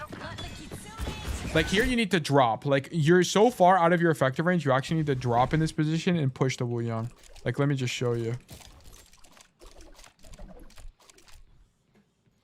So the key problem with this is that the Wu Yang is barely in your effective range, but everyone else isn't. You need to drop, hard commit for the Wu Yang kill. Like, you might even need to roll forward to kill him here, which is a rare situation. But I need you to hard commit to it because otherwise you're not going to be able to do enough this fight.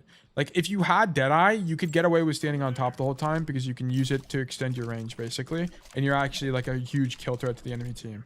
But because we don't have that, we have to actually get active and try to do something on their backline here. So, I don't know if you stay up here, but here you should have dropped for the Wu Yang, and you have to go for the flash kill. Because like, look, as you can see, like you don't kill him fast enough, and then you're not able to do anything here. I think your team would have lost this fight anyway, but that would have given your team the highest chance of winning. One more code after this? No, this is the last code. Yep. Okay.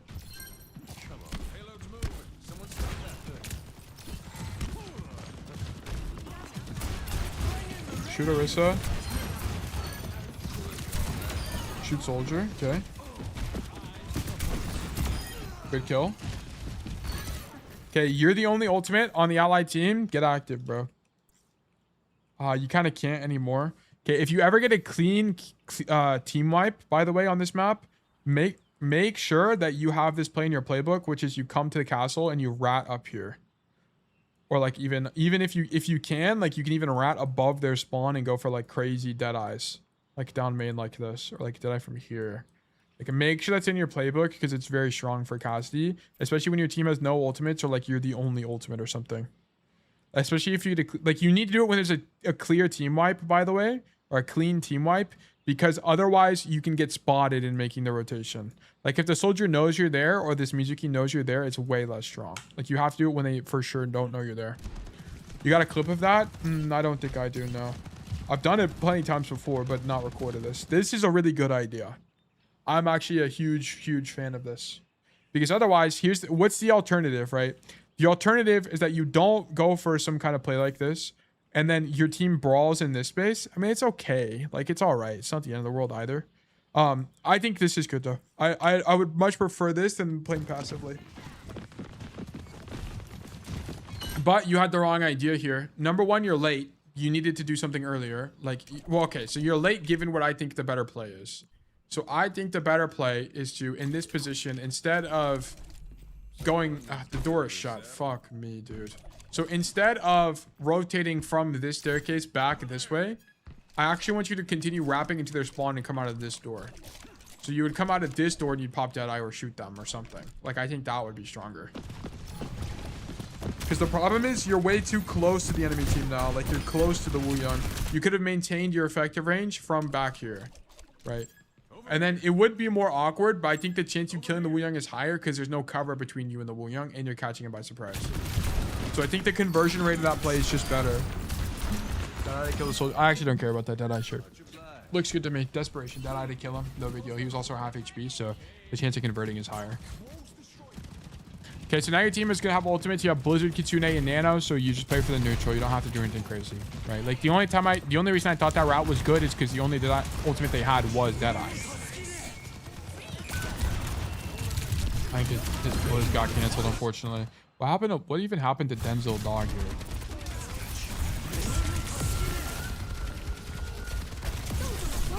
Yeah, Blizzard was way too late and he gets caught in the animation and dies. Yeah, pretty brutal, unfortunately.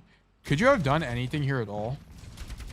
Like, your team just kind of brutally misplays this.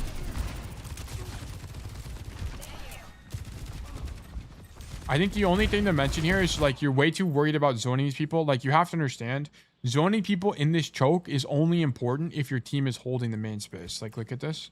Like, your team let the Orisa walk down main. So holding, whether or not they walk through the door kind of just, like, doesn't matter at this point because they're already in main, right? Like, if the Orisa was still stuck in this choke, then zoning this rotation is fine. But because they're already walked through, there's no point in holding for this side of the map. They're already through anyway. So who cares if they get in?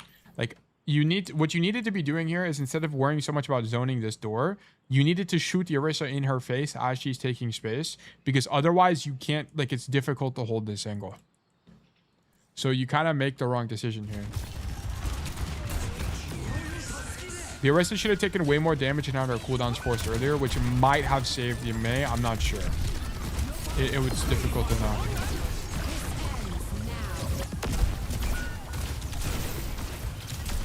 Okay.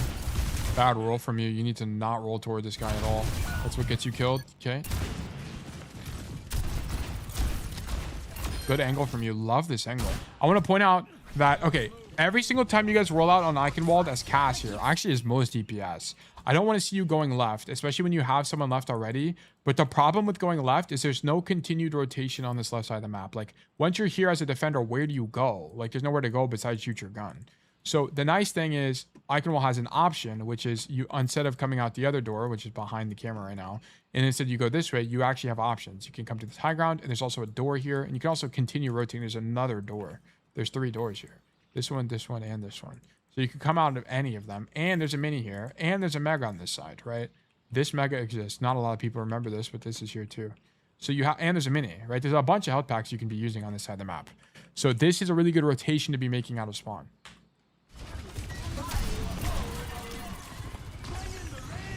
Yeah, love this from you. Love this from you. Great kill. Okay, don't roll forward, just walk forward. But good idea otherwise. Nice. Good third defense from you. Really like that from you. What am I at on notes here? Don't forget how it's good even when they have CDs to cancel it. Rat was good. Rat was good. Just make sure that you're choosing rat spots that are inconvenient for the enemy team to mark you once you swing. If you can be behind them, choose to be behind them. Try marking space / lanes aren't that important if the enemy tank is clearing space in main anyway. More important to mark the overextending tank, particularly relevant on Eichenwalde 3rd. Will depend on map geometry, so not an absolute. There are some situations where like you could flank, like on flashpoint maps. The problem with this is you're just like with earlier is you were just marking this door and you don't have the opportunity to flank yourself. Like you don't have this opportunity to do this because you'd have to walk too close to Orisa to do anything. So like on flashpoint, it will be a little bit more relevant, but on like this map in particular, it was a little bit weak from you. Yeah, keep going. I'm not really seeing any concrete patterns here. Like no, not from this VOD. Just a bunch of minor issues. You have rolled forward a few times, which has gotten you killed. So I guess I'll make a note of that. Stop rolling forward in mid fights. Like it's so weak. Like you guys need to stop doing this. You're staged on the wrong side of the map here. How did we end up here? Yeah, your whole team is stacked here. Look at this from the Orisa's POV, right? Like it's so easy to mark your team. 4 of you are on one angle right now. The only guy who's doing anything properly is this Curie. You needed to, like, if you're gonna play this, you need to be staged. You needed to be conscious of where your Mei was playing and not stack on the angle. Like I understand this is the best thing you can do for your effective range, but I needed you to adapt to the situation and understand that angles are more important than playing your effective range 100% optimally. So once the car is here, I'd actually much prefer you play this angle with the idea, or like this angle maybe, with the idea of playing out of your effective range. Let them walk forward because your team can't hold space anyway. Do you have any ultis? No, your team doesn't even have any ultis. So you either could have rat in this situation, or you need to let them take space and then you pop out here on the angle in the mid fight. Okay, so it's something to keep in mind.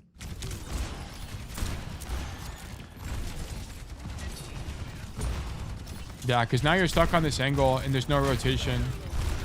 Like you stay alive, which is good, but you could be poking the Genji from the side. You could be poking all these people from the side right now. Tail, I was on a Platinum account and kept rolling forward to Aura Farm and swag and kill and shoot my gun, and I kept getting slime for it. Wow. Yeah, dude, you get punished in every rank. It's super weak. Super weak. Okay, that guy's just dead. Yeah, you're on the wrong side this whole time. You guys win this somehow? Okay, you just like shoot people in the head and win. Okay, cool. Your team kills this Orisa? Orisa actually live forever mode. Holy shit, dude. What the fuck is happening? Why are we on the point? You guys have 4 people on the point here. You needed to trust your team was going to touch. But whatever, sure. I mean, it's like winning anyway. Okay, whatever. Okay, this definitely... this can't be winning. But there was no like, there's no real pattern here. I didn't really see anything as like a consistent problem. Marking space. Like there was a one time you rotated out too late. Like you took fights out of your effective range. Like prefer not taking fights out of your effective range, e.g. into a sojourn down main, because you don't risk dying, but you risk demanding resources / healing, which can get your tank killed. So that's just one thing to keep in mind. Are you saying he was bad at everything? Well, it's like he would just need to pick one of these and work on that in particular. But it's like, yeah, he kind of just made a bunch of mistakes. There was no like key problem that I can think of. And I don't want to just like, if I didn't really identify one, I don't want to just like make one up. Okay, like that's the thing. Like I don't want to just make one up just to have something. I'd rather like actually approach it from like a I would need another code kind of thing. Rob was good. Stop rolling forward in mid fights was something for sure.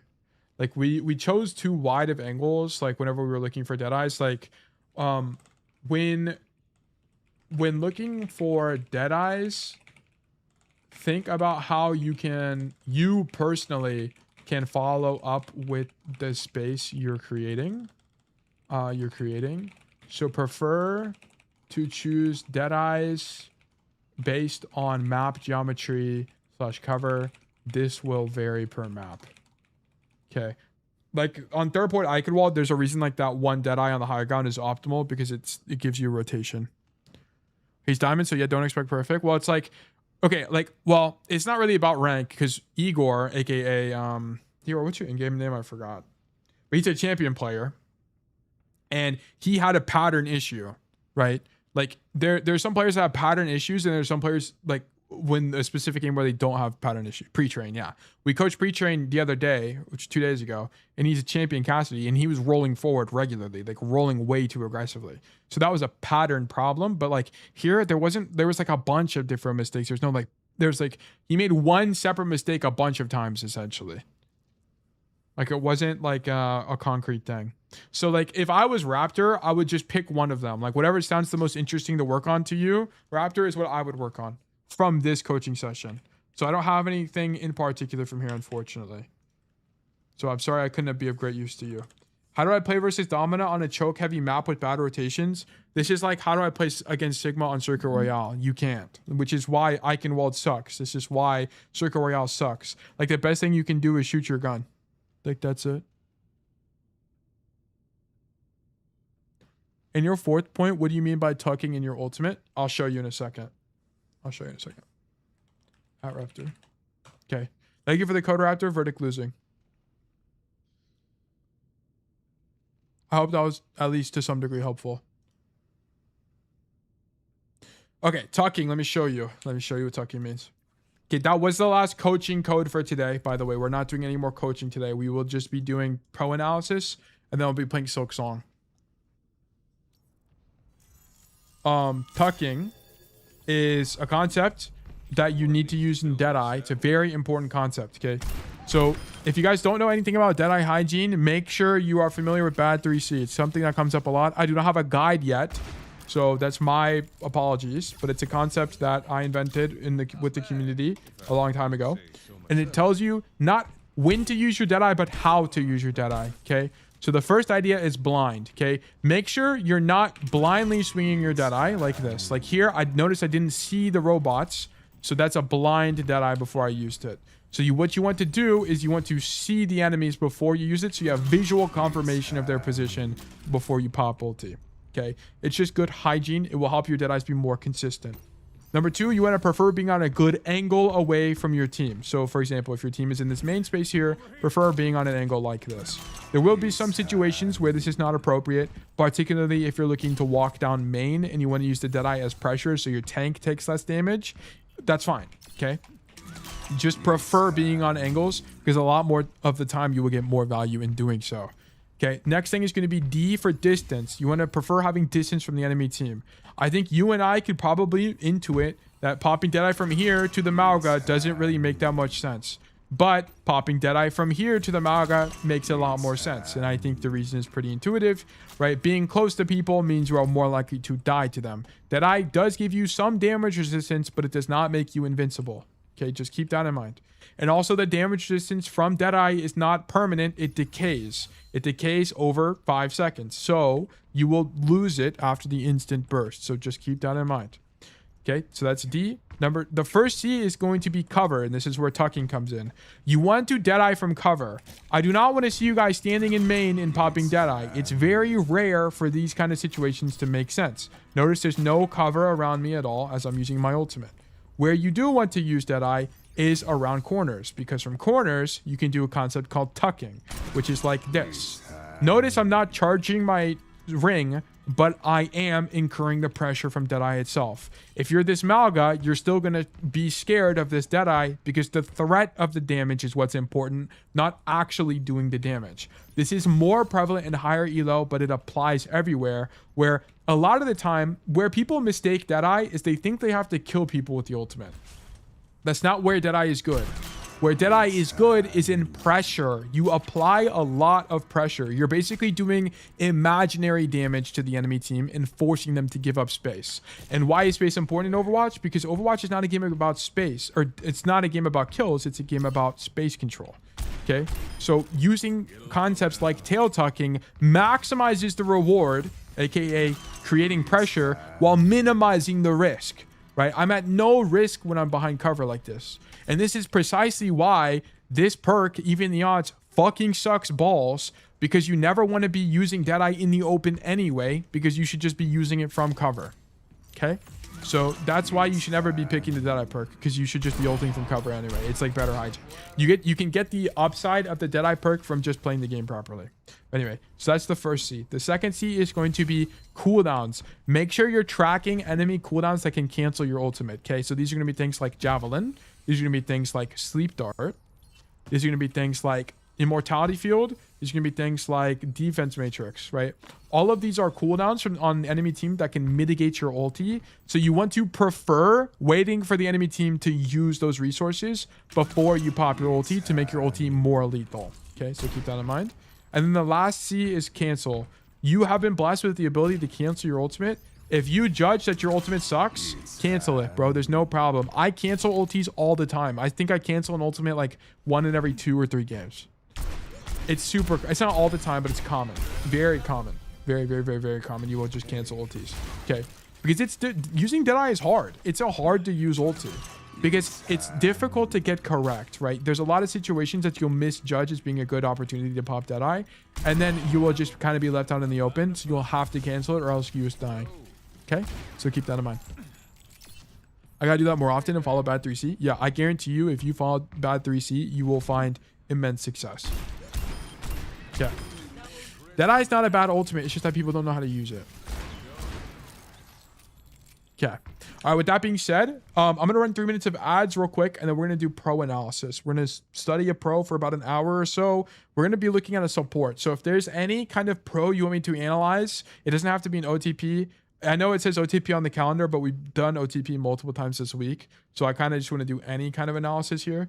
If there's any kind of support, even it could be an OTP. Whatever you guys want, let me know, and we can potentially look at it. So be right back, guys. We're going to run 3 minutes of ads. So there's no ads during the learning. Boom. Remove this. Zera's got to be a support, though. We need a support. Study me on Mizuki. I'm spiritually champ. You and I both.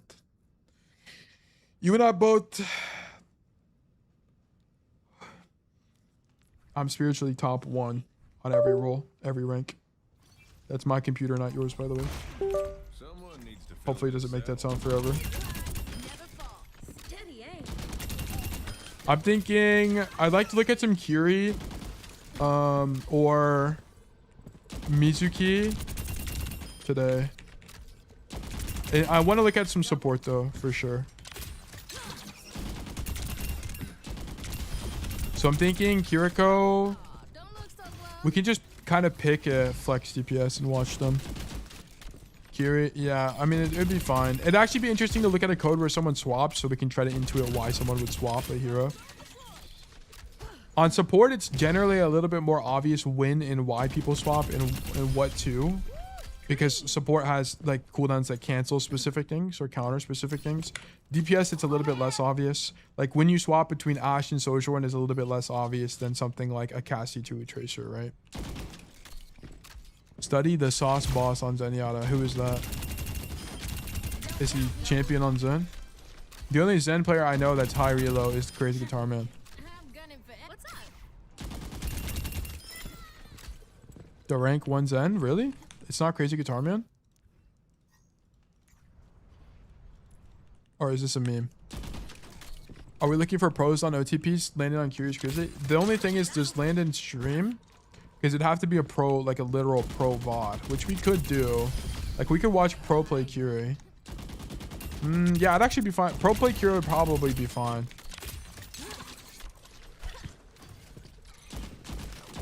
Unk might be washed, but he's GM's champ still. I don't know if he's rank 1. I see. Okay. When are the next pugs? This Friday or this Saturday? It's in a few days. The announcements in the Discord, guys. Like, for the pugs, I always announce them in the Discord. I think if we're gonna do it in a week, I normally announce it at least on Wednesday, so you guys have some time to react to it. Okay, ads are almost done. We have 30 seconds left. I forgot to run the ad banner. My bad. It's not really a point in putting it up now, though. I guess I'll get this ready. We'll just start pulling up stuff we need. Because I need to open up the Obsidian and I need to open up Firefox. This is the wrong Obsidian. I need Worm National Library. And I need to close this. Okay. And then we need... let's do a pro. Let's do a Curie. Yeah, we can do Landon Curie. UV streams. We'll do an actual pro game. So, because we can talk about like how it would be different. Landon Virtus, Landon OBS Sojourn. He's on Virtus Pro, right? Oh, he's on Alcod.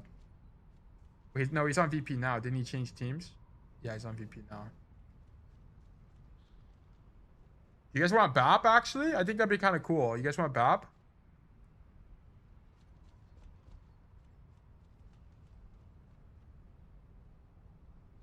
Unk is so washy GM4. Holy schmoly. I could use some BAP pointers. Yeah, BAP is good. Okay, we'll do BAP. Landon is like the BAP guy too, so this is really cool. Okay. All right, so for today's pro analysis, we're going to study Landon on Virtus Pro. This was in Champions Clash, so this was the last land. So it's not the latest gameplay ever, right? This is the patch before we got Shion, but it should be educational regardless. And we're going to pull up Obsidian, create new notes. We're going to do Landon, Baptiste. I think he plays on Oasis here. We might, hold on. Is there, no, Dorado is where he plays BAP because Kiri's banned here. So that makes sense. Yeah, okay. So it's going to be Dorado actually. Not Dorado analysis. Then we're going to do, I got to do some homework here. So we're going to do hashtag analysis. We need to do player, Landon, hero, Baptiste, map, Dorado. And then I need to do date analyzed. This is going to be what day is today? 6/25, 2026. And then this is going to be how far into stream are we? We're 4:22 into stream. Okay. And then we're going to go from here. Okay. And then keep in mind this is pro play, not ranked. Okay, we do need to keep this in mind because it's slightly different. I don't want this to be title. I want it to be bold. Okay, don't do that. Good old markdown. Okay, and then let's go to here, and then let me actually boot up. I can actually close an instance of Overwatch. I don't need to. And then let's go to leave game, custom games, create settings, maps, none. Dorado. What is... Yeah, we'll just go from here. And is he a defense or attack first? We are on defense first, I think. Yeah, we're on defense first. Okay, I want to point out that he's probably only playing BAP here because Curie is banned. I have a big news. Echo and I are expecting twins. Schwab, this is fantastic. This is brilliant news. This is brilliant news. Congratulations. I wish you the best health for you and your family. And that your future is bright as a family together. And that you climb in Overwatch together as a unit. And you achieve great new heights. 2 more citizens from our nation. This is true. This is what we needed. But congratulations. That's amazing. You're almost at the 5 stack. This is what we needed. This is actually what we needed. Okay. So we're on Baptiste on Dorado. Why do we play BAP? So we're playing BAP. It's kind of an interesting comp to play BAP into. I feel like this is a little bit of a comfort situation, not because BAP is like literally better, by the way. So we're playing Baptiste on Dorado. Well, I guess I'll just screenshot this. Probably is like going to be the most helpful here. Do this. Baptiste on Dorado. Defense. Kiriko is banned. Otherwise, I think he would be on Curie. Like, I just don't really know why you would play BAP here. Like, what is the advantage? I guess we'll see. Like, I don't know what the theory is. Hey, How's the audio? Is it loud? That stuff's no good for It's you. a little bit loud. Have some water instead. Yeah, turn it down. you just wanted to drink it yourself. Okay. Maybe. High ground access, but it's like, if high ground was the thing, why not play Alari? Like, it's got to be something with like window. I'm gonna be so honest with you. I think it's literally just a comfort pick. I just don't think Landon plays Alari. Landon Alari. Yeah, he doesn't like. There's no OBS Sojourn VODs. OBS Sojourn, because I think Alari is just better here. Yeah, like he plays a little bit of Alari.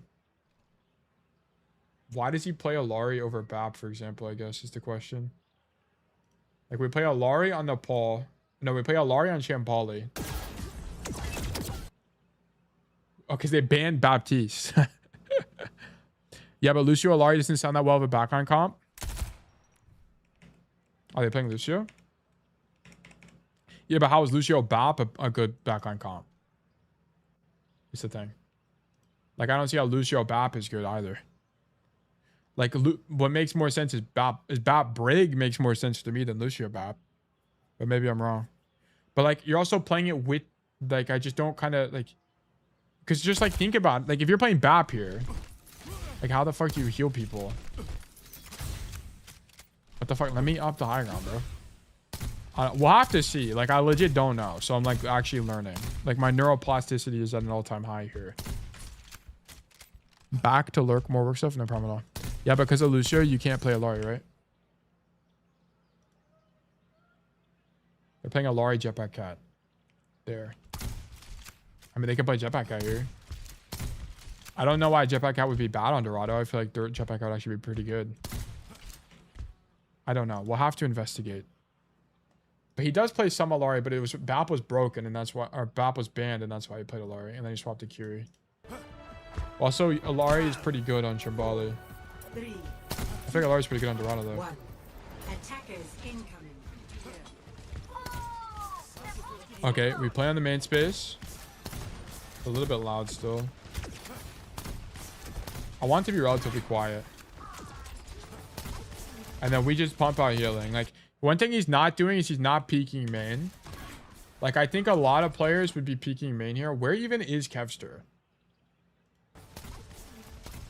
Where is his ally DPS at? Like, okay, this is not something you would do in... Okay, this is definitely not something you would do in solo queue. Like, the problem is... So his team, VP, gives up all of the high ground for free. Like, they're giving up this high ground for free. This is not how you would play solo queue at all. Like, solo queue, you'd be standing here and shooting your gun and fighting these guys. But they give up this space because their team wants this fight, by the way. Like, their team does not... This is why I was, like, saying BAP doesn't make any sense here. So it's starting to make sense. Like, they're not playing for this space because they don't want this fight. Fucking sucks for their comp. Like they don't want to put a like they don't want to have to fight for this. Like how is Cass, Bap, Diva going to fight for this really well? They're not really. It's gonna be difficult. They don't have ways to like play range and open up angles onto this main space.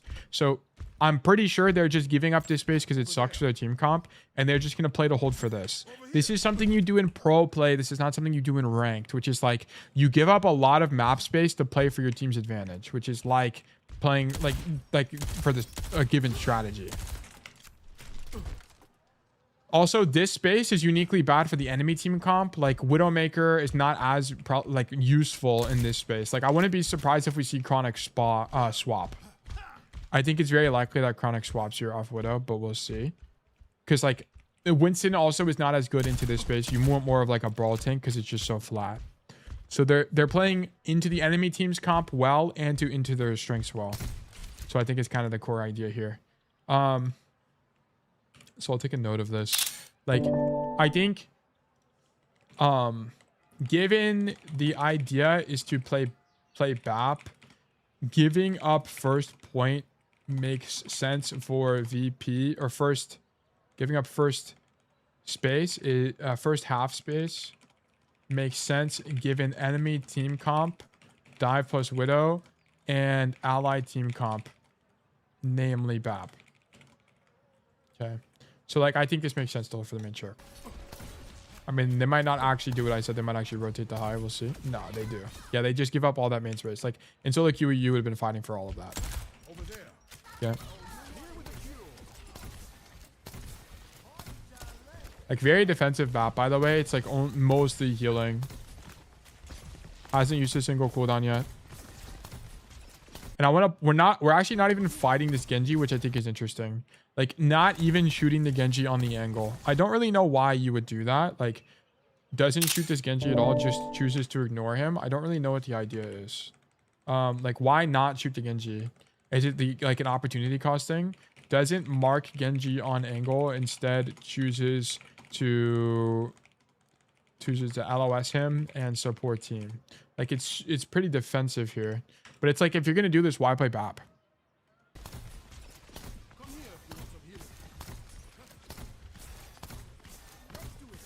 What do you do with these analyses that you write down? You guys can get access to it. There's a command. I forgot what it is. It's like !notes, I think, in Twitch chat. We'll give you the link you need. But it's not going to have the BAP one until I finish it. So you won't be able to see it live. Like, notice this. He shoots his gun like one time this whole fight. Healing, healing, healing. Doesn't even... He shoots there because it's, like, convenient. But, like, my intuition would have told me that you do this. But he's not doing that at all. Like, you're just spamming here. I saw Minty and EG and I was immediately curious. Yeah, we've done a bunch of pro analyses so far. Yeah. Like, you guys, it is publicly available. You can check the notes if you want. We study a bunch of, like, high rank people all the time. But it's like, one thing he's not doing, he is not actively alternating between healing and primary fire.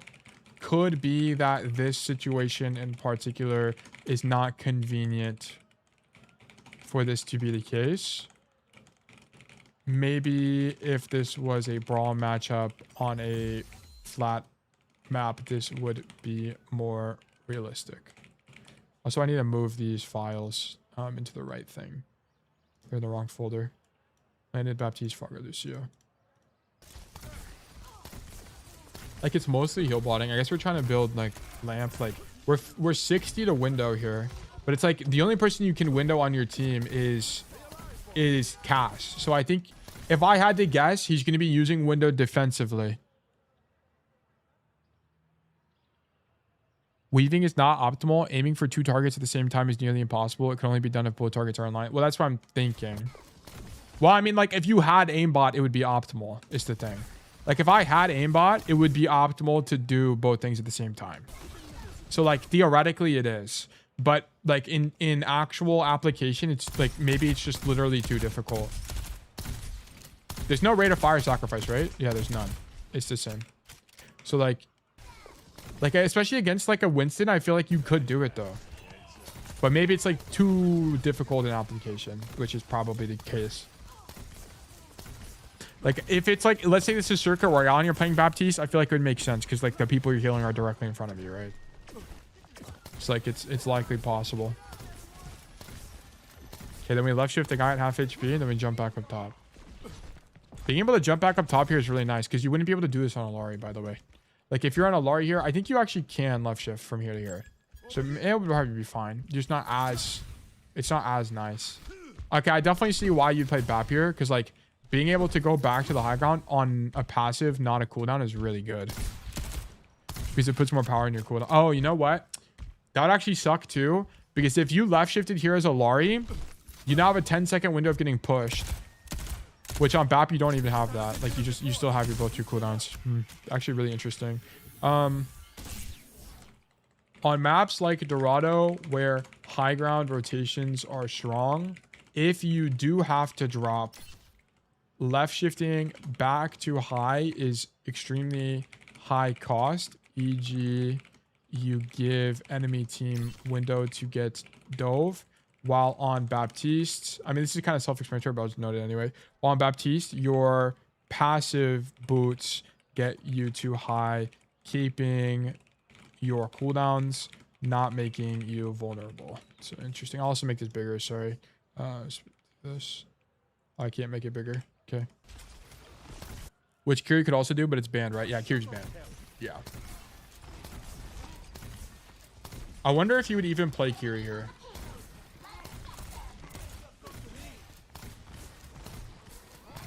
Wow, and Bap is actually really good in this space. Like, uniquely good here. Because you don't have to aim at the floor. You can just kind of aim down hallways and you'll heal people. Because the likelihood of you hitting someone's higher. You get bonus healing if it's a direct. You do. Wow, that's actually really interesting. Let me take a screenshot of this.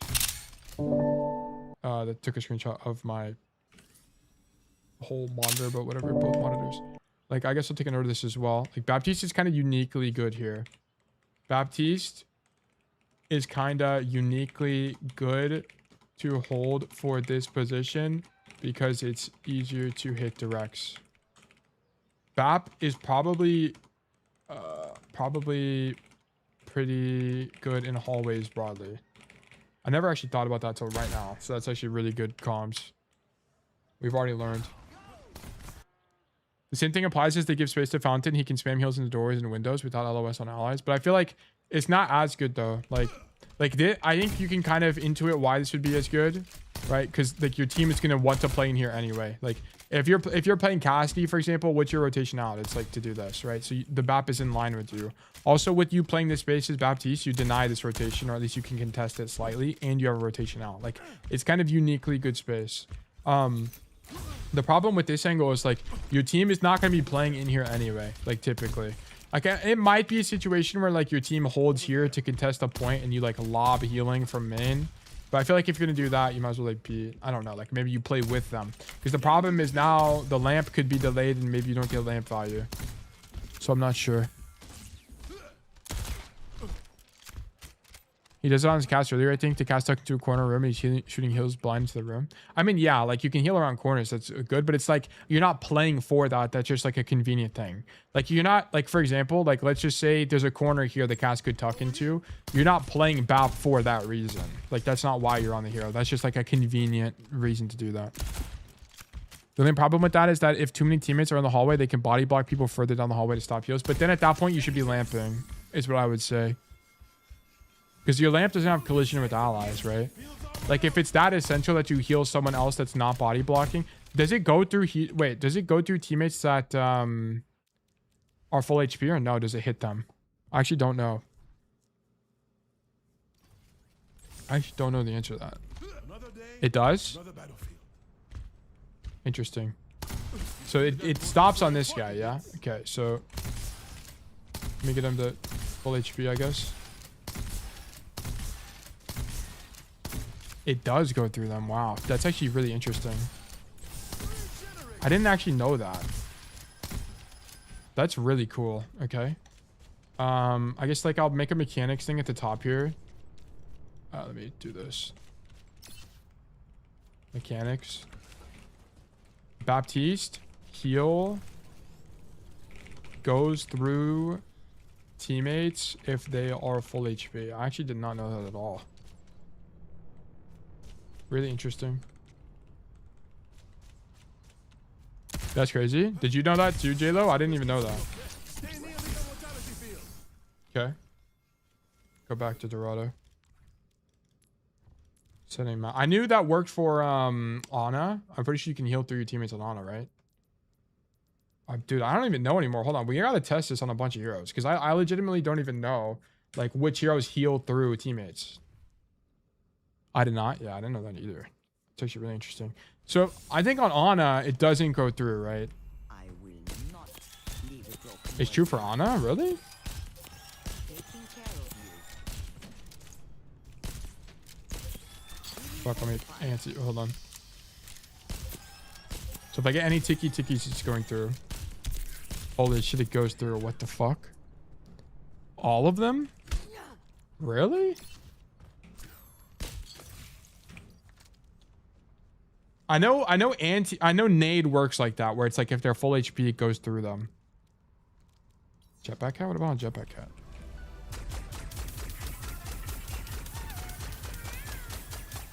Wow, what the fuck? I did not know that. Weaver, music key. Everyone else is like different. I guess Juno is also going to function like that, right? We should test this real quick, so I genuinely don't know. Wow. Okay, that's actually interesting. I did not know that. Okay, that's actually just cool knowledge to be had. This is true for all supports with aim-centric healing. If they are full HP, their projectile / hit scan bullet goes through. Interesting. Curry light goes through them, but still locks on them. Yeah. Curie I knew was a bit different as well. Okay. Like this space is so good for BAP. It's like so uniquely good. It's kind of like on cast where there's like just like some angles that are really good. This is just one of those for BAP, I think. And it's interesting that we go for this. Like you just play in this space the whole time. Like let me actually screenshot this, by the way, to note how the strength of this position. Plays here for most of this defense.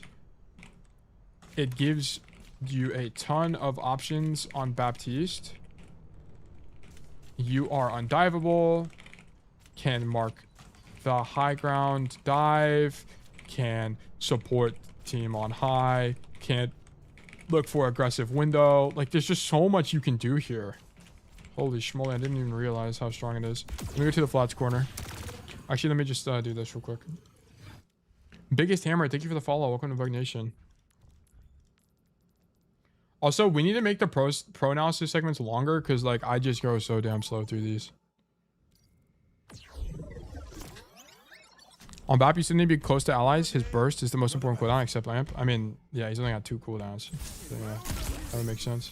But it's like, well, it's less about being close. It's more that you just have a bunch of options. Like, I'm sure there's a bunch of situations where being far away makes sense because you don't have mobility.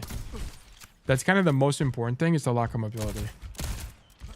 Like, if BAP had cast roll, I think you could play him a lot more aggressively and be fine. But you just don't have that. It's kind of the problem. Anyways, keep going.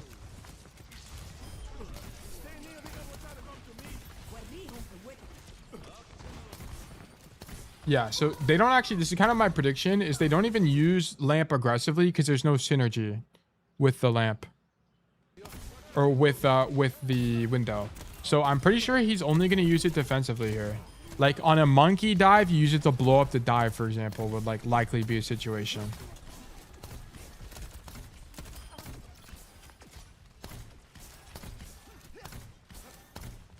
Like he's not even shooting his gun. Like minimal gun shooting is happening.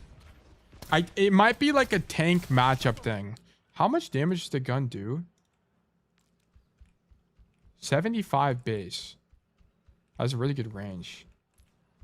Damn, what the fuck? Is that a burst? Surely that's a burst. Yeah, damage per volley. I was about to say, per bullet? Jesus Christ. He shoots 3 cast bullets? So you kind of, maybe like you kind of can't break monkey bubble, so it's like kind of pointless. I don't know. Now we have window and full extra charge too. Like, notice how defensive, like he's not peeking main. Like he is not, okay. I think he's not peeking main because he's going to be the dive target. Like not peeking main, taking basically 0 risk to ensure that he is not the dive target into this matchup. Like now they have blades, so this is actually a good position to be into for blade here. If he shoots the monkey, it might get mad at him. Dude, this is true. Wait, look at this W play from Luke Mino, by the way. Blank Ilari ult. Actually kind of unreadable play, by the way. Like, what the fuck are you supposed to do with this now? Like, surely VP wins this fight, though, because they have 5 ults, right? So surely something happens here.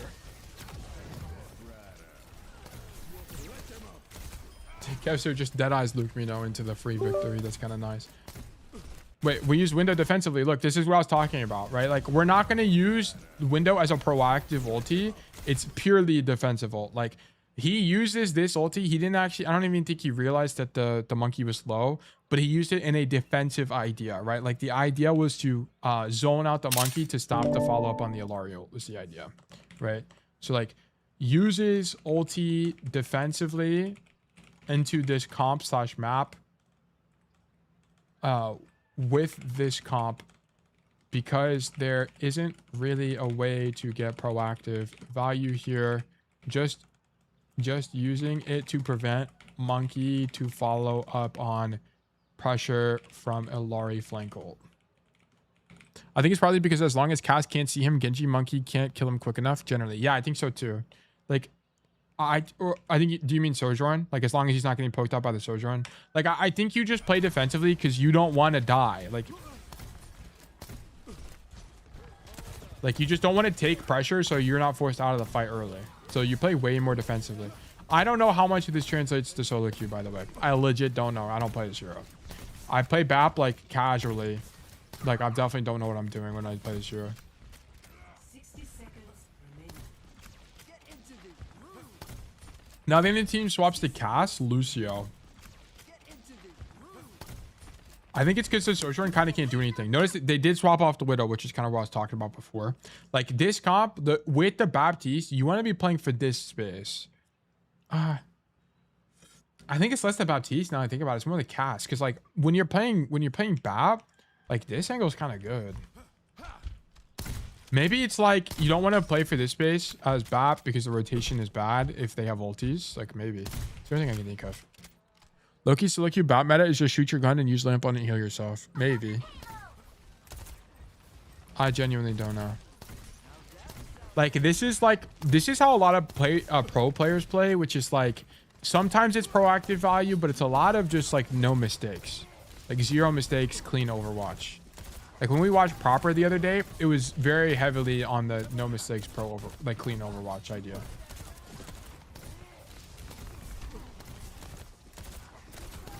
Like here he's breaking monkey bubble. Like okay. So like I think he I mean here he's shooting his gun.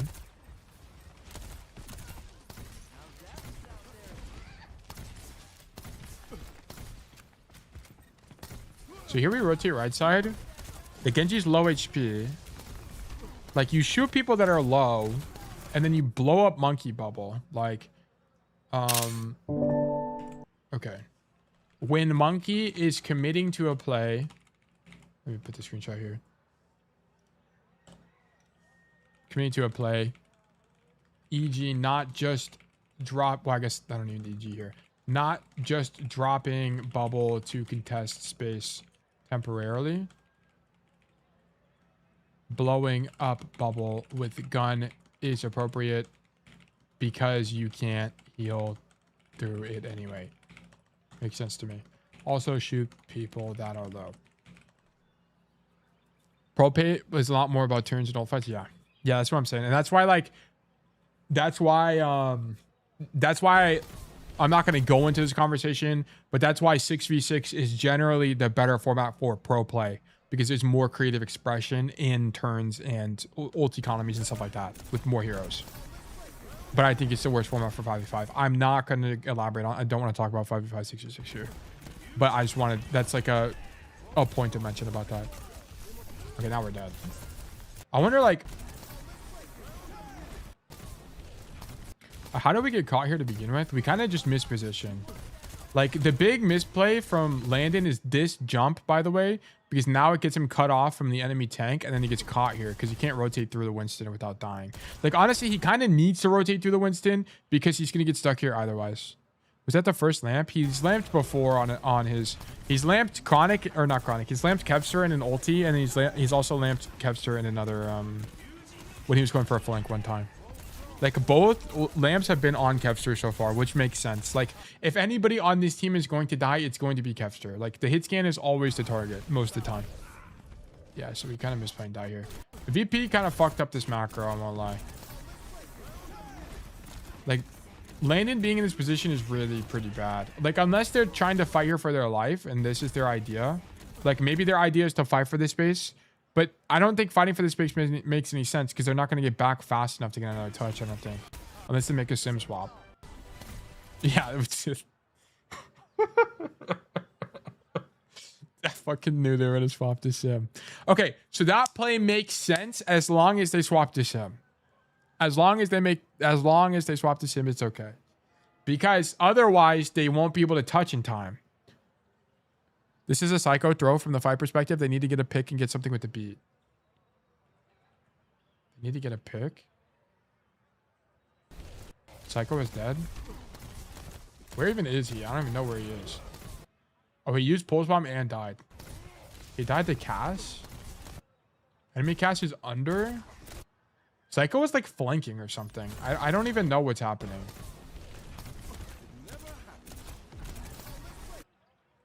Get a pick. I don't even know how you get a pick in this comp, though. I'm going to be honest, I legit don't know. Because they can't survive the Blade Primal, they try to go first, I see. Yeah, so then they're committing to the fight. Okay, that would make sense. So they commit to the fight, that's why they die here. So, like, okay, so then that would probably be why Landon chooses this position, because this is the more aggressive position, and the idea is to die anyway, because you're probably going to lose. But if that's the idea, why do we commit beat? Like, why would you commit beat, though? Because you're already down one. And this is also, like, something I see a lot. Like, beating when you're down a player, I think is actually genuinely pretty good. Like, no bait. I think it's actually pretty good. Because it can turn the fight.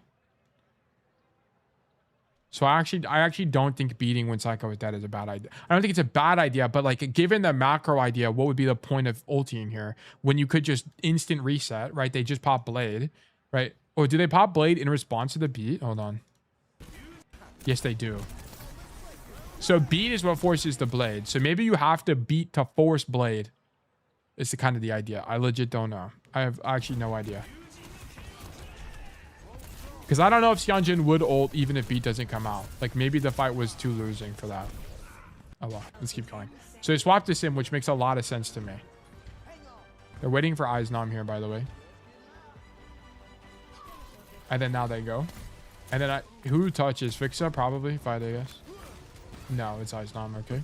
Now we're on the wide angle. The lamp is too late. Fuck. Could he have been any earlier or no? No, he literally as fast as humanly possible. He even has the boots perk. The boots perk has to be better here. It has to be better here. What even is the other perk? Automated healing. Using any ability triggers Baptiste. Yeah. I think the boot perk, this perk has to be better. Because boost perk probably makes the most sense in the dive matchup. If it wasn't a Winston take, I feel like it's probably not better. Yo, Tail, is there any breakpoint you know of where taking Bang Bang is in that negative? No. Like, if there was, it's so inconsequential that it genuinely doesn't matter. Because the benefit outweighs that breakpoint by a bajillion miles. It's not even close. There used to be a breakpoint with Tracer, but they nerfed the damage on Bang Bang anyway. So, like, it didn't really... It used to be able to one-shot Tracer, so... I don't know. The range benefit is so much greater than the damage. Here we go top here. We have window again. What the fuck is this Deadeye? Deadeye for main space? Ice Storm got boobs though, which is really unfortunate. So we're not actually able to do anything. And we have to lamp ourselves. And now we map flip. This is a Deadeye you'd basically never be able to do. Like, unless you calmed this in comp, you're basically not going to be able to do this Deadeye. Because the chance of getting dove and killed instantly is way too high. Well, of course, I wasn't making a new perk joke. No, I know you're not making a new perk joke. I'm just saying that, like, even if there was a breakpoint, it genuinely wouldn't matter because the range benefit is that good, is what I'm saying. But there probably is, like, one damage breakpoint that exists. I just legit don't know, though. Is the thing. And I haven't investigated it because it kind of, yeah, it's like it doesn't change whether or not you take the perk. Okay, so I want to point out this fight that he doesn't stay up top the whole time. He actually drops. So here, we drop with our team and we actually map flip. And the reason you map flip in this situation is because what do we see with the Deadeye? It's kind of hard to see because the bit rate's going to be ass. But basically, everyone on the enemy team is coming under them, right? So as a result, now we know that the left side of the map is free, so we rotate left side. So we map flip.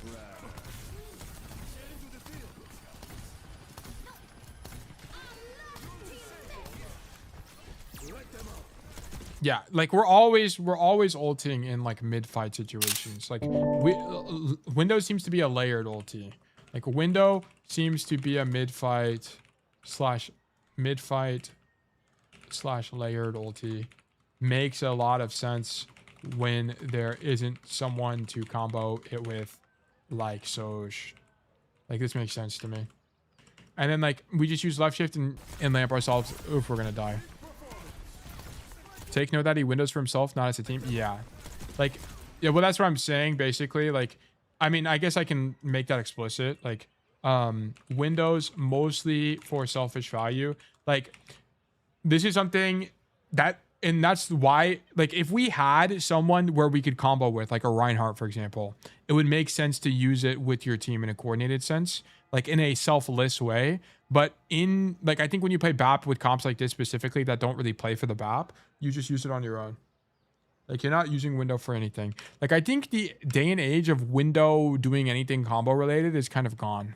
I think it could be in specific situations, but I think it's kind of rare.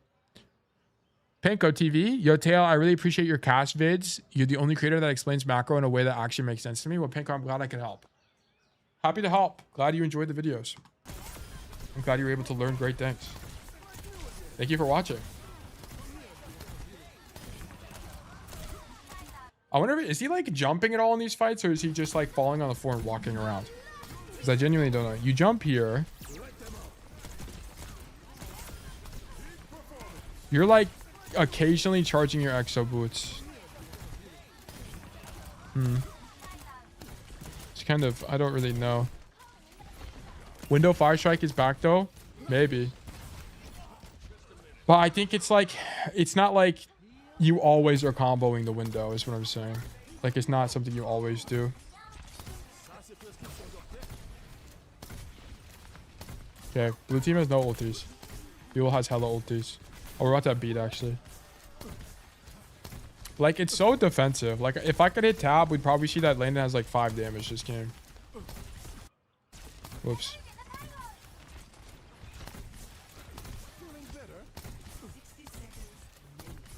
And there's great priority on healing. Like, I want to point out here that he's not focusing on healing his cast because his Lucio is top. Like, so he's not really as worried about keeping them up. Like, I'll take a screenshot of this. Like, okay. So, like, in terms of positioning, we are doubled up with Lucio. But it's more a map geometry thing. We aren't prioritizing healing the low HP Cass. We are focusing on keeping up the Diva / Tracer. So we're doubled up, but not really in terms of support / intent, which is actually an interesting concept. Like, maybe one thing I've had, like, I've broadly misunderstood on support is, like, I've always interpreted it as being similar to not doubling up on DPS because of space control, but it's like, if all you're doing is reactive value, particularly on like, you know, you're supporting your front line, it's okay to double up because it doesn't really matter whether you're doubled up anyway because you're just supporting your team. And I guess from here you can deny this lane as well. I mean, but he's probably, even if someone showed up there, I can almost guarantee you he's not going to fight them. He's just going to unswing them. Is flanking with Emre even viable? Depends on the map, but largely no, because you just don't do enough damage. But I think if there was an Emre one trick that existed that was high elo, he would flank, but I just wouldn't sure. I wouldn't be sure as to how much. I feel like Emre is probably one of the hardest hit skins to one trick in the game because your burst damage is inconsistent. How much charge do you need for this? Damn, how does he even make it over there? He has the Exobrutes perk, and that makes it really consistent. Damn, what the fuck? Do you go higher with this?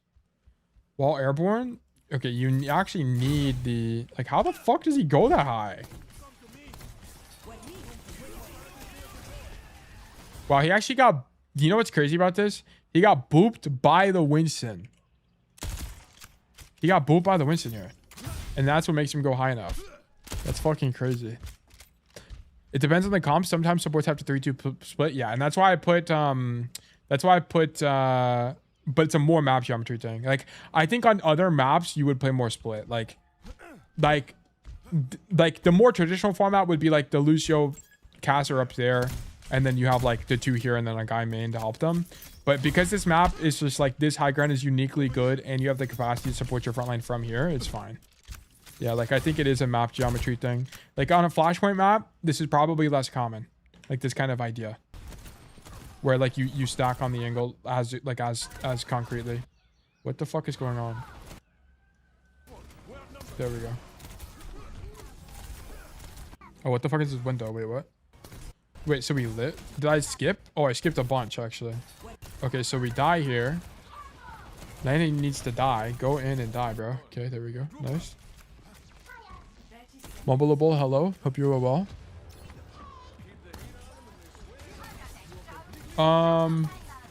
Let's see here.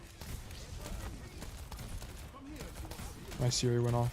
So we come main with our team as opposed to off angling on our own. Wow, jumping through the choke. Wow, it's actually really interesting. So it's actually very important that they don't get stuck in the choke. So they walk out so they don't get stuffed by Kellen's Primal Rage here. And then we're not... Do we lamp our cast at all? No, he is beat, so we don't. Wow, really interesting. Like, he didn't get any of his cooldowns forced here, by the way. Like, I think one thing that's really nice about, like, healing people 24/7 is you don't need to left shift 24/7. Like, he didn't get a single cooldown forced there. And then we window selfishly again. Like, and this is the same idea. It's like, you kind of use it to peel dives and, like, defensive ideas in the mid-fight. Ulti is a very defensive idea, selfishly in the mid-fight to keep team up. Also safer to stand together when enemy dives. When Bap has the ability to heal from distance. Yeah, makes sense. Like, I think with this comp into the matchup, this makes a lot of sense to me. We're dead. Okay. I wonder if he should even windowed here. Like, what was the cue to window this? Shion is 1. We can help our team stay up. Kevster dies anyway. Where even was Kevster? Kevster's on the high ground. Oh, Kevster drops for the Mega and gets dove by Genji. The chance of Kevster actually living is higher if he stayed up top, even though the Winston is here. Just because we have the win now. But that would have been way too hard to see in the moment, to be honest. Okay. What's the other minor? Yeah, more field radius is 30% bigger. I see. Okay. I wonder if there would be a situation where you take that perk. He might actually have 400 damage and 1200 healing. Yeah, I think this is a uniquely bad situation where you just kind of can't do a lot of damage anyway. Oh, we come this way for a fight.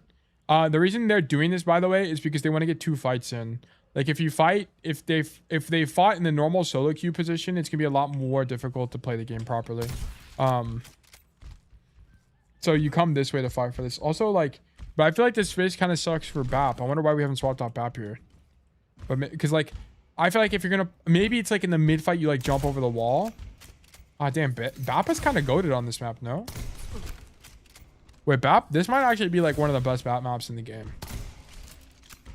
There's like just so much shit you can jump around. Like this thing, like being able to jump over this wall is huge, by the way. Like this is actually ginormous. Like this opens up a ton of playmaking, and being able to do this as well, that's so nice.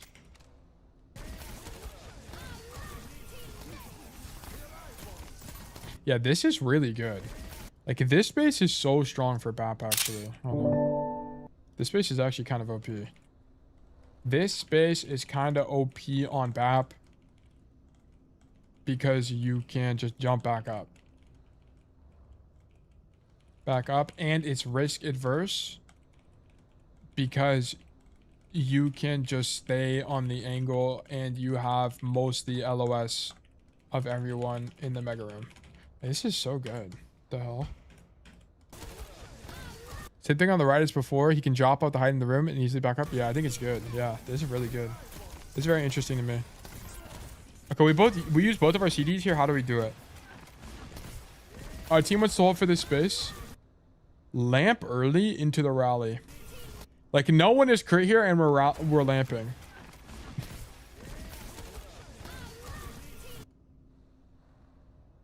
I think he lamped because he was concerned someone got stunned. Is the idea. Because like if someone gets stunned, the chance of you dying is absurdly high, especially at this level. But no, he actually whiffed the stun. Luke whiffed the stun here. Okay, actually interesting idea. I'm gonna take a screenshot of that. In Brig Rally, preemptively lamp the bash in case someone gets stunned. Interesting idea. Matchup specific. Luke Mino just missed the bash, so no value from this lamp. So it technically would have been better to not lamp here, but I think you can't really, especially because lamp has a deploy time. If he has hesitation, it would be likely that Kevster would have died here or something. I feel like this Genji never pressures him. Is that the Genji's fumble, or are we far out of the reach at all times? I think at this level of play, like going backline, here's the problem. It's like if you're Genji and you went back on, let's say you climbed over this and you just like dive, go. I mean, I don't know. I'm gonna be honest. Here's my hunch: is that if you dive this BAP, they're just gonna win the 5v4. Like the BAP team is just gonna drop, rotate away from you, and win the 5v4 as you're flanking. Is the idea? They'd say, Genji flanking, flip map, flip map, flip map. That's like their calm. Can we flip? Can we flip? And then everyone flips like this. And then they just win the 4v5. It's like the idea, I think. I don't know. I legit don't know though. Like I'm actually curious. What does this look like from Sionjin's POV? Sionjin Dorado. Let me not do it on the same tab. Sionjin Dorado. Like we'd have to actually ask a BAP player or a Genji player because I don't really know very well. Virtus Pro. Sionjin Virtus Pro. I need this game. DPS randomizer. Is it this one? It is this one, right? Yeah. So we're on third point.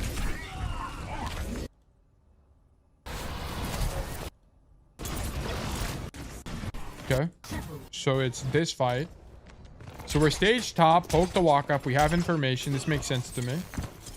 Like you wouldn't want to be on the floor because then you have to double jump out and you have no cover as you do that. So this kind of makes sense. Okay.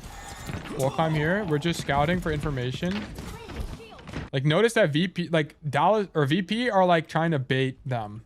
They're like moving around. They're not like all coming out of here out of spawn, by the way. They're like keeping their options open and like trying to bait here, which is kind of interesting. Then they finally make the rotation. Yeah, like I don't know. I don't know the answer. Like I feel like wall climbing over and going in from behind is stronger, no? But maybe I have a misunderstanding of how Genji works. I don't know. Genuinely don't know the answer to that. Like why would it not be stronger? Maybe it's because like you end up being mistimed. Like unless you're staged there, I think maybe it's a risk of having too much down fight in the mid fight. Because the fight's about to start happening. It's the only thing I can think of. But like the cost is that Oh, I guess you're playing for the rally. Okay, I guess the idea is that you don't go for the flank because you aren't the win condition. This rally is the win condition. And it's just that Luke Mino misses the bash. Like, that's the big thing.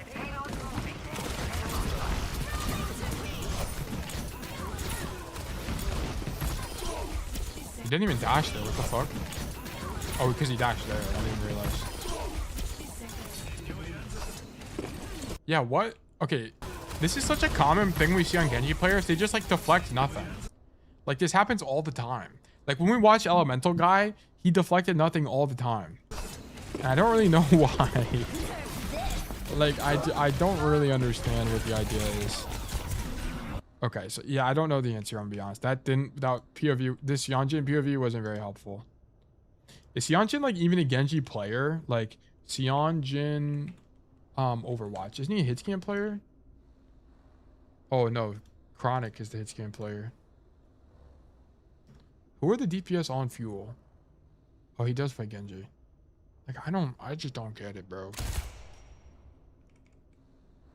It does seem like Landon is ignored almost the whole game. I think the cost of diving BAP when he has cooldowns is just too high. Like, if BAP has left shift and E, it's too difficult to dive him. But where it's easy to dive BAP is when he has no CDs, which is why, like, BAP is, like, the last one killed, I guess.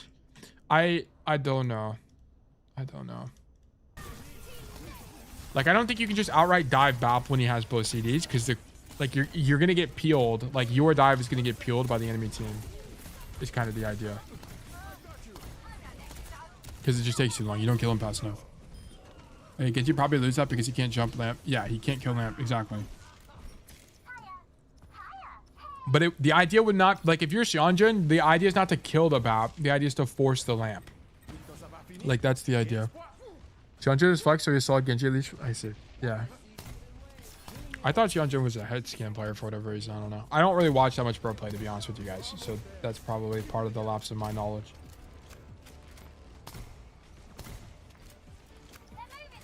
Like, we play this angle, which is interesting to me.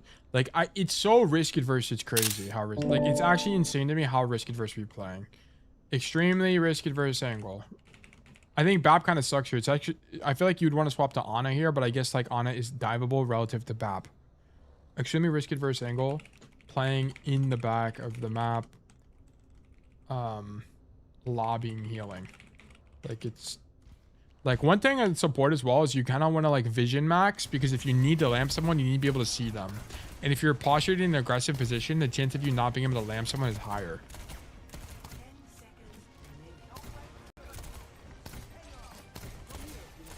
I also think you shoot your gun when, like, healing people is insanely difficult. Like, when they're super far away. Or when they're already full HP. Yeah, like, when people are full HP, he's shooting his gun.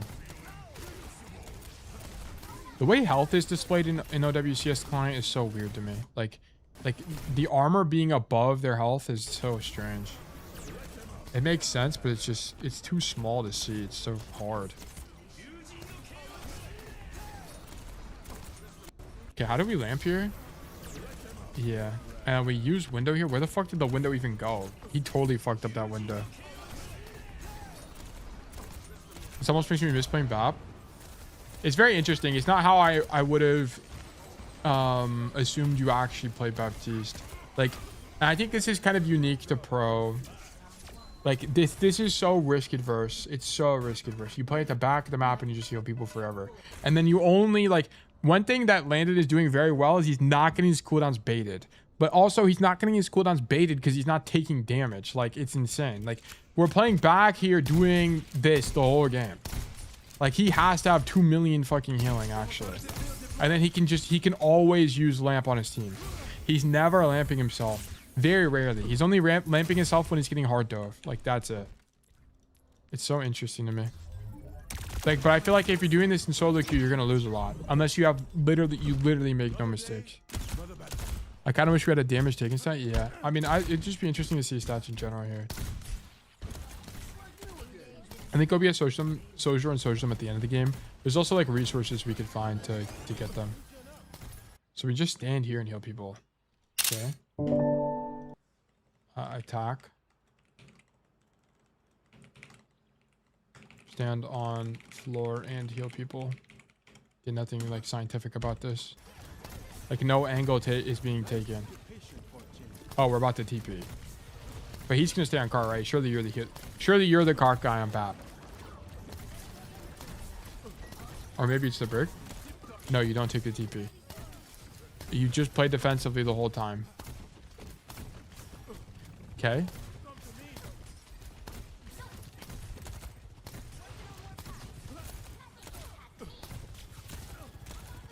You know what would be interesting? It's like the problem. Oh, you know what? I think even if Kiri was banned, they would still play BAP here.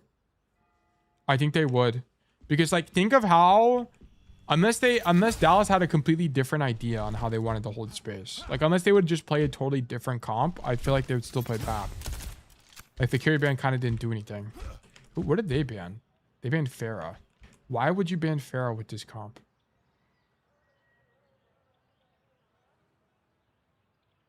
I don't know.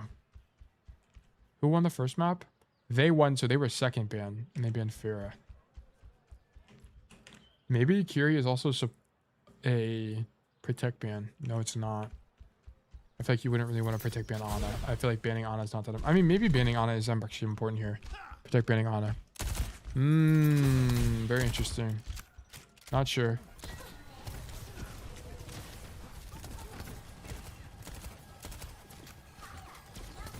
Okay, now we map flip here. Like it's all cart riding. Like how stacked VP is. That's actually crazy. Fucking all 4 dudes are on one spot.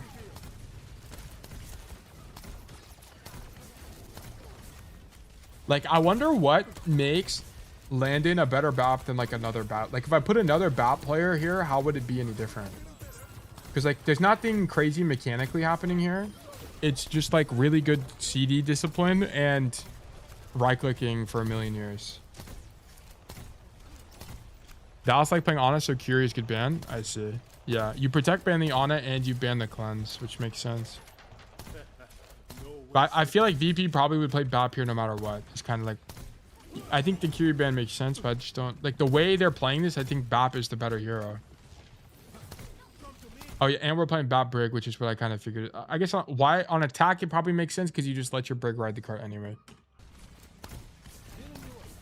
And then plays like this in rank 2 and he's champ 1. Well, in champ, once you're already in champ, like you kind of like you can get away with not playing as proactively. It's the thing. Like that's why like whenever you watch pro players in rank, they like don't really play that proactively. Because you kind of don't have to, because there's like some level of understanding between players that like that people fill the role that they're meant to be doing, which is like DPS plays main and shoots gun, flex, you have a hit scan and a flex DPS. Like the assumptions become true at the highest levels. So like you can get away with playing this level of passivity. But I'm pretty sure if I had like a plot player play in a lobby like this, they would not, I'm not 100% convinced they'd be winning on average, because a lot of what we're doing here is very reactive. Like nothing that Landon has done has been very proactive in and of itself, because he's not the win condition. Like his win condition is not dying. Like that is the win condition for Landon. It's the thing. And that's an okay idea to have, but I don't think in ranked that's a very healthy idea. That's the thing. Like we're playing mistakeless Overwatch. Flawless Overwatch. Which is, I mean, maybe it's a valid enough way of winning. I'm not sure. I just don't teach that way of playing Overwatch. Is my thing.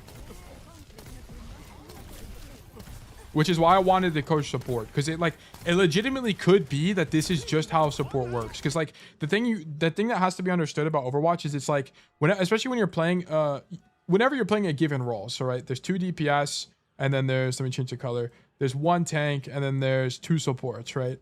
You're not competing with everybody in the lobby, basically. You just need to outvalue the enemy team's supports or the enemy team's tank or the enemy team's DPS on average, right? This is not like literally every game, but on average. So like, it's like, can you make, the question you should be asking yourself is like, can you make less mistakes relative to the other support?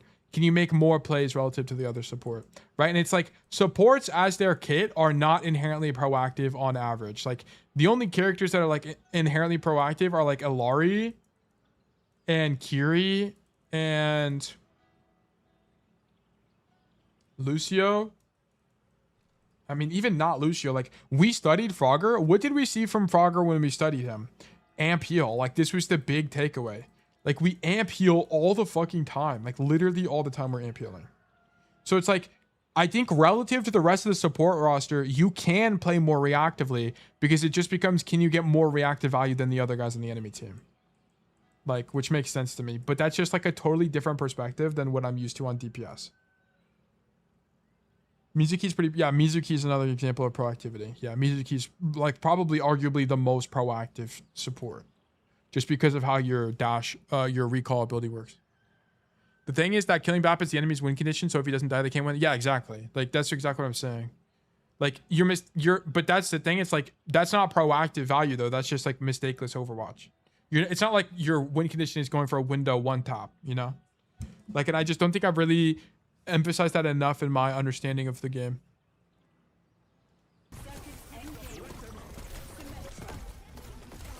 How did we end up here? Sorry, I was yapping.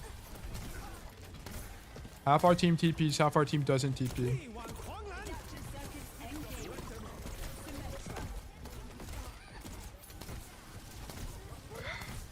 Okay. Oops. I tried to increase the speed, bro. There's kind of not really a place to rotate from here because here's the, like, one thing he could do selfishly is like, he could rocket jump to the top of church here, but you're not really playing for your own value. That's not like, if you're playing Baptiste for your own value, you're kind of doing it wrong. Like in the mid fights with window, sure, it makes sense, but you're normally using it to enable your team, right? But it's like, if he rocket jumped to the top of church here, he'd be leaving his break and his cast out to dry. Like, they would just die. So that's why he's standing here. I mean, but I would argue you could just jump up top, right, and do the same thing. So why not? This might be a misplay. Why pick Heal Noon perk when you can just walk through window and have Bap spam you? This is exactly true. TP Deadeye is so OP, man. How much longer is this? Okay, we're gonna go through the rest of this pretty quickly. Or else we're gonna be here for another, like, 30 minutes. And I want to get to Hollow Knight. Okay. Ride main. Like, I think we've kind of gotten the pattern downloaded. Stand main, play passive. Don't get your CDs forced. Take an active angle if it's coordinated. Shoot people that are low HP. Like, super defensive. Like, whatever you think you should be doing proactively is likely the wrong answer. Like, literally just stand and heal people. And then if you're... Like, your CDs are best used on other people, not yourself. You can CD yourself sometimes, like if you're getting solo dove, but it's not that great. Oh, come on. We can push the payload farther than that. TP top right from BP, surely. Yep. Then do we have Deadeye? We do not have Deadeye. We only have Window, but you're not going to play for Window. Like, look at this. Even though they have Window and it's on paper, probably makes a little bit of sense to Window here, you don't. Like, Window is a mid-fight ult. It is a mid-fight ult with this team comp. If there's nothing to use as a combo like OC or something, it's just mid-fight ultis only. W map flip from BP though. This is super cool macro. The TP up top? Damn.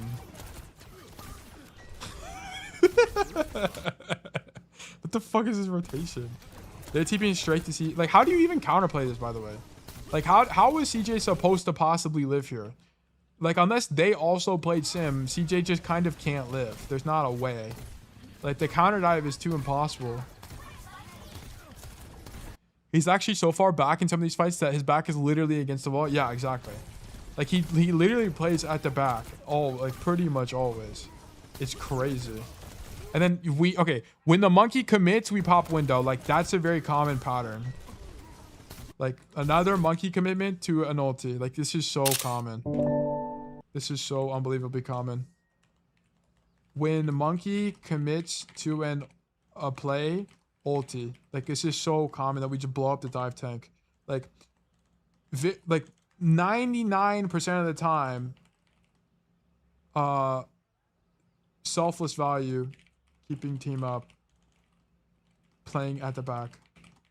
Like, this is like the traditional idea of support. Okay. Alright, sorry, that made me get bigger. Okay. Shoot the diva. Make the same rotation. This is a fun character to watch. Super interesting to see. Yeah, I literally don't know anything about Baptiste. It's not at all how I anticipate you play this hero. I mean, it kind of makes sense, but it's like, I just have solo queue brain, and in solo queue, you would never, like, I mean, maybe this is how you win in solo queue too. Like, I don't know. Maybe you legit just need to do that. I don't play enough support. I play Alari, and I guess on Alari, you do something along these lines. Yeah, he tried to immort himself and died. I feel like on Alari, you kind of don't play like this though, because you pile on for your team, but like you just have so much angle control on your own that you kind of don't need to pocket everybody. Like, I think if you're gonna pocket everybody, you might as well be playing a different hero. Damn, he's fucking right clicking out the ass. It's crazy.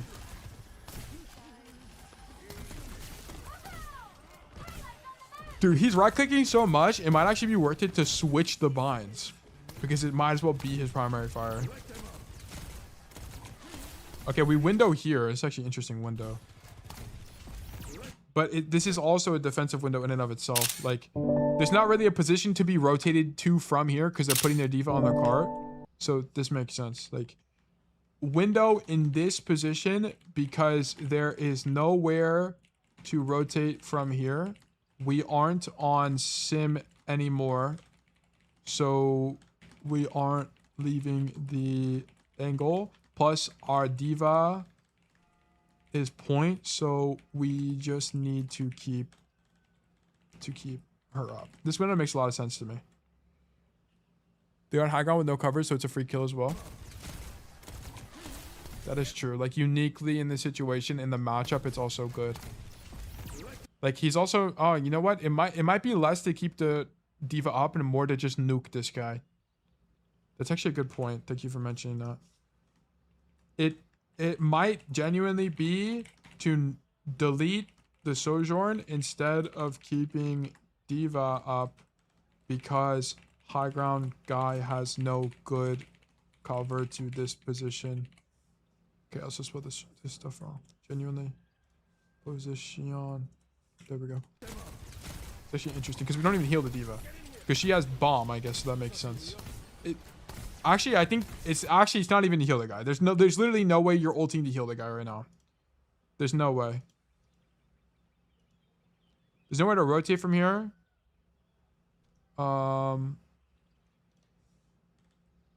It might generally be to delete. Yeah, I think it is to delete the Surge because the diva has bomb, so keeping the diva up doesn't matter. Like, you have a window to do something aggressive, and we die because we have no CDs. How did we get window first? Or lamp first?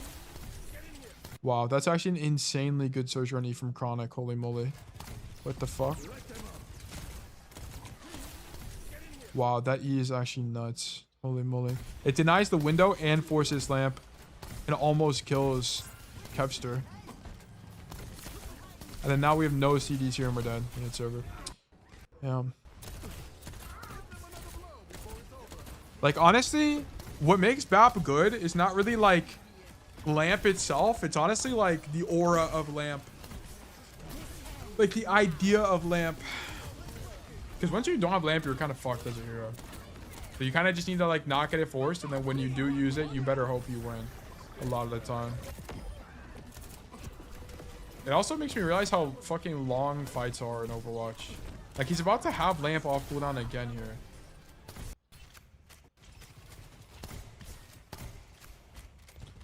I think it's solo queue. You should play more proactive, but still play very safe on BAP relative to other supports. I think it's probably like, I don't know. I'd have to. I think when you get window, you probably look for things a lot more proactive than just like countering the dive every time. Because like it's also going to depend on the matchup. Like it might be just unique to this matchup, because it's not like he can really do anything into the enemy comp with window proactively anyway, right? Also, why do we window here? We have 2 fights. Oh, he windows there because he wants to get to the other side to do something. But I don't think this window's any good. I don't think this window makes any sense. He's about to die. He's in a bad position. He's windowing for his Lucio, which doesn't make any sense. Why would you window for the Lucio? Like the idea, I wonder if that lamp is actually breakable. You know, interestingly, that lamp might not be breakable from there because it might like not clip into the ceiling, but like leverage the fact that there's like a wall there. So it can't actually be broken. I'm actually interested. Because like if I throw a lamp here, no, the lamp doesn't go high enough. If the lamp went to here, that'd actually be kind of interesting. How did he even die? How did he die? Kellen broke the lamp instantly with the fucking nano. That's crazy. You know what? It's because Kellen is nano boosted, and they added the base kit to Winston lamp or to Winston. They added the deployable bonus to Winston base kit, like where you do extra damage to deployable, so you literally fucking annihilate lamp. Isn't Kev on Lucio? What do you mean? I don't even know. Oh yeah, Kevster is there. You're right. Yeah, Kevster is also there. So I guess he's trying to window for Kevster. I mean, it's also just good for him in the position if he was already there. His initial staging was bad. I think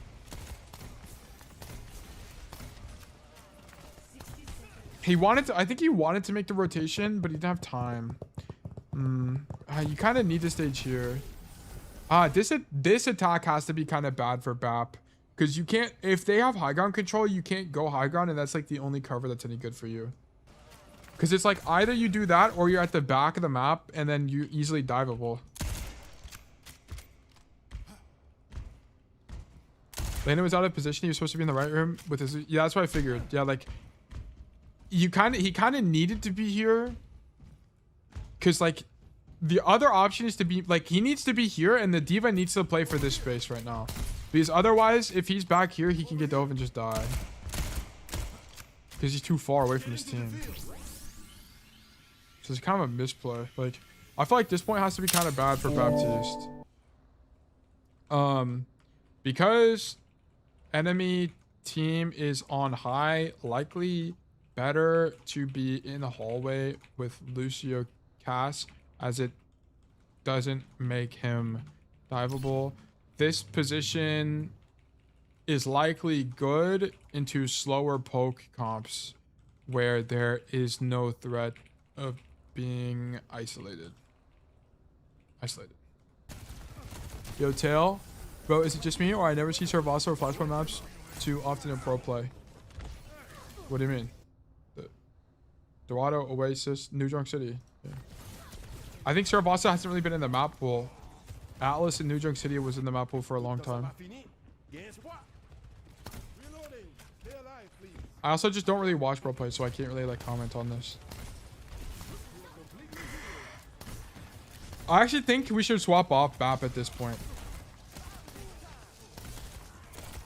But maybe I'm wrong. Like, why would you not just... I mean, I guess like if you're Ana, like, because I feel like Ana is just better here into the Winston, though. If you're going to stack with your team anyway, but maybe I'm wrong. Maybe Bap just does more healing. Oh, we don't even touch. Okay. All right, interesting. Very interesting. Let me actually get this POV and put it in the notes as well. Put it in here. Interestingly, we learned a lot about Baptiste here. Let me put this here.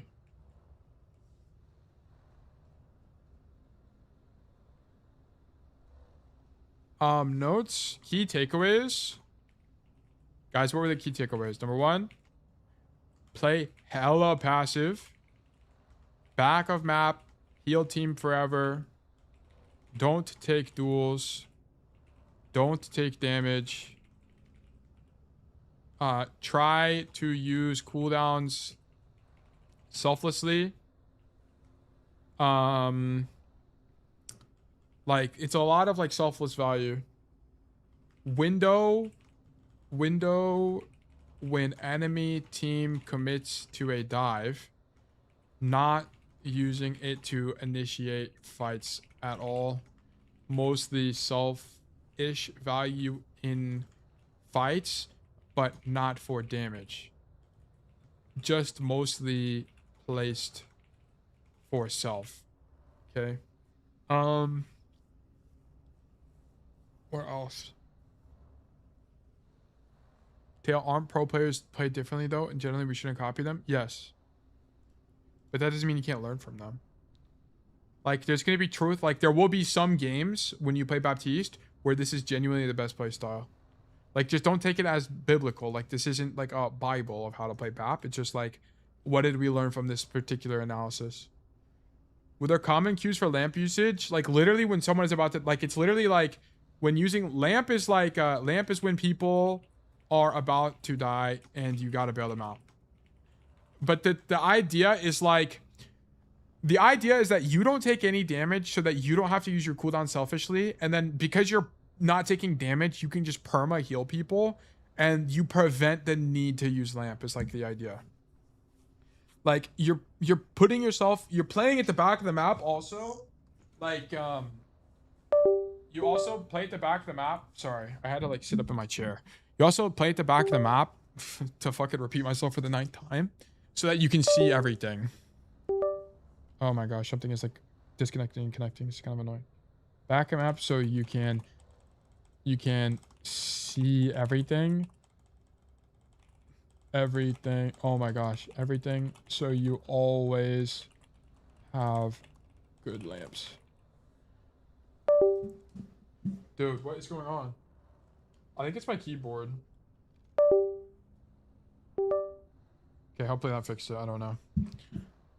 Window when enemy team commits to a dive. Lamp is when people are about to die. I mean, yeah. Window. You ulti when the monkey, like when they commit, is what we saw a lot of. Like super risk adverse. There's some unique interactions like you lamp rally. Like, I guess I'll sure, like lamp rally if you think bashing someone for a stun is about to happen. Like, it's probably a common idea.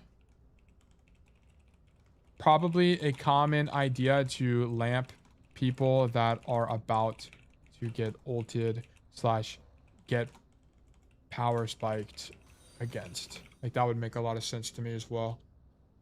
Yeah, okay. This space kind of OP. There's like a lot of map specific stuff as well. We're not prioritizing the whole. Oh yeah, there was like this double up concept too, where we don't help the cast here. We actually just help our core hold space in main. Windows seems to like, I guess like way more healing than anticipated. Like way more healing than anticipated. Might not be the case on different maps / matchups. I think it is likely a map / matchup thing. Like if it wasn't Dorado and we weren't playing against dive, we'd be shooting our gun more. Like if they were playing a tank that didn't have damage mitigation, like an Orisa, for example, I think the chance that we pump damage into the Orisa is a lot higher. We're double, yeah. Window seems like a, yeah, layered ult. We take the jump pass perk. No peeking, man. Like we just don't peek, man. Like damage is not our priority. And I think damage is not our priority because it's gonna force our cooldowns if we take too much damage. Yeah, like I think the testament to this is we don't even mark this Genji. Like we straight up don't mark the Genji. And I think it's because even if the Genji dives us, the cast just peels and we live. Like it's crazy to me how that works. But yeah. Okay, I've learned a lot. Lots has been taken from this. Okay. Okay, with that being said, we're gonna play Silksong. I'm gonna try to go for longer today to make more progress in Silksong. And I'm a bit ahead on videos, so I do feel like I can have the time to do it as well. Let me do black screen. Go Silksong for 5 hours. No, it's probably be like an hour and a half kind of thing. I'm gonna run 3 minutes of ads real quick while I switch scenes and so on and so forth. So be right back. 3 minutes of ads. This Silksong first playthrough, no spoilers. Okay, then I'm gonna still change this to Silksong. Boom, done.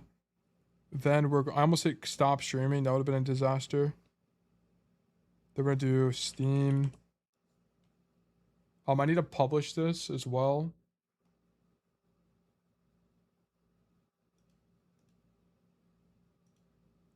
Select all. Wait, what? The Frogger thing got deleted? Why? Oh, it's because it got moved. Okay, basically it's like Git. Basically, is how it's approached. I had a client hit me with a what now at the end of their support ticket today. I'm crying. Dude, people are so demanding. I got pinged here. Oh, okay. It's a volunteer coach thing. Voice lines. So I'm checking some Discord DMs right now. Okay, this looks good to me. This looks good to me as well. This looks good to me as well. Okay. Let me minimize this. So the notes, if you guys want to check out the Baptiste notes, are made public now. You guys can access it to the link. You can do !notes to get access to the to what we just did a second ago. And I'm gonna close this, close this, close this, close this, close this. I accidentally closed Steam, my bad.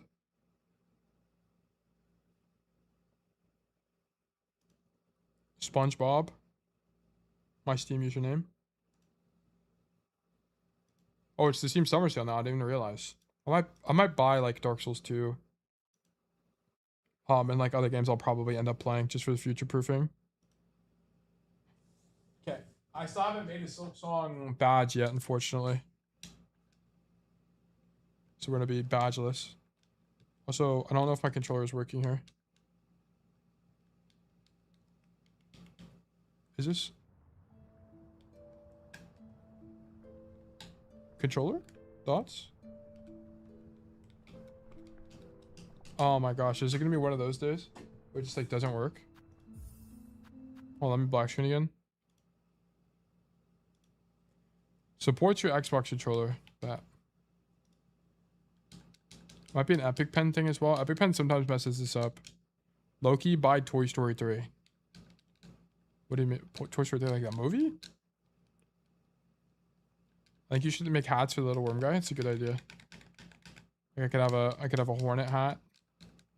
Like a hornet cape. Okay, now it's working. Okay, cool. Desktop. Halfway home, we're 8 hours in. How long is this game? Like 40 hours? So we're like, what, a fourth the way done? That would make sense. I feel like I'm about like a fourth the way done.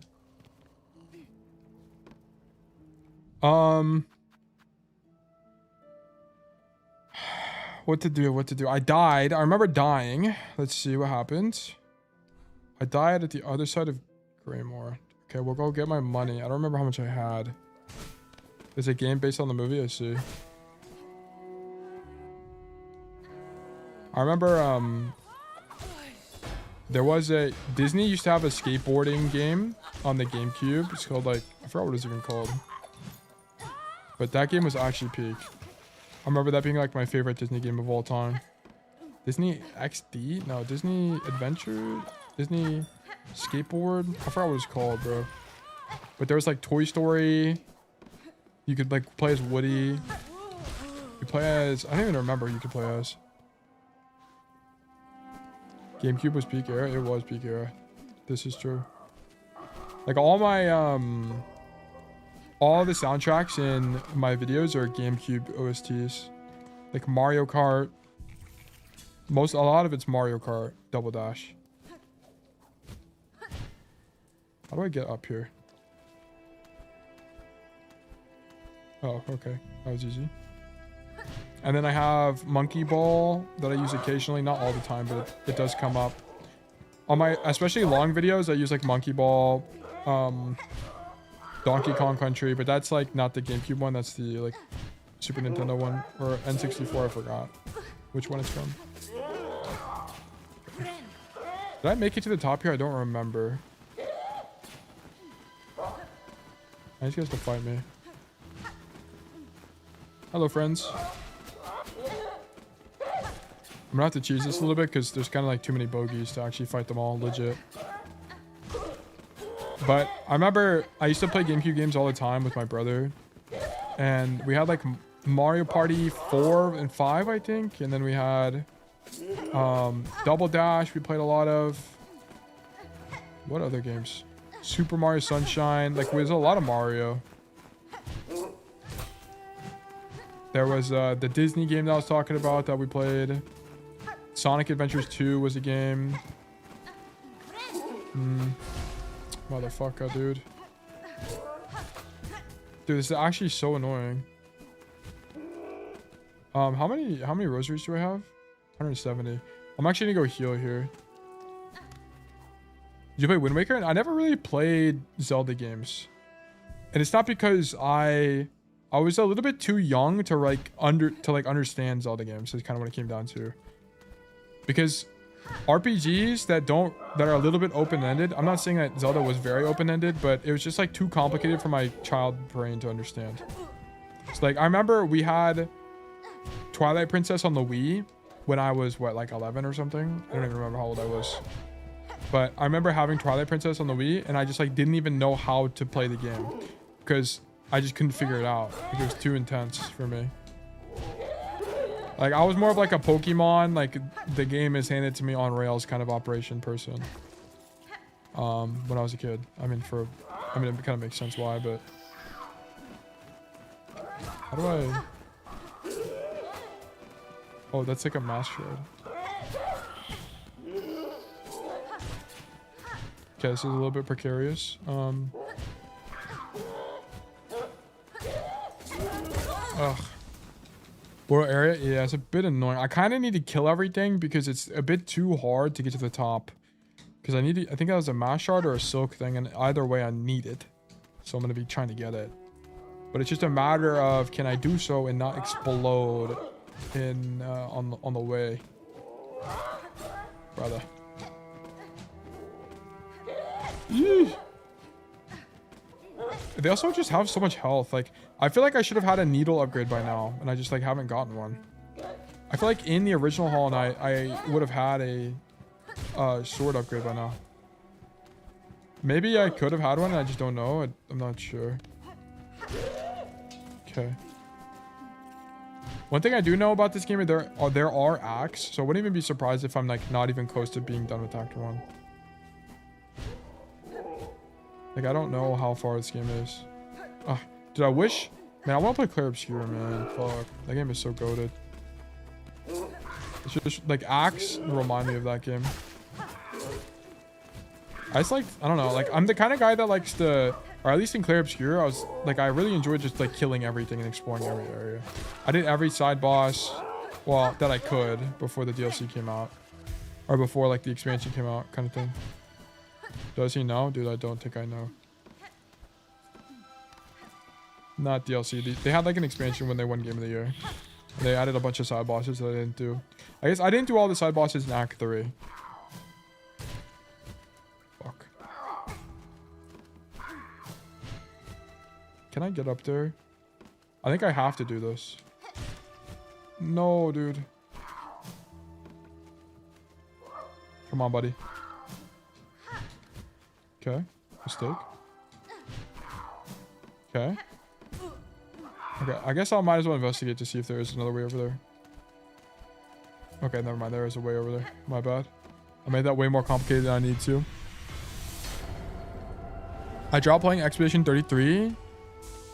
Oh wait, Wind Waker was the first Zelda game I beat on my own, and I'm a little older than you, so that makes sense. Yeah. Yeah, I never really played Zelda games. Like, the first, like, RPG game I really played was Skyrim. And I was, like, 13 or something, or, like, 12. When did it come? It came out, like, 2012, so I was actually younger than that. Because I think I played it the year after it came out, so... No, it's probably, like, 12. Yeah, like, 5th grade. That would make sense to me, too. Tail, will you be buying GTA 6? I'll probably buy it because it's going to be, like, a staple game. But I don't think it's going to be of, like... Like, I'm not the kind of person that, like, wakes up and I'm like, wow, I want to play GTA, you know? Like, I had GTA 5, but it was a little bit boring to me because I just don't really like the gameplay loop of it being so open, and I never really was a campaign kind of person for GTA. Like, for me, it was like me and my friends, we did all the heists. So unless there are heists in GTA 6, I likely won't do it. Or maybe I'll play with my friends, I'm not sure. I don't know if I'd be playing on stream. I guess I could play GTA 6 on stream. I mean, I might as well, right? Like, you kind of have to. So I guess I'll be playing GTA 6 on stream. Dude, how many... There's going to be 10 million fucking people playing GTA 6 now I think about it. Bro, play it on stream? Yeah, I'll probably have to play it on stream, yeah. I've not played this. Is it worth picking up? I put a lot of hours into Hades 2 and beat 58 Fears, so I feel like a good challenge. I've heard it's hard. Is that true? I'm going to be honest. I played the first Dark Souls right before this game. And I would say it's not an easy game, but it's not like, it's not particularly difficult. Like, it's not like, wow, this is so complex, I have to like think incredibly hard on how to win. It's just like, it's just not easy, if that makes sense. At least at the point I'm at right now. I'm sure there's going to be way more difficult bosses for me to fight, but it's not like, holy shit, this game is hard. You know, I haven't like really thought that way. But also, I think part of what's made this kind of low cortisol is I've just like been yapping the entire time. I've played this game, just like talking about random shit the whole time. Like, it's kind of a nice vibe game. Like, I don't have to place 100% focus in playing this game properly. It's nice. I kind of need to go back to Far Fields because I don't really know what else to do over here. I think you should play Zelda games, but my username is literally based on a Zelda item, so I'm clearly biased. I see. Oh, I can't go this way. Oh, I can go this way. Never mind. That's where I came from, I remember. When does GTA come out? It comes out next year, right? Or at least it's supposed to. When is it supposed to come out? I kind of need I might need a prep for it, to be honest. Well, actually, if it comes out in a long time, I probably don't need to. Also, if I'm going to play GTA 6, I don't really know how I'm going to do that because I still need to stream coaching. Like, maybe I don't know. November this year, I always see.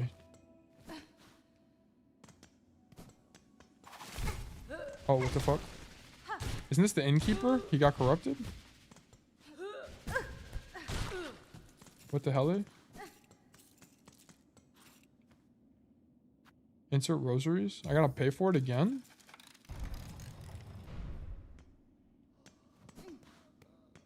Oh wait, no, it's not. I just have to pay for this every time? Are you serial right now? Oh wait, this guy has stuff. Tool pouch. Weighted belt. I kind of want to just buy all of it. Wait, so how much do I need? Hold on. 160, 380. What is that? 430. 530. I don't think I have that many rosaries, bro. Things are kind of expensive in this game. 530. I have 300. I might as well buy the tool pouch. Fuck, I'm 3 off. Are you shitting me right now? How much does this give me? 30? Okay, sure. Fine. Tool pouch expanded. Bet. Break that thing in the door? What are you talking about?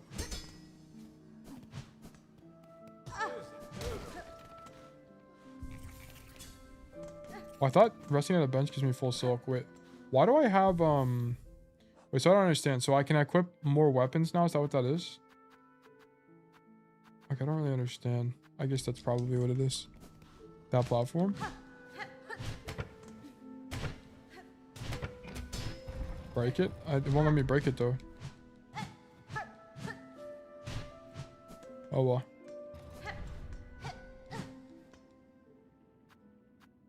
Whatever, life goes on. Okay. What else is over here? Oh yeah, this is a door. I remember this. This is not a secret. Ominous noises are being made here. Okay, cool. What was I gonna say? Okay, so this weekend there's gonna be 2 gameplay videos, by the way. Every day I'm not streaming is a gameplay video. So Wednesdays and the weekends are gameplay videos always. And then I'm gonna be doing I'm only ahead on 1 coaching video, so I need to do a bunch of editing. But the goal is over this weekend, I'm gonna catch up finally and be like 6-7 videos ahead, if not more. And then I'm gonna be able to work on guides, which is like kind of like the goal. So, and then life will be good. And then from there, I can do like more variety stuff and whatever. I was also thinking about like, it would be wise. I'll have to go back through, but it would be wise to take like the Dark Souls playthrough and the Hollow Knight playthrough and just make them, I wouldn't like heavily edit them, but just like at least put them on YouTube just for future reference. Would be nice. Low-key, we need Atlas. There is an Atlas game coming. But it's like not a very studyable game in my opinion. Because I had like a very, I had a pretty great team with me, to be honest. Or a full vid of Flashpoint maps, which you don't understand about Flashpoint. Yeah, it's just like that requires scripting. I could do it just like basically on my, like, I guess I could do it without scripting, but it kind of, the quality doesn't turn out that great is the problem. I'm probably overthinking it and I need to be less of a perfectionist to be fine. I just like, I feel like it sucks whenever I don't like script stuff out or like be intentional about it. Because there are things I end up missing and I'm like, oh fuck, I should have talked about that.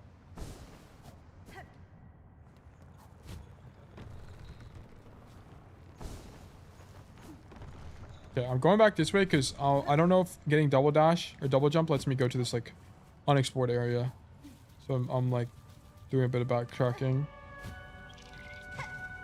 What would have been smart is like, oh, I guess if I don't have a lot of rosaries, I can just die and then respawn. And I'll have to run back. But the run back's not that far. It's not that inconvenient. Takes a few minutes max.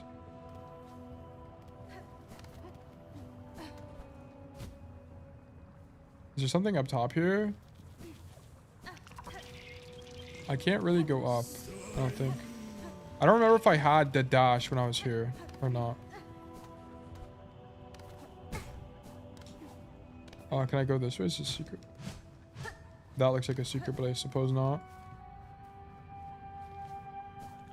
I don't think I have what I need to go up here. I think there's going to be like a grapple mechanic where like I can grapple to these rings. Maybe. Maybe not. Is there really no way to get up here? Freya video got 1.5k views now. My gameplay must be so peak. I changed the title. I think putting Freya in the title nuked that video.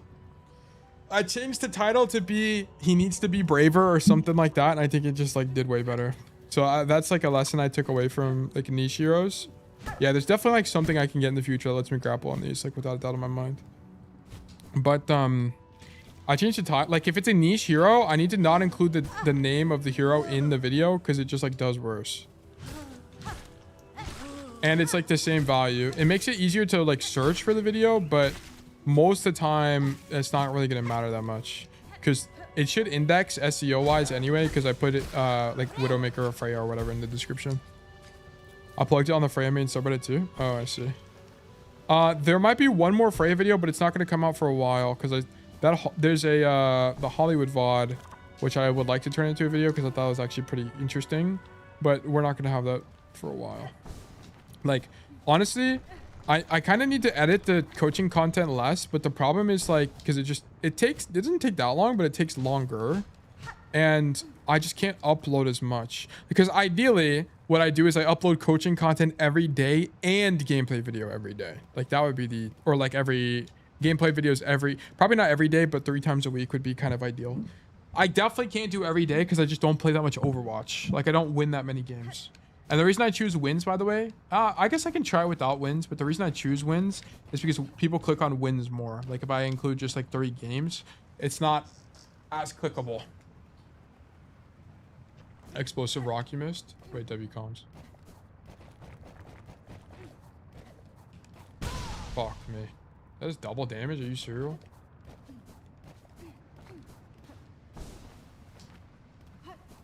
Dude. Okay, huge. But yeah, actually you plugging it in the Reddit probably made for a substantial amount of those views. Because if you get a video on, like if you post stuff on Reddit, it actually gets a lot of reception. That's where I like got the initial batch of the community came from Reddit because I posted the Rule Tech video and a lot of people found it that way.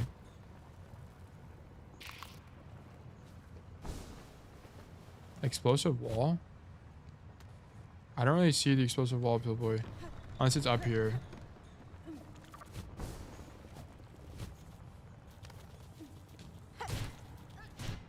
Is it up here? Is it down? Go full left? Like from the top? I think I already did this though, no? Because this like gave me a mask a long time ago, I think. Like all the way this way.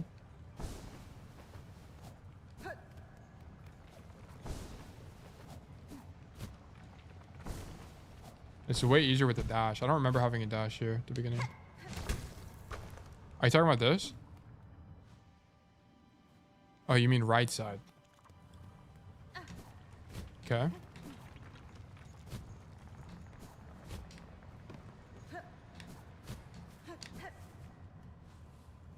To be honest, I did think that video was super condensed and felt rushed. Like my favorite video is titled something like 37 minutes in diamond. Yeah, but Zeta, you're a regular long form enjoyer.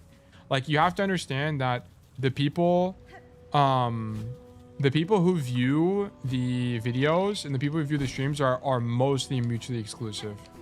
Like if you just look at the comments on most of the videos, like the only person who comments regularly on the videos are like some of you guys and then like Baptiste. And then like that's it. Like Poppy sometimes. Like but the videos aren't really meant for y'all. The videos are like the gateway to the the larger long form content.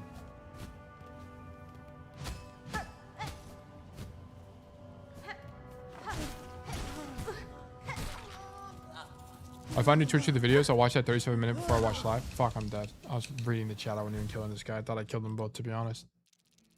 Well, yeah, that's kind of like the goal. The goal is for like, I think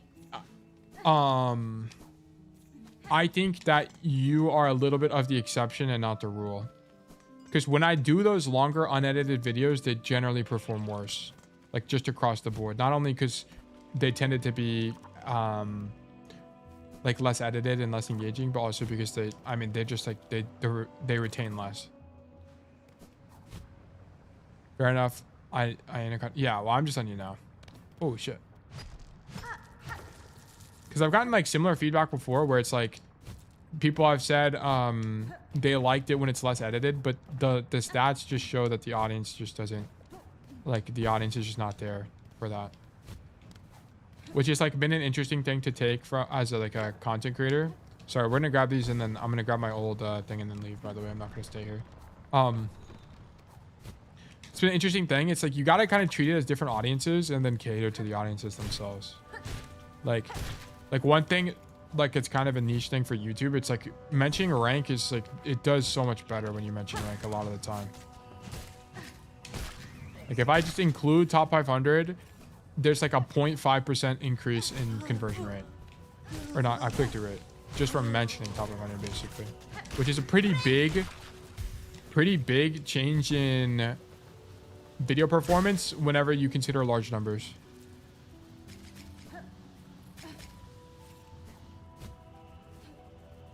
Use Pilbo, what am I supposed to do? Use this? Here? I don't even think I can hit that.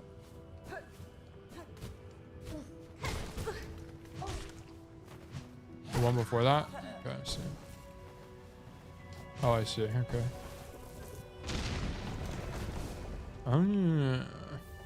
Bone scroll. Okay, that's just money.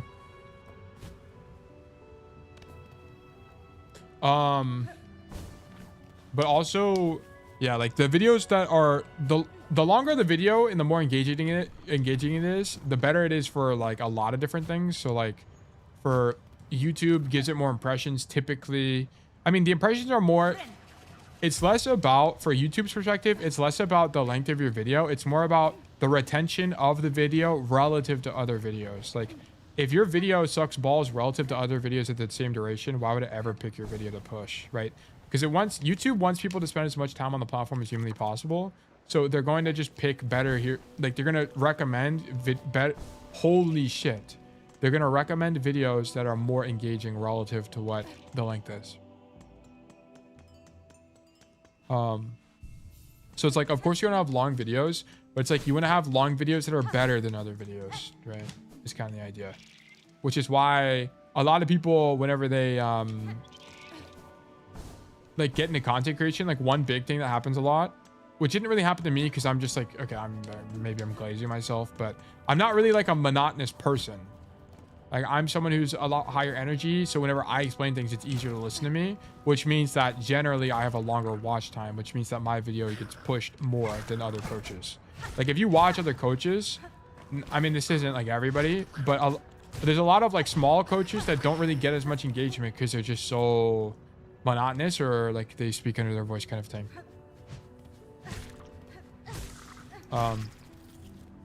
But yeah, I think that's one of the reasons why like I found success early in my coaching. Like even my like beginning coaching VODs got like a couple hundred views.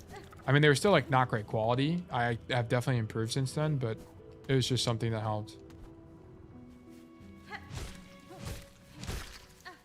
Okay, I probably shouldn't be yelling here, to be honest. Rank up the champion game is in the video? Yeah, it's in the video. It's in the next gameplay video. I since deranked, I'm like GM2 or something. I don't know if I'm GM1 or GM2 right now, but I've lost a bunch of games. Yesterday I played and I did not win at all. Or I won like 2 games. I played pretty poorly, to be honest. And I got flamed in chat and I was like, oh my god, maybe I guess I am playing poorly. Oh, what the fuck? Okay, Shulk phone. Then I turned off chat. And then I'm going to start a spreadsheet and probably start sheeting it again and see if I can improve. I think I can hit Champ 4. Champ 4 is definitely 100% doable. Champ 3 is doable too, but I think that's starting to push it, to be honest. And I think Champ... so it's just kind of hard. It's like... It kind of just depends on how many games I want to put in.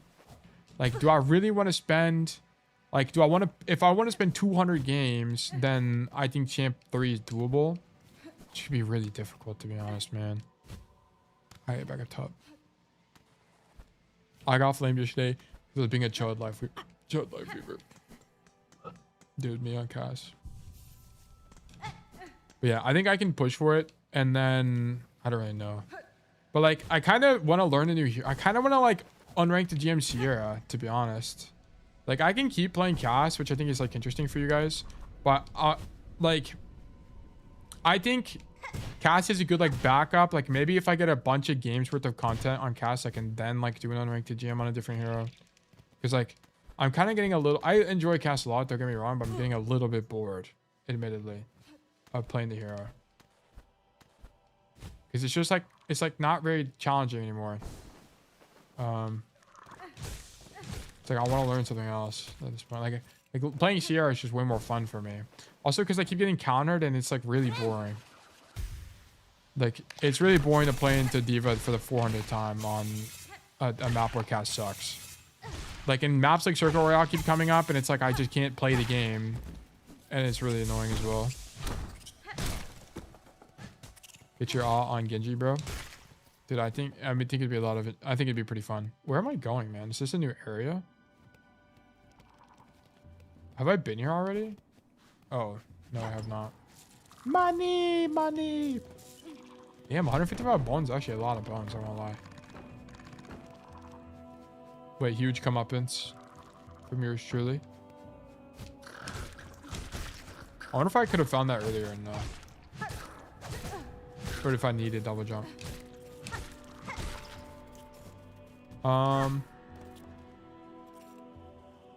What is it to do? Deep docks, I suppose I can go to. Bro, I low-key never get tilted to my teammates anymore, but the map selection or map pool. It's more like, yeah, I don't really get tilted by my team. I mean, sometimes I'll be like, why did this happen? But mostly it's like, oh my god, I have to play against fucking D.Va for the 400th time. And I try not to ban D.Va for the video so you guys can like see how I'll play against the D.Va matchup, but it's like, it's like so boring. Because you can't like play Cass properly.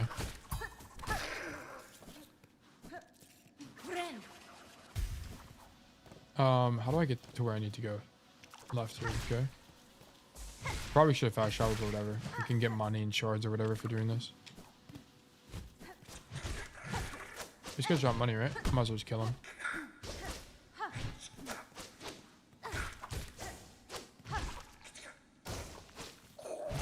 Oh. But yeah, I have a bunch of gameplay videos done. I think I have 3 gameplay videos done, and I need to record 1 more today. Like, I have the videos recorded. I just need to do the commentary. takes about an hour. It just, however long the video is how long it takes, really. It's really easy. I don't really retake them, which is why I stutter a lot, and sometimes I just like talk about nonsense because it's all off the dome. It's like streaming essentially, where I just talk the whole time. I might as well kill these guys, to be honest.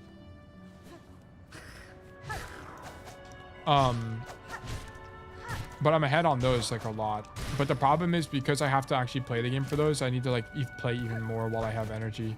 Because there's going to be like weeks where I have no energy to playing the game.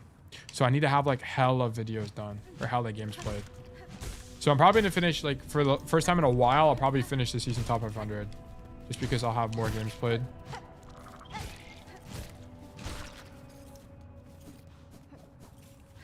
Like first day of the game is circuit. Like come on, bro. That happened to me yesterday. My first game was circuit.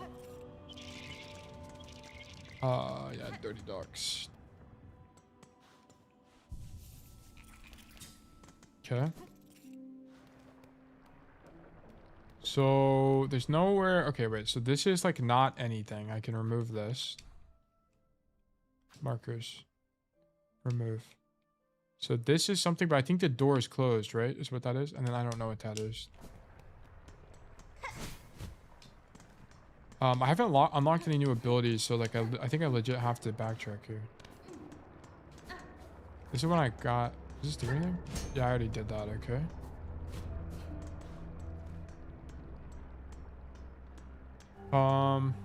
I'll do this left one first, and then oh shit, motherfucker. Bruh. Ooh, yeah. Ooh, yeah. I feel like I haven't really gotten very many trinkets, which is kind of boring. Like, I feel like this game is a lot less like trinket oriented, or maybe I don't even remember what they're called, if they're even called trinkets. Like I remember I used to get the abilities all the time. Like I feel like I haven't really gotten any of this game so far. I've gotten, I mean, a handful, of course, but nothing crazy. Oh yeah, I remember this. Okay, so this is closed off. I don't think I can go anywhere here. Like there's not a fake wall here or anything. So how would I even get to that is kind of the question. Like I'd have to come from above or to the left. Oh wait. Unless it's like something here, but I don't think so. Yeah, I don't think so. Oh yeah. Oh yeah. So way to go here. Hunter's March and a bench. I can go up maybe on the left side. Maybe makes sense. Ooh, yeah. Yeah. Please don't kill me. Please don't kill me. I need to hit one more so I can heal. Don't hit me, thank you. Do I go up here or do I go down? I go left, okay. And then we go up here, surely. Yeah, I can make this now. So this is new. This was not possible before. Secret wall found. Huge. Fuck. W backtracking. Thank you, thank you. Oh, money. Yeah, I have a lot of money now. The hell? 400 bones? Anything else here or no? I don't think so. Okay, fuck. Do I have enough to heal? I do. I did upgrade the silk, which is nice. Mildly convenient. Fuck.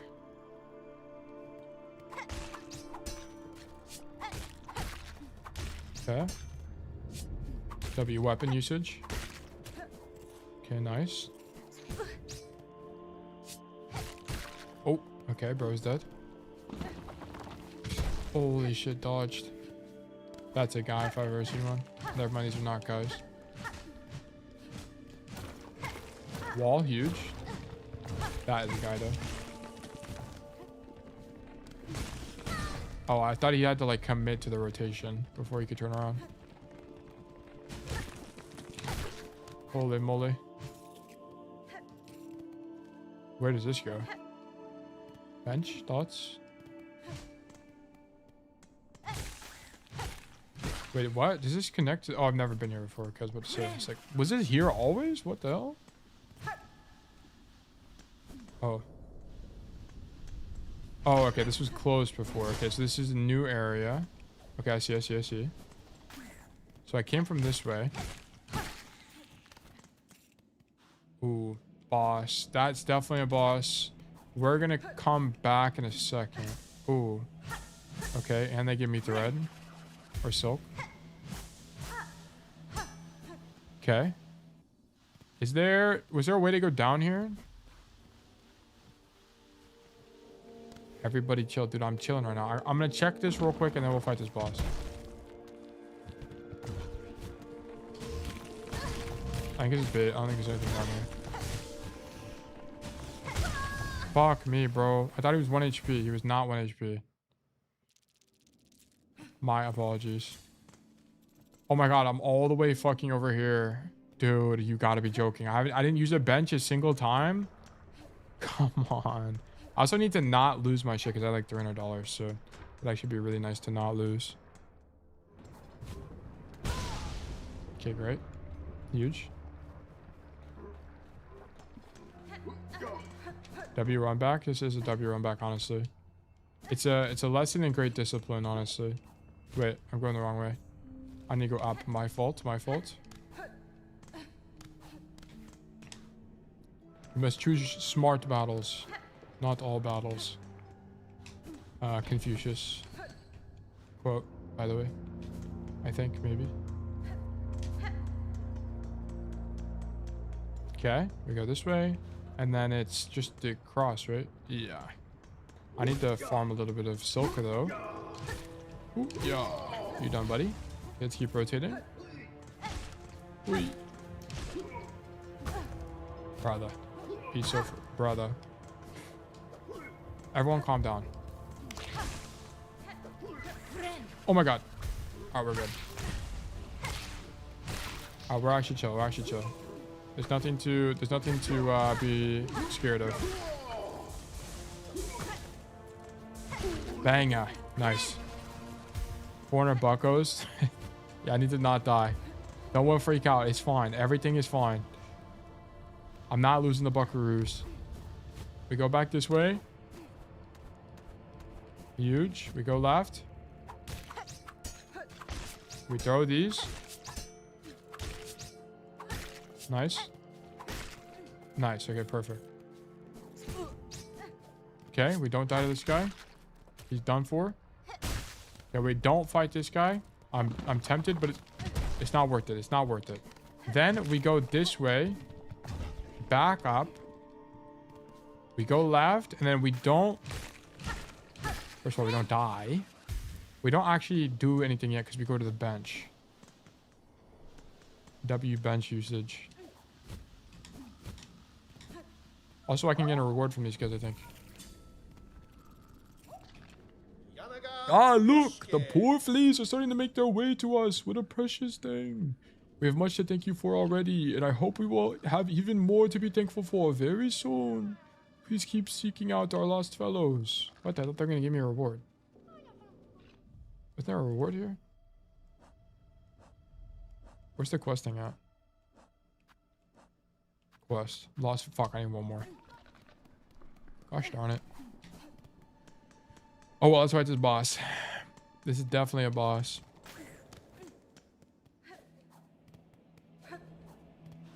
Yep. Yep. Arano. Arano. Skull Tyrant. Oh, okay, I do not do damage from above. Okay.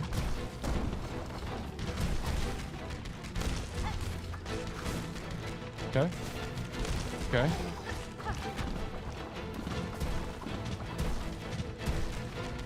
Okay, huge. Oh, what the fuck? He's got a jump attack? Okay. Oh, and he does double damage, okay. And he did not get cornered against this guy. Oh, that hits me is a bit insane, I will say. Okay. Oh, the rocks block my knives. Oh, fuck. I need to not greed for that as well. Oh, yeah, like this guy's kind of cute. I fuck with this guy a little bit. He's a little bit interesting looking. This guy looks like an abomination. Wow, we had literally the two opposite takes. Okay. Oh, now he comes from the ceiling. Oh, okay. My bad. Okay, cool. Let's do one of these. Never mind, let's not do one of those. A little bit of arbitrage. Can't hurt anybody.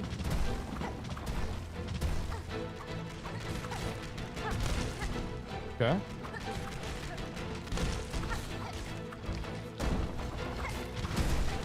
Okay, looks good. I need to stop trying to hit him as he's rocking toward me. It doesn't make any sense. It's the second time I've done that. Actual treachery here. We go back. Okay. This boss did cook me if I remember correctly. I think we got it in the bag, to be honest. Unfortunately, I'm gonna run out of the shards or whatever. So I might not have enough like throwing knives to genuinely beat this. Or at least easily.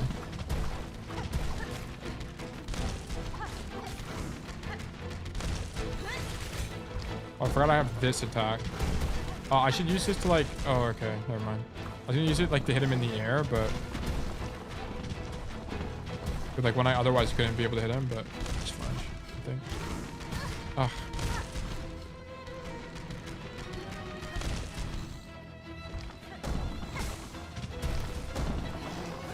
Okay, looking good. Okay, the rock attack is a bit difficult, I will say. I'll gladly take this silk. Okay, break this guy's ankles. I need to not be against the wall though. It's like definitely not the answer. Okay. I keep trying to like, what am I trying to do, bro? Like, who do I think I am? Okay. Nice. You have enough to heal now. That's huge. What am I doing, bro? I need to stop breathing.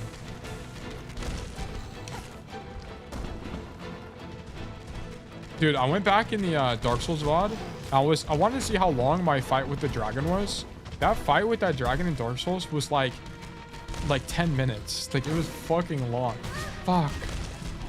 I did not realize that fight was that long when I was actually doing it.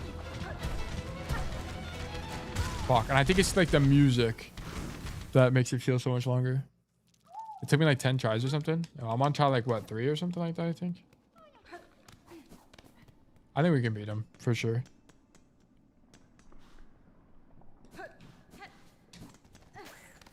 Okay. Let me get this back.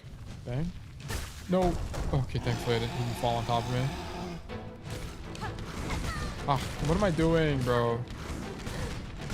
Dude, this run is cooked.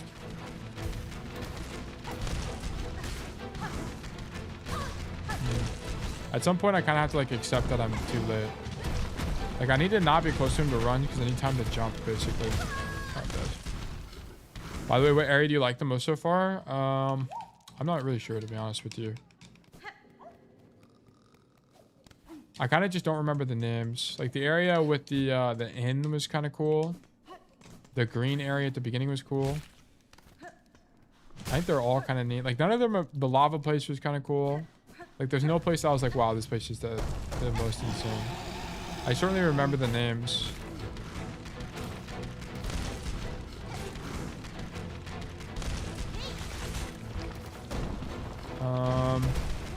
Okay. Okay. This is a good run so far. Okay, jump too late. Oh, I need to hit him here when he's doing that attack. Charge again. Oh, like I'm way too late. Nice. Is it when he like screams? That's when I hit him? Yeah, I think so. So here.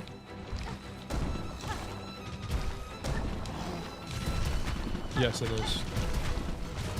Okay, that's the Q I'm looking for then. Fuck. Yeah, I can heal though. Okay, we're at full HP. It's actually a pretty good run. I don't have any throwing knives. Okay.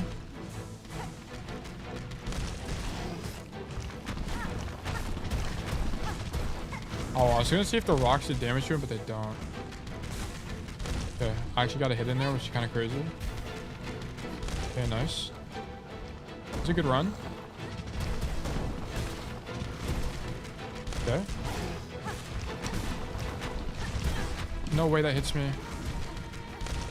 I actually get only a few of these. I don't have to get all of them. I do have to get all of them, actually. Oh, it makes it go away. I didn't realize.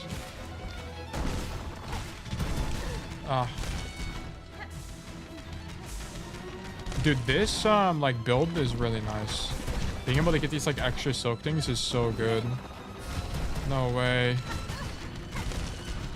I think he's about to die. He's like cracking, I think, is what is happening. That's kind of cool if that's what it is.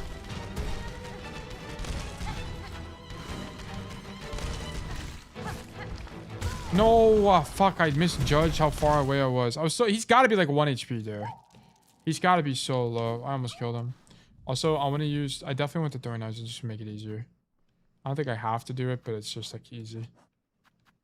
80? Nah, I'll just use it, whatever. Okay. So low, actually. Okay, we must return. Okay. Looking good.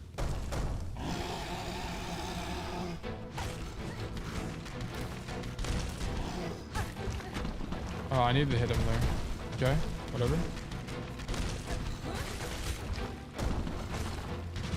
Nice. Oh, I missed.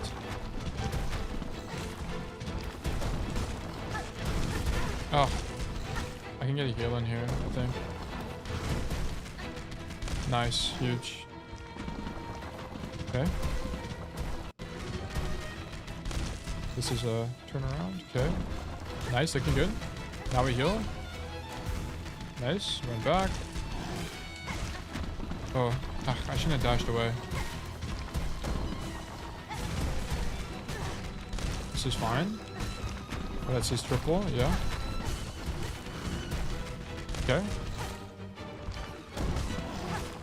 This is a triple again. I need to not die here, preferably. Okay, nice, looking good. This is a really good run, too.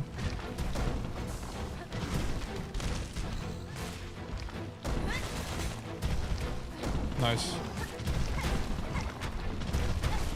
Yeah, I've got this guy. I got him downloaded now. It's actually so good.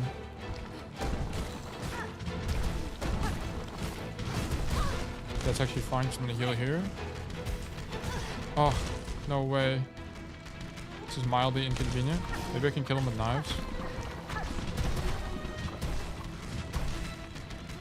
Knives might not be enough. Okay, this is a triple. Okay. Holy, that was close. Ah, I arbitraged 1 health. That's nice. Okay. Okay, nice. Looking good, looking good. Yes! We did it. I probably like Grandmore the most. Yeah, that was the area I was thinking of. Yippee! Crown fragment. What does that do? Large spike of a bone collected from a defeated skull tyrant. Okay, interesting. Yippee! Is there anything over here? Maybe it's an optional boss. I don't really know what that does. Maybe I take that to the girl in the inn and she does something. That's the only thing I can think of. Oh, this is here. That's nice.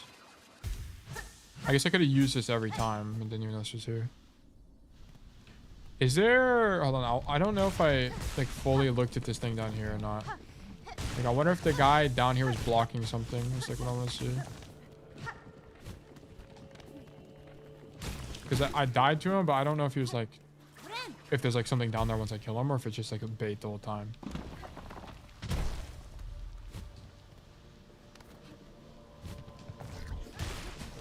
Like, I got a feeling there's a secret wall there or something. This might take a little bit, unfortunately. Never mind, he died instantly. Secret wall? Literally no secret wall. It was just bait. Motherfucker. GG's, you should start using the downward attack when you're above. I was going to use it there, but on that guy, it doesn't do anything. But W comps, though, I appreciate it. That guy, it had, he had, like, resistance to the attack. Oh, this is a secret roll. What the fuck? Oh, shit. Money! Holy shit, I have actually 500 smithereens here. It's actually epic. Okay, what do we need now? So we can go back to the blacksmith, but I don't have like... Do I have any... Oh, I do have one of these. I have one craft metal. So I can go to the blacksmith. It's still in the early game. I haven't gotten to him yet. Nah, you're good. No worries.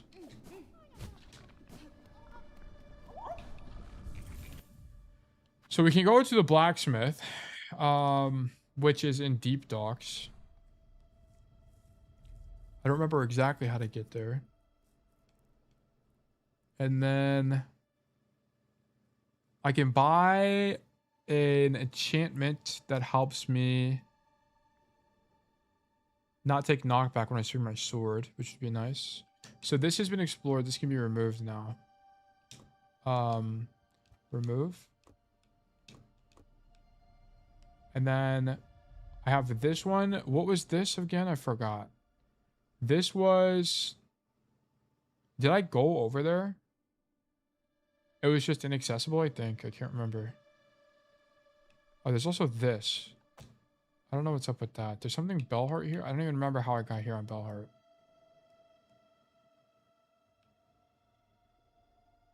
There's also this. I guess we'll go to that first. The thing above me. I would like to spend my money, but it's not really a place that's nearby. I can go to the blacksmith, I guess, but it's kind of far. I'll just do this first, whatever. Okay. I feel like there's more backtracking in this game. What the fuck is... Why is this like this? Track? Was that something new? I feel like I've never had that before. What? This is definitely new, I think. I don't remember this. Brother.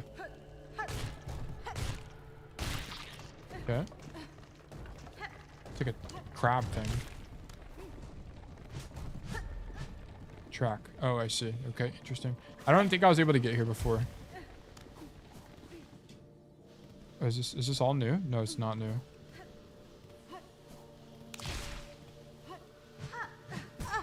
Bro, I thought I'd be able to hit him.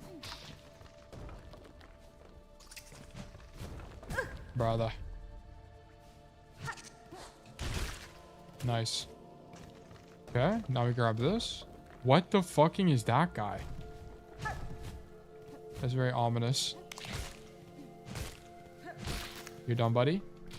Rotation continued. Wait, we're actually chilling. We're actually chilling. Big heal. Fuck. My bad. Tactical misplay there. Wait, if I take too much damage, does it like reset? I think it does. Just do it again. Yeah, it's almost definitely the mechanic here. You can't take too much damage or you lose descent.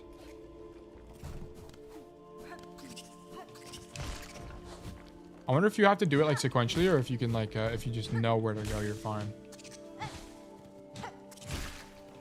Okay, nice. Okay. Oh, if you take any damage, you lose descent. Wow, okay, interesting.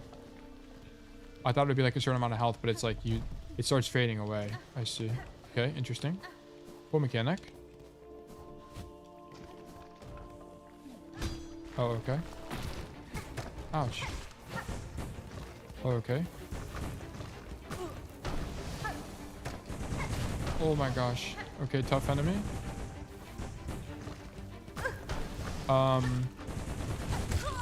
Okay, this is a very tough enemy. I wonder if I can just get there now or if I have to track him the whole time. Also like 2 million bones, so hopefully we don't die again. Motherfucker. Brother, dude, come on. Yeah, we'll just use the bench to get full HP and then go back. Okay. Must return. Alright, bro. That. It's this way, right? Yeah. Okay, we're chill. I'm gonna assume I don't need to do it again. I think it's literally just get to the place. And it was not this way. I need to go up.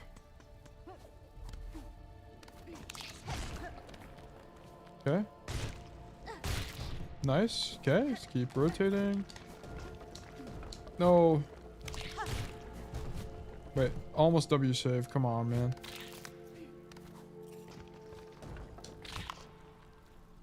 Bruh. Why am I so bad at platforming, actually? There we go.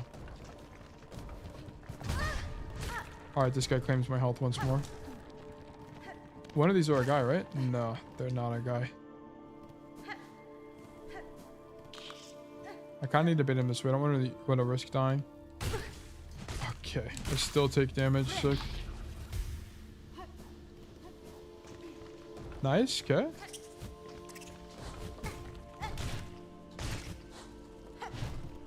Bro. There we go. Nice. Okay. Continue rotating. This thing is such an arduous path. Like, come on.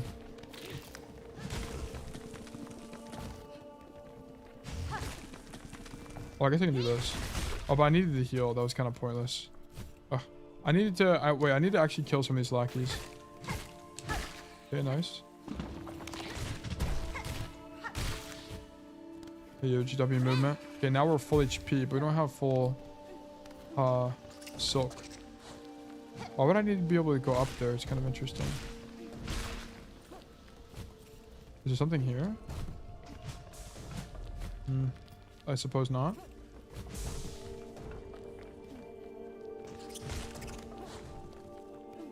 Let's kill this guy before we do anything. Nice. Okay.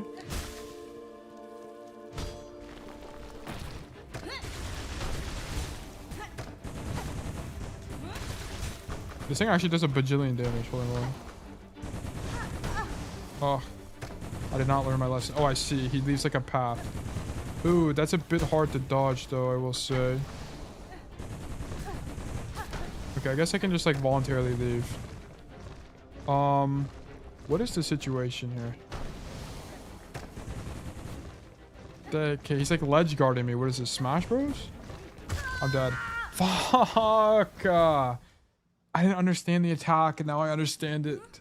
And now I gotta go back again. Dude, it's so arduous. Is there a closer bench? There is a closer bench. Fuck, I should use the closer bench. Oh well, W run back. Okay, don't take damage to this guy. Nice. I guess if I take damage, it's fine. I just want to not die. Okay, go back. Left here. Okay, nice. Okay, run back. Not as diabolical now. That's nice. Maybe I can like skip it somehow. Like maybe if I like hug the right wall, it's skippable. Okay, I guess I'll kill this guy so I can kill myself. Okay. There's an enemy, right? Yep. Okay, hit him twice. Go top. There's a guy on the left here. So way to like shortcut this? No, that's not possible. Okay.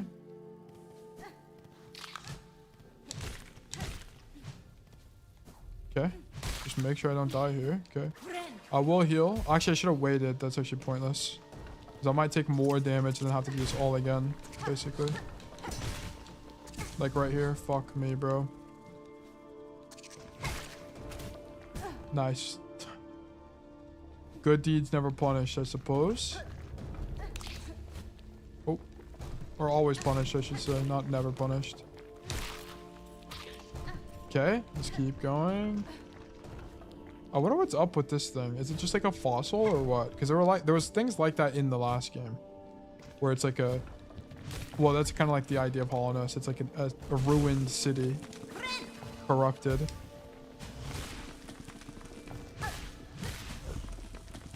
Okay. Nice.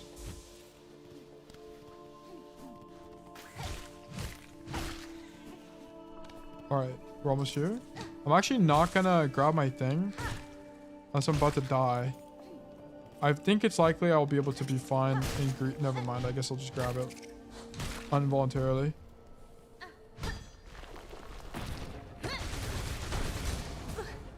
Okay. Okay, dude. I actually W ledge guard from bro. I won't lie.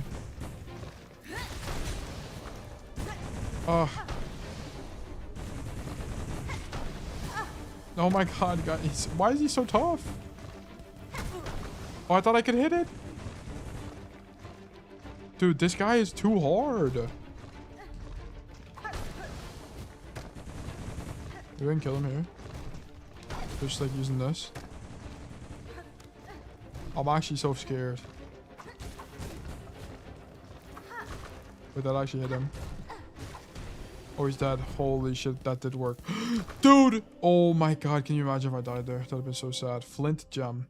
Gem-like organ taken from a flint beetle. Produces incendiary sparks when abraded. It may explode if cracked or dropped. Oh, I see.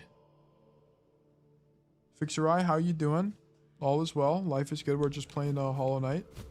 Getting my daily casual game in. Was that a fake wall? This is not a fake wall. Don't kill me, bro.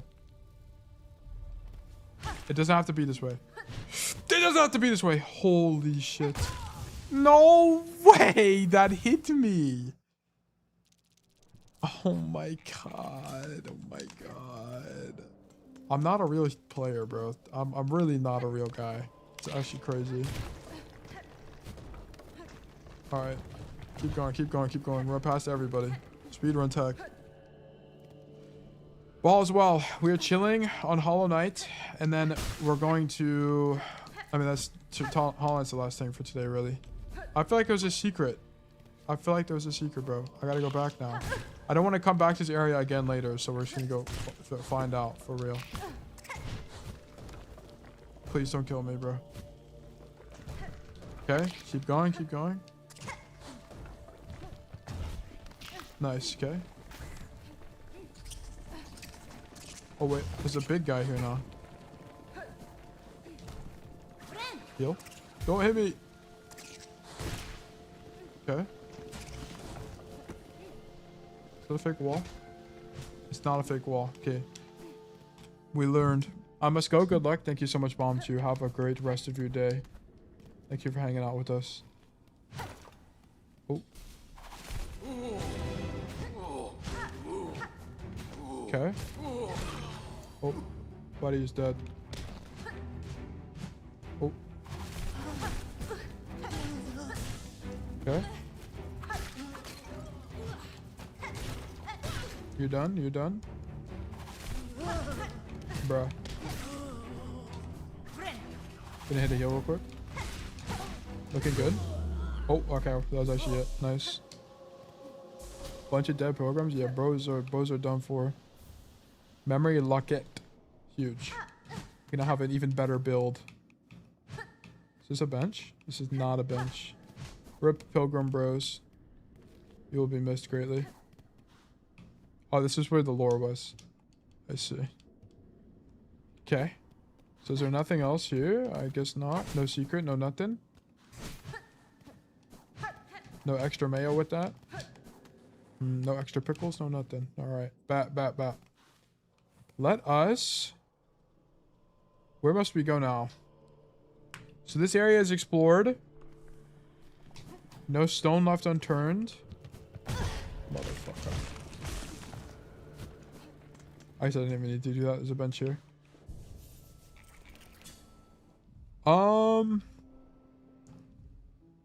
What else do we have? Fuck. Tomorrow. Can I zoom in? I don't think so. So I can remove this now. Change marker. No. Remove. What about this? So I guess I can go here still. There's not a merchant here. So I guess I just go all the way right and then up and then see. But I don't remember why I couldn't get in there. It might be a wall or a gate, I suppose.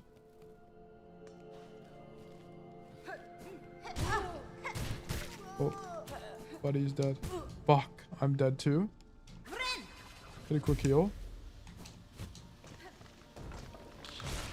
I keep healing at like 2 HP, or like 2 minus. But I could probably wait longer to heal. Like, I don't think I have to heal every time I take damage. Not a secret wall. Not a secret wall. Okay. I think Shellwood is the way up. There's a bunch of ways for me. I'm just trying to like explore these loose ends because I can't remember why they are loose ends to begin with. Like, was I legit just not able to do it before, or what? It's like what I'm trying to figure out.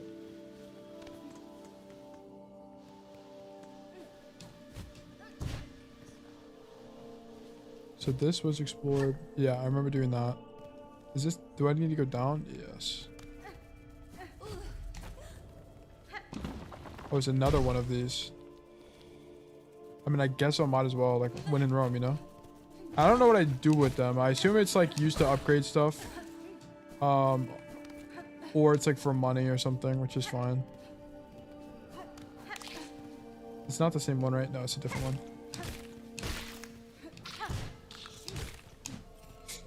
Yo. There's definitely like more different things to do in this game than there was in the first game. The first game was kind of like just run the point A and kill boss. Now there's like these side event things. Oh, I took damage. If I had to guess, it's up here, right? Or maybe it's down? I don't think it's down. I think if I was a dev, I'd make you go up. So I feel like it's up.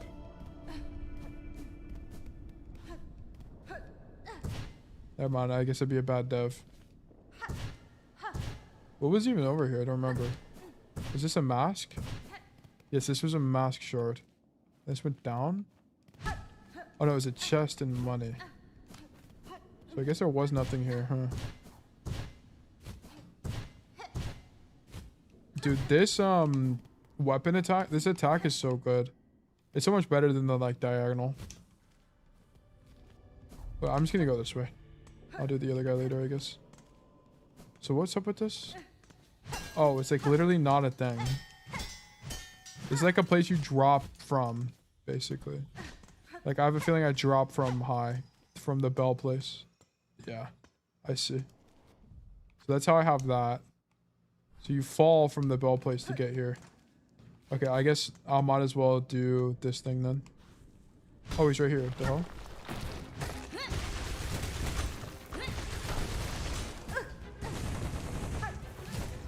Okay.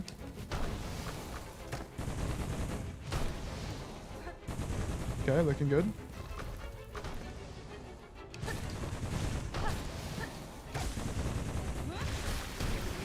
Nice. Okay, this guy was a bit easier because I had more space to work with. W flint gem. I get it, but I like the first crest because the damage boost it gives you. Oh, I didn't realize it does more damage. I see. I like this one a lot. It makes it easier for me to survive as well. Because I can get the... Whenever I take damage, I can get more from the silk thing that come out, like the orbs, which is nice. I need to go... So now I need to go to Deep Docks, because I can't remember why I can't do this Deep Docks either. Hunter's March. There might be something in Hunter's March, like a fake floor for me to go down. I might explore that real quick. If you take damage, you lose all the concentration. No, I didn't know that. That's actually good comms. I thought I just went away over time. Oh, that's... You're talking about the... What the fuck? I didn't even mean to get here, but... Okay, cool. Free money. Sick. That's in the first stage, or the first thing you're talking about. I didn't realize. The first crest. Okay, I want to see if there's like a fake floor here somewhere. This I did. I don't really know if that's the case. Because I just don't know how do you get the mask? If it's not like a fake floor here, I don't know how to go down. That's the thing. That's just like teleporting in this game or something crazy.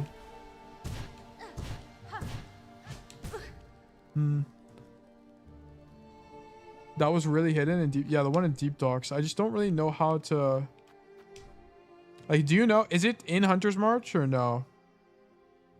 Because I could walk around. I mean, I guess it's, I would have already, it would have been here if it was here at all. And it's not here, so I guess not. I can do this. That's kind of nice.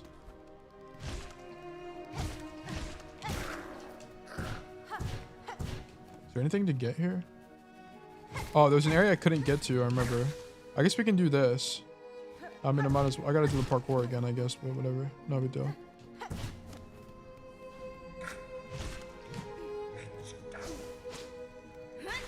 Fuck, I don't mean to do that.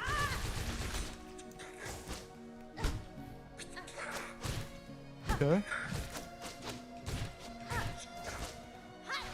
No way. Bruh. Should die.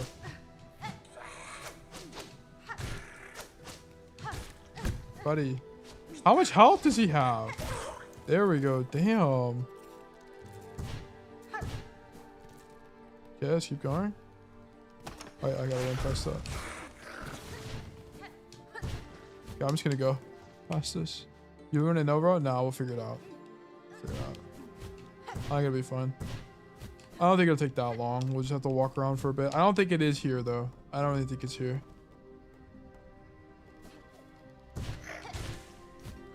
Okay, let's go. I don't really understand. Oh, no. I'm dead. I thought I had more health. Where even am I? Okay, this is the only mildly inconvenient. I'm not that far away. Okay, let's keep going this way. Also, I feel like the one thing about this map is like, I feel like I know the map, but I feel like this map is less memorable than the original Hollow Knight, if that makes sense. Like, I know all the like sub-levels. Now I feel like I have a feeling for it. I remember them at least. But it's not as memorable. Like, whenever I got a bench in the first Hollow Knight, I'm like, oh yeah, that bench. I know the benches by heart. But maybe it's just because I played that game longer. I'm not sure. Because it feels like, maybe it's because I've just like so much exploring has happened that it's just like each bench is less memorable because it's just like so much to explore. It was kind of this way in Dark Souls, where as the game went on, like each bonfire got subsequently less memorable. I think that is just like a progression thing though. Okay.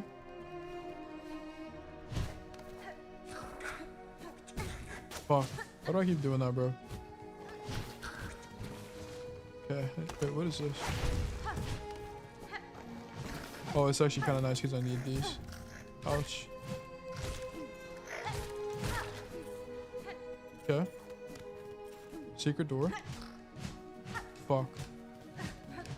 Me and the devs do not think alike. I would have put 10 million secret doors in here, but no. Almost stepped on a trap. Okay. This is where I want to be. Okay. So now we go up. So could I like straight up not done this before? Can I do this now even? I can do this now. Yeah. There's a bench here, right? Oh. Oh wait, there's a guy here, right? There's a merchant.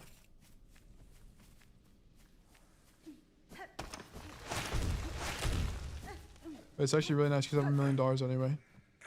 It's actually really good. Curve claw. This thing. Yes, I'll buy this. Yes, I'll buy this. And I will actually buy these shard bundles because shards are actually really useful. Oh, I can buy them infinitely, I see. Okay. I don't even know what that stuff does. Arch sharp bone used by hunters and to take down flying prey. Oh.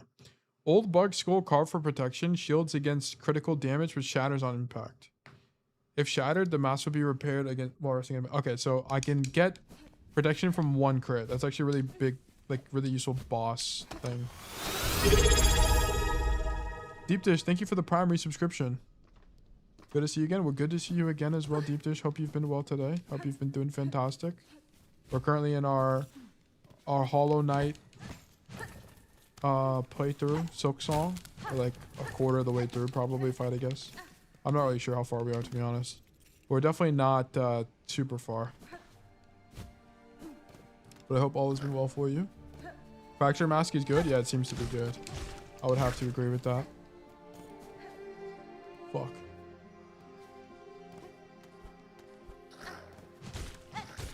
I think that's the only like kind of complaint I've had about this game so far is, well, I shouldn't have healed.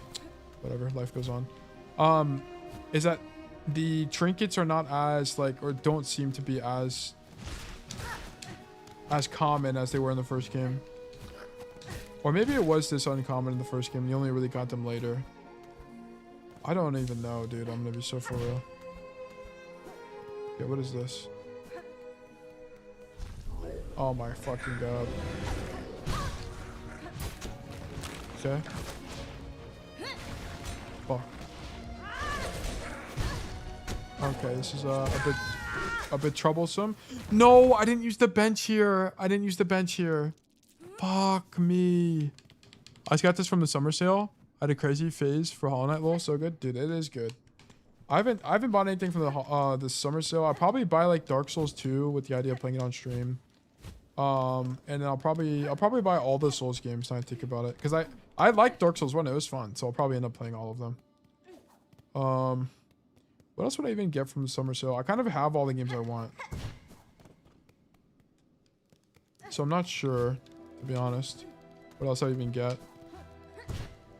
Do I go across? I can't remember. Do I go up? Yes, I go up. Okay. But yeah, I haven't bought anything. The last Steam game I bought, I think, was this. Yeah, it was this game.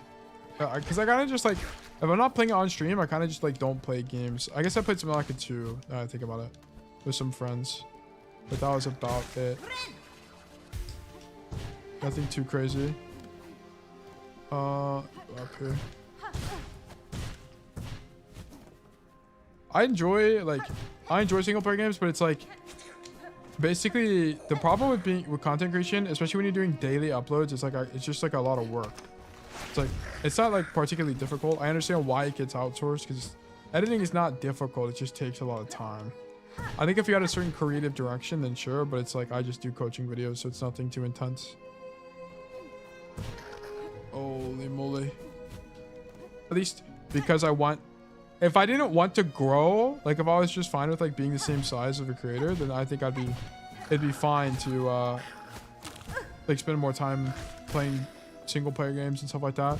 But because I want to grow, like continue growing Bug Nation, I gotta like lock in basically. Fuck. Please don't kill me. Ugh, I needed to not do that because I need to heal.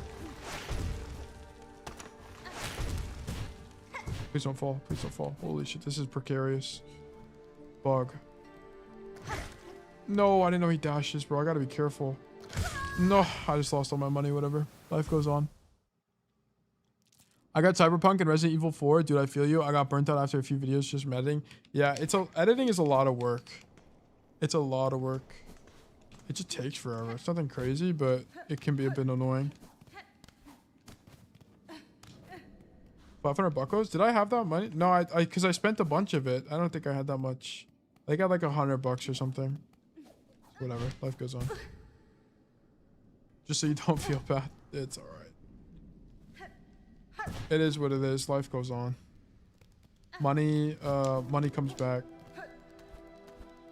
I remember when I played Hollow Knight the first time, like the first Hollow Knight, I died with like 4,000 Geo or something and then didn't get it back. It's like the most saddening experience of all time. It almost made me want to quit the game, because I also like died to this jellyfish that like the game doesn't really teach you how to deal with. It was really annoying. I remember that. I remember almost quitting because of that damn jellyfish. Holy moly. Fortunately, it's not perceived. We continued on. That's what I should just say. Persevered is the word I was looking for. Damn, that actually is so disorienting. I lost like 1,200 my first playthrough while farming in Act 2. I see.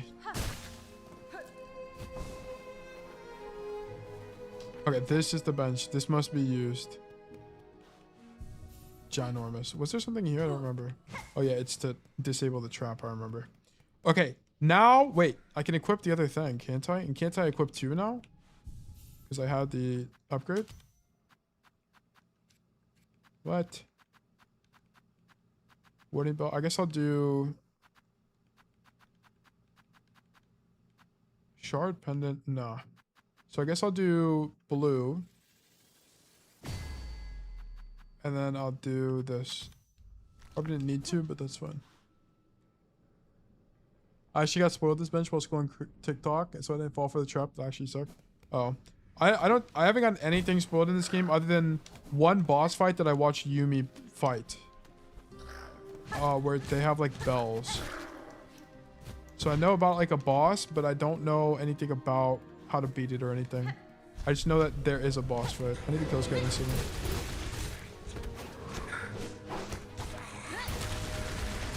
Please die, bro. I feel like this... No... I feel like this attack does deceptively less damage than I would have anticipated. Oh my god. Oh shit. Wait, I thought I died instantly.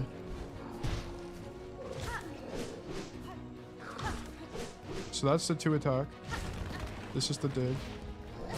That's the jump. Okay. So he's only got 3 moves. Okay. Okay. That's the 2 attack. Okay. I need to heal. Oh, I thought I had enough time to get to the other side. Okay, it's fine. 35 bones. Gone. Oh, I'm using the boomerang. I didn't even realize. It's probably fine. This fight is tough. I think I almost beat it, to be honest. I think we got it this time. It is a bit difficult. I won't lie. It's not a nothing burger fight. Dude, don't hit me. Okay, we're chill.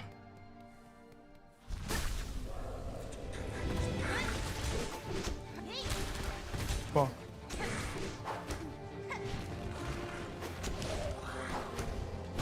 Ugh.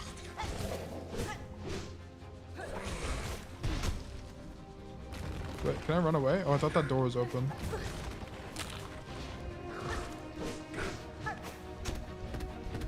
I'm dead. Oh, I'm not dead. I left. Does he heal? Yeah, I assume he's healed. Damn, you can just leave. That's kind of crazy. I didn't know you could do that.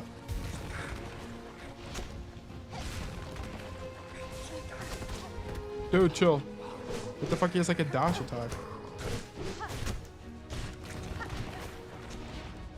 I guess I can do this. Dude, jumping on his head is actually OP.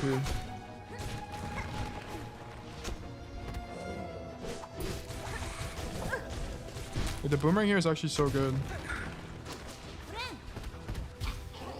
Ouch.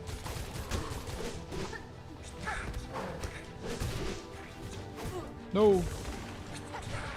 Dude, they're so tanky. Damn.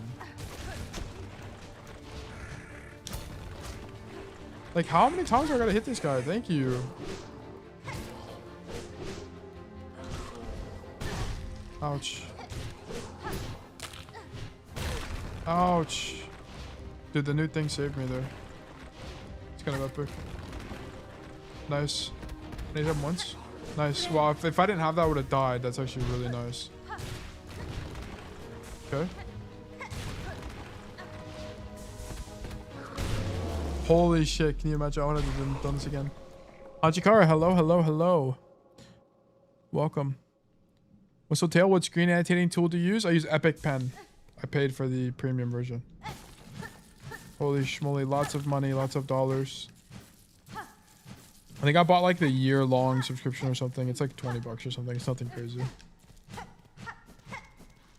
Especially for something I use all the time, it's 100 billion% worth it. You can call me Hanji. Well, Hanji, welcome. Hope you're well. We're currently playing Hollow Knight. Making great progress today. Motherfucker. I think... Okay, so I explored this. This was just money. We will continue going. W Trinket? That's what I'm saying, bro. It is W Trinket. And I also like the curved claw. It's really nice. Do I have enough for this? No, I don't. I have another memory thing. Tool, pouch, and crafting kit. Oh, it upgrades the tool damage. I see. Oh, okay. I understand it now. I understand it now. I think Hunter's March might be done. Yeah, I think it is done. Yeah. I don't think there's anything else to do here. Unless there's like a secret wall somewhere that I missed. But I checked pretty much everything, so I don't Is there a secret wall here? I don't think so. Yeah. Okay.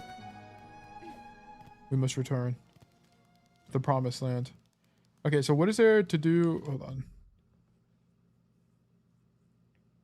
I don't think it's anything to do in deep docks. Well, actually, I gotta go back down. I think that door is locked. If I remember correctly. Also, I guess I can go to the blacksmith and buy stuff from the blacksmith. That'd probably be wise. Yeah, we will just go do that, to be honest. Sounds like a rational. Is this it? This is not it. That's Farfields. Farfields is where you get the gap thing. Doing good. I'm tuning in. Just saw your coaching session with Widowmaker, and I was interested in possible future coaching as I am a hardstuck gold/silver Widowmaker, but have almost 1,000 hours on Widow. Dude, we'd love to help you. I'm not. So for the record, well, first of all, welcome to the community. It's a pleasure to have you. Second of all, I'm not a Widow expert, but I can intuit how to play the hero. Like in that VOD review, for example, I had to reference like Kirksu, and I'll have to do that regularly. Like until I have like a very good basis of like specific maps. The biggest problem is like, now I try to coach heroes on specific maps. Sometimes it's kind of difficult because you'll change how you play according to the map geometry. So I have to like intuit what to do. Like on Hollywood there, I was like, this is probably the best play. And then Kirksu did the same thing. But there will be times where I'm just outright wrong on things. So we'll have to like do research. But yes, I do coach Widowmaker. We're not doing any more coaching today. And my coaching is free, by the way. We're not doing any more today. Coaching will resume tomorrow at 11 a.m. EST. And I offer it for, I coach for like 4 or 5 hours. Most like 4 hours. And then I do pro analysis because I want to learn other heroes as well. So I have to do pro analysis so I selfishly can learn. And then we do Hollow Knight at the end of every stream. I'm playing Hollow Knight for a little bit longer today because I have time and I haven't made as much progress as I would have liked. So I'm spending more time on this. But yeah. And then yeah, you have to enter the raffles as we're live. I would like in the future I'll make it where like if you can't make it live, you have a small chance of getting selected, but it's not like anywhere near guaranteed. Because I just can't accommodate for everybody. It's kind of what it comes down to. Okay, that was all I could buy. Farewell then. If you require our craft, the forge is always hot. Fuck. So I have that now, which is nice. What does that do? Lethal trap formed to tightly bound blades. Once placed, the trap will pierce enemies like I'm in contact. I see. Interesting. I'll use it here. I want to try it. So that's been done.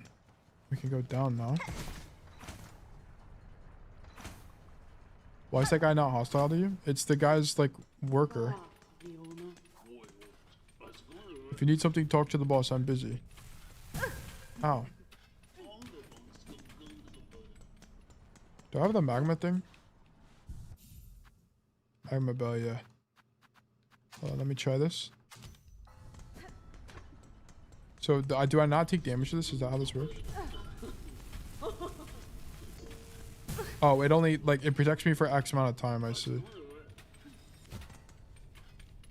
But he is still cursed, bro. Oh, interesting. I don't know. I didn't really read into it that much. Go down here. Something on the right side. Oh, I need a key. Wait, there's a key in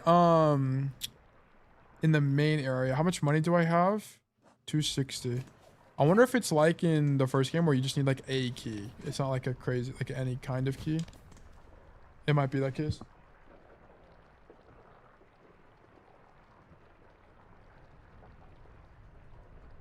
Okay, sorry. Where's the fast travel thing? It's to the left. It is like that? I see. Okay. We gotta go back and buy the key and then come back here. This might be a nothing burger thing, but we'll see. You only take 1 damage and get instead of 2. I see, I see.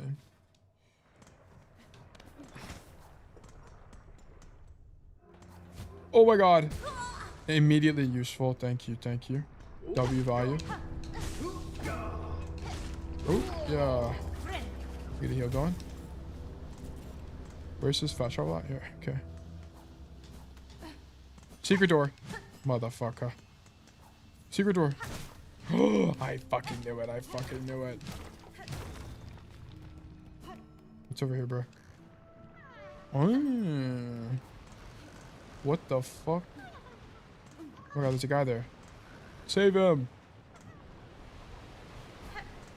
Well, this is a cool looking area.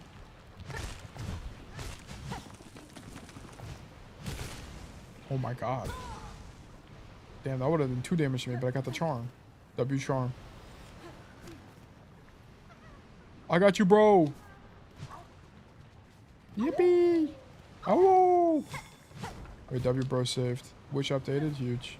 Is there something else over here? Something like to the left, I think. Maybe? I can't tell. The lava looks really cool. Because it's so saturated when the like levels are normally really dull. It like looks really nice. This is not a broken wall. Yeah, this is just another way to get the flea, I suppose. Okay, cool. W flea obtained. Let's call bro. Let's go back home. Motherfucker. What the point of that side? What you mean? Ouch.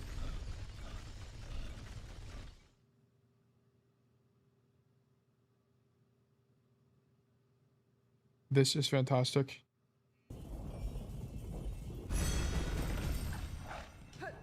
Okay. Do I have enough money? I don't even know if I have enough money for this. $500? Are you out of your damn mind? I have 120 more, so I can get 380. Then I need... Oh my god, I need so much damn money. 500 bones? What does this world come to? Bro, that cheap AF, what do you mean? Bro, I only got 380 bones.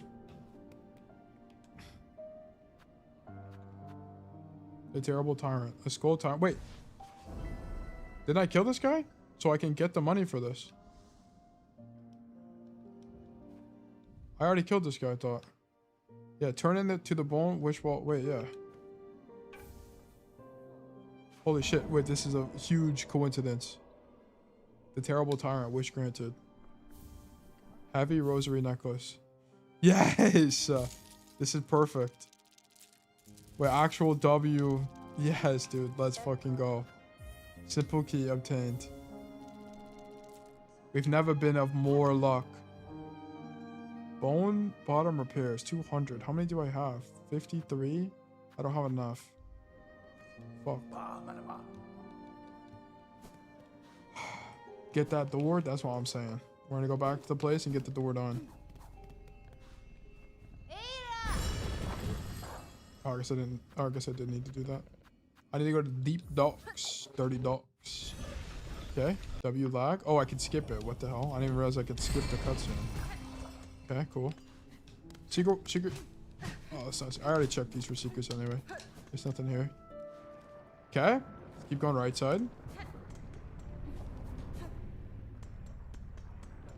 Drop here, right? Yeah, okay. I don't think I used the bench in the main city, but I'll just bench here in case. Oh, also I took damage, I suppose, so that makes sense. I need to go down and then go to the door.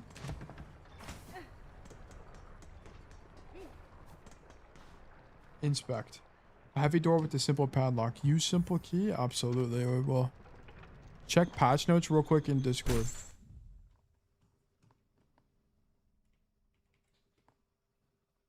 Overwatch patch notes. Shion. Oh my fucking god. What is this nerf? This nerf is so fucking good. Thank god. Yes. Dude, I knew she needed to get nerfed. She's too fucking broken. They nerfed the projectile size from... They literally more than halved the projectile size. Thank god. It was too consistent because the range was too fucking big. Like, the range was too much on it. Like, it was actually OP. You just fucking one-shot people from across the map.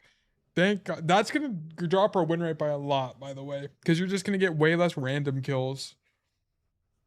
Huge patch. And then the recovery time is also really nice. So you're not just like always able to use it with no penalty. That's so nice, actually.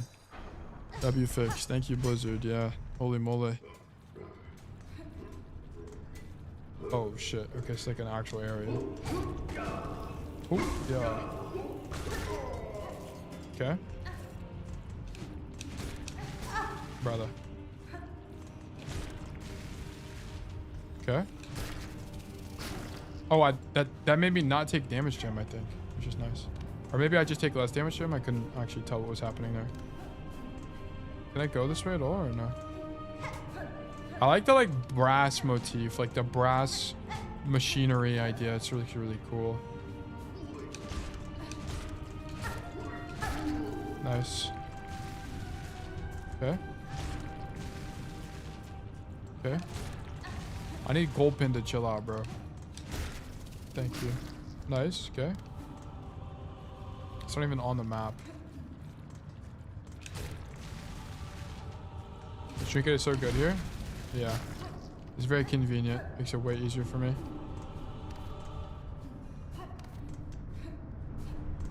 Is there a secret here? Why is this here? Secret? Secret? No, it doesn't look like it. Okay. So I can go down, I'll go up. I'll go up first. Oh, what the fuck? Was this guy here a second ago?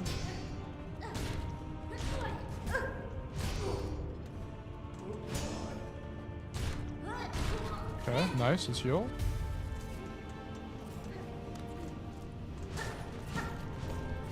Shards are really nice. I actually need a lot of those, please. I use my tools pretty often, so that's kind of nice.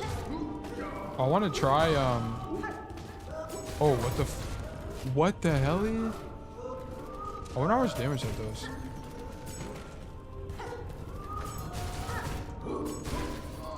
Seems pretty good, to be honest. Just one-shots that guy? But I get so many less of them is the thing.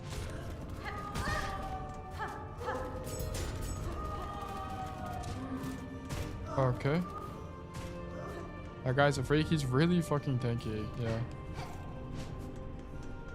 I'm about to die.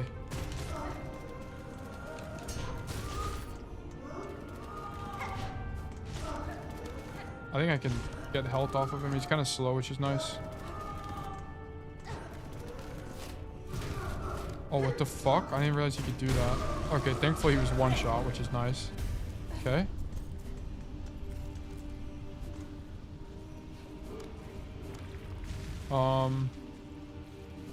Gold pins. There's many gold pins here. Okay. Go left, maybe? Top left? Oh, okay. Item. Flint slate. Okay, it's a weapon. Sharpening slate made from cut and polished flint gem. Temporarily superheats the needle's blade. Oh. Interesting. Okay. I guess I don't need to kill these guys. This is a secret, surely. Never mind. It's not a secret at all.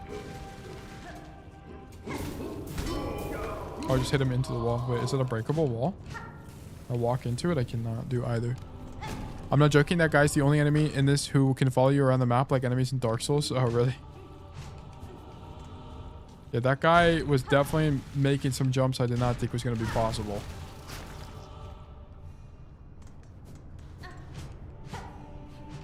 Dude, no secrets here? Like, really?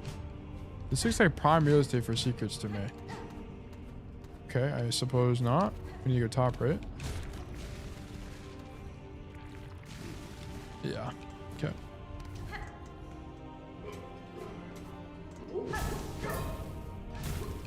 Okay, this guy's dead. Another one of these guys. Okay. Fuck, I didn't mean to do that. I feel like this like AoE attack just like does no damage.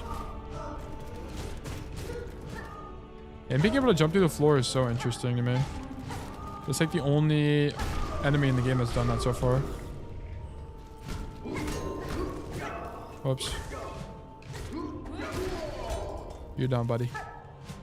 All right, there's no secret wall there, unfortunate. Okay, this is a door. Where even am I? Oh, I'm on the right side, I see.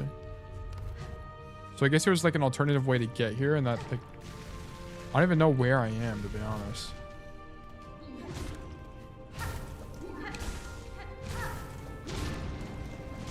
Like, is this a totally different area, or is this the same area? That... Oh, I was about to say, that block looks breakable above me. Charge, bro. Thank you. Nice. I was taking a nap from work. I had to end this whole career, bro. It had to be done. Evil, man. Oh. Brother. Can I get the item? Can I get the item? Okay, you don't just like get the item. You have to fucking do an animation. My bad. I thought I could just get it. My apologies. I'm too greedy. Okay. Mechanic learned though. I thought you could just grab stuff. You cannot. It's not like Dark Souls where you're like locked in and you grab it anyway, which is nice. I'm gonna skip a lot of this. There was a way to go down here. Okay, it splits paths, so we're gonna come back then. We're gonna continue this path and finish this, and then go do these other paths too. I wonder if this is all just like a side area and there's not actually anything here. Surely there's like a boss enemy though. It's gotta be like a one at least, at minimum. Okay, my bad.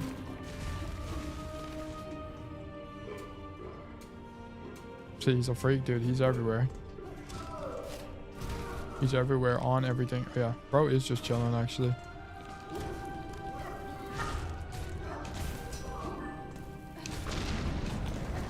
Oh, did he spawn this guy? What even just happened there?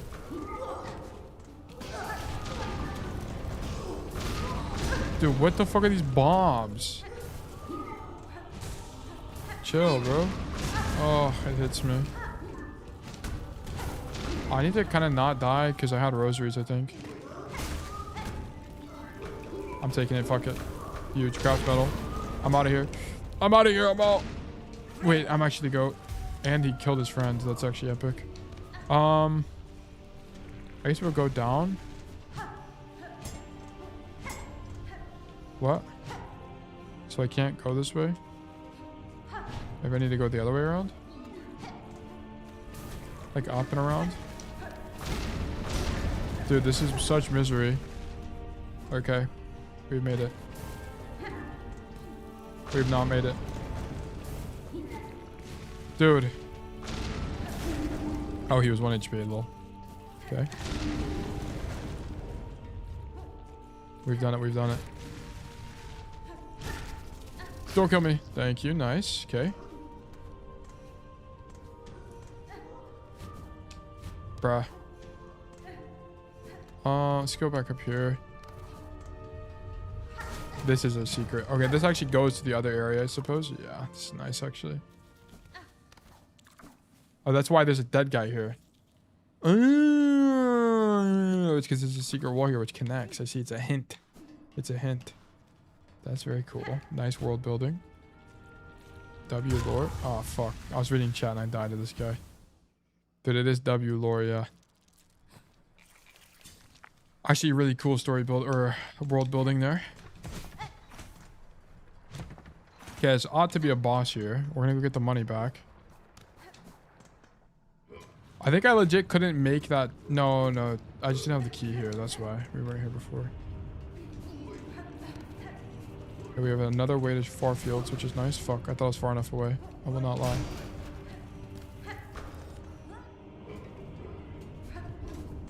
Bro was tired of just working 24/7. Tried to escape. Dude, you can't escape the simulation, bro. Bro, stop chasing me. He's locked in here like the rest of us in this rat race. Don't jump.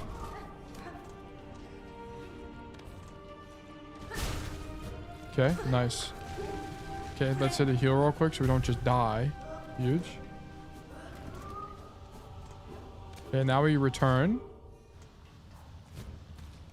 Is it this room or the next room? I can't remember. It's the next room, right? Yeah, it is.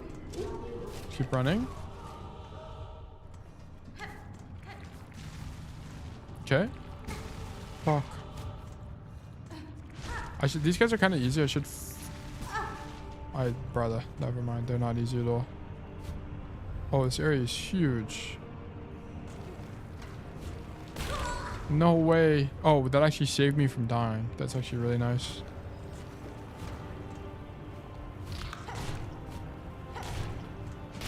Nice. Okay. No, I thought I could pick it up in time. I should have just killed him. What am I greeting for, bro? What is there to greed for? Like, just kill him. What am I doing? Oh my god. Brutal, yeah. It is brutal, man. The game doesn't want me to have instant dopamine hits. They don't want me to just pick up the loot. They want me to actually kill enemies. Bro, come on. Just give me the loot, man. It's down here, right? Yikes, how am I gonna get that? I guess I can do this.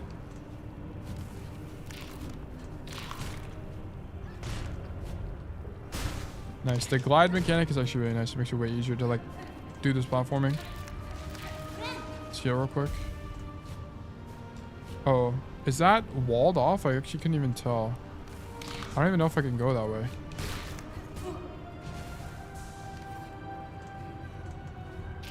It is walled off, so that way it's not possible to go to. How the fuck do you get there then? Okay, we go this way then. Both ways are walled off. What? How do you do this? Okay. I assume the right side like wraps back around, but I don't like have a way to open the door. I need like a hook. I need something to do with the rings. Like there's gotta be a way to like grapple on rings. I just don't have it yet. So this might have to be a comeback later kind of thing.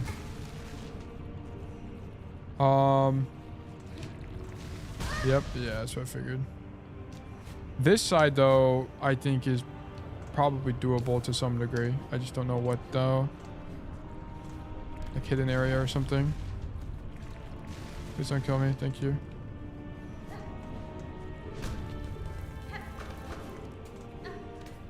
And maybe it's a secret there, like where that guy is. I'm gonna go heal though real quick. Was there a boss here at some point? I actually don't even remember. I don't think so. What's up with this bell? I feel like there's hardly ever bells like that in this game, so that's kind of weird. I wonder... This is backtrack? What do you mean? I just wonder if, like, I will have to come back here later, yeah. I will need to come back when I have the, grapple thing. This is not a secret. The hook? Yeah, we'll have to come back later. I don't think I can do anything else here yet. We have a shortcut to far fields, but it kind of like is not very useful, to be honest. We got a new weapon. Is kind of like the thing we got from the area, which is nice, but nothing crazy. What else? Where else would we need to go? So the far field thing isn't doable. Neither is the deep docks thing. So I need to use... Okay, wait, hold on. I'm using the silver for things I can't do yet. Here, here, here. Those are just not doable. This was not doable either. Wait, did I ever check this? I can't remember. Okay, we'll just go there because I legit can't remember if I checked that or not. It's not that far anyway. It's minor inconvenience. Fuck. Let me up, man.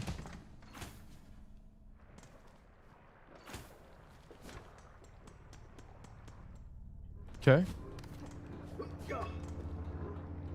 Up.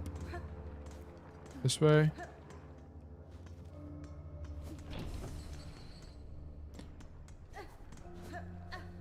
Okay. Oh yeah, this is this. Okay, so we know that is ungettable. And then this is... It's a way to go up, but like, how do you even get up there?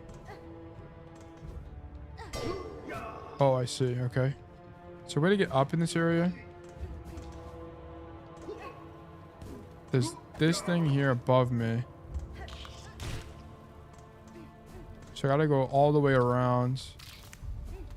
Did I never do this ever? Really?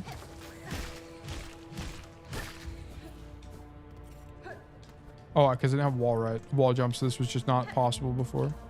Okay. So this is the mask. Oh, this is a boss. Okay. Oh, yeah.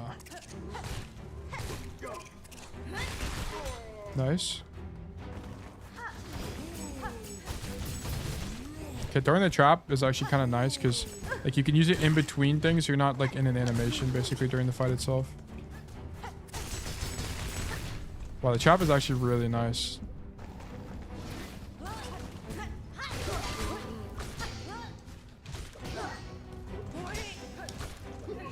Okay. Oh no, I thought that was gonna be the end, to be honest. Did not end up being the case. Dash, thank you for the Prime subscription. Welcome to Bug Nation. Hope you're well. Sorry, I'm in a boss rush thing. But thank you so much for the support. Greatly appreciate it. Hope you've been doing well today. We did it! We fucking did it!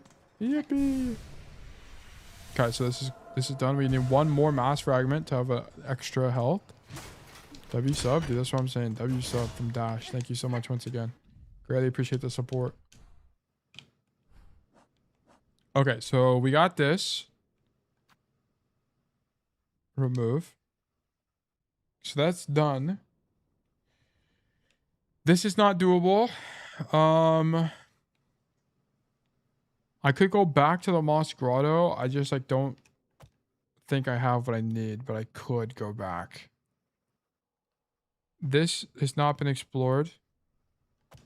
This has not been explored. I don't know why. Oh no, this is a door. I remember this. That's a door, so that's not doable. These are all dead ends. Well, I guess I'll make it this so I know it's like a legit dead end. So like this is a dead end. Let's go over here. These are both dead ends. Like this. Go back. Hold on. I'm trying to figure out. What was this? This was also a dead end. This was like a door that I couldn't open. No, this is I needed the no, this is I need something. I need the hook. This is I need double jump. Oh no, I need the hook thing for that as well. I need a hook for both of that. Then there's nowhere to go on that side. And then I don't know about this stuff. These were... I don't even remember where this is. And why I didn't do this. And then this is a lead. I don't know what's up with this as well. And this. Okay, we got a bunch of leads still. Go back. Was there like something here I missed?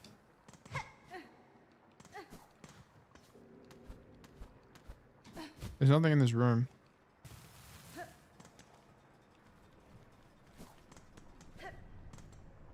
Now I'm at bone bottom. Or Shellwood? Yeah. Like there's still areas we gotta go explore. That haven't been fully explored yet. Let me up, bro. I need to fast travel. I'll just go down and fast travel.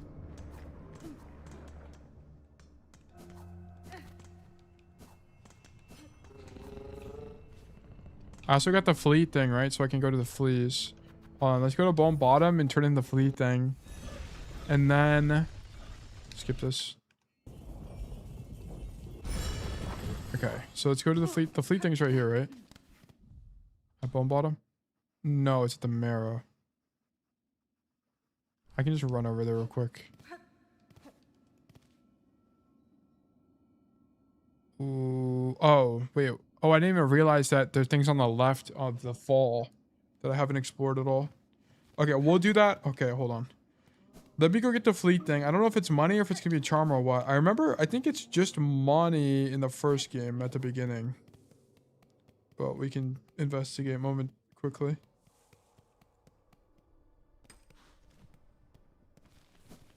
Oh, there's another one of these guys.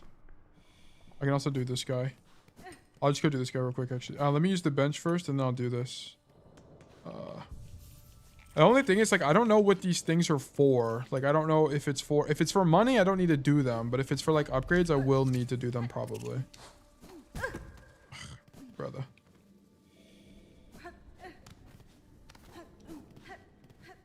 Bro, there's one achievement left for me to platinum this game, and it's 100% in 5 hours. 100% in 5 hours is possible? What the fuck? Not at all what I would have expected.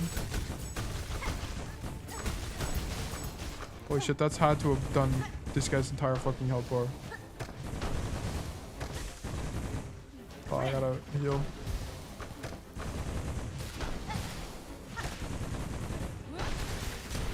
Huge. Okay, this guy actually got obliterated. Nice, and I got a flint gem. But I can only have 3 flint gems? Wish updated? Oh, that was a wish. I didn't even realize. Okay, cool. So that's cool. So I can go turn that wish in.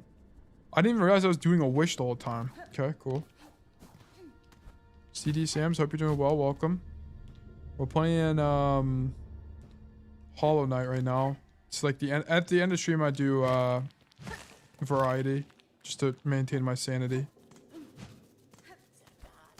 Okay, never mind. The whole strip's not needed. Yeah, I feel like 5 hours or whatever you said would have been basically impossible.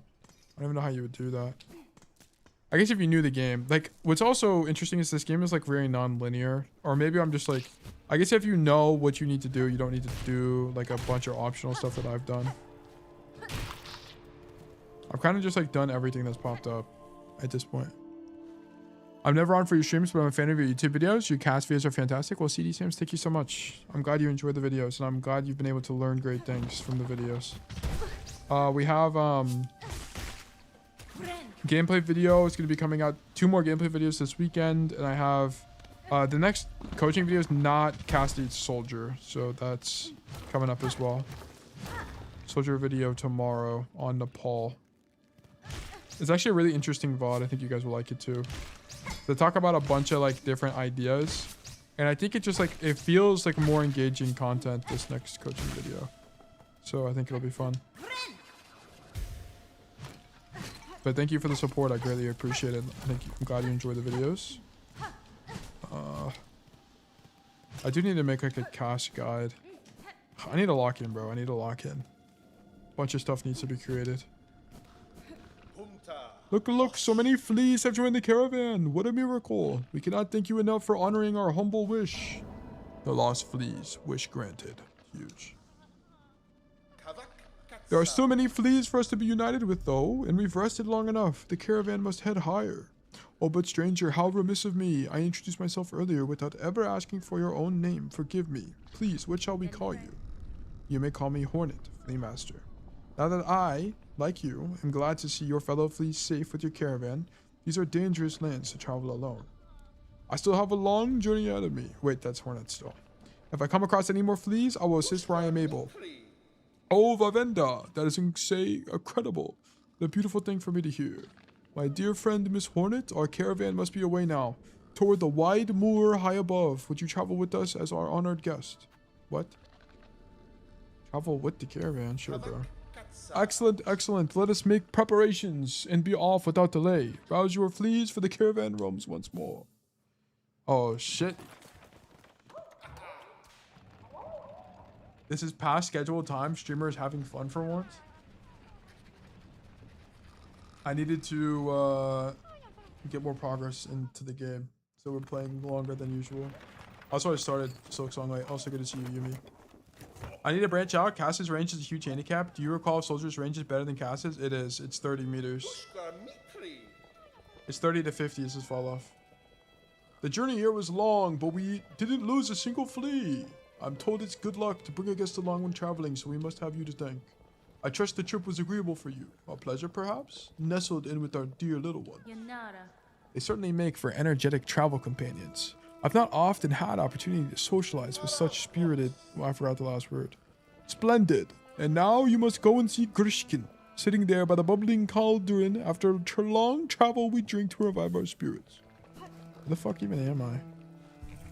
Where the fucking am I right now? Oh, I'm in Greymore. I bet. Okay, so they... Oh my god.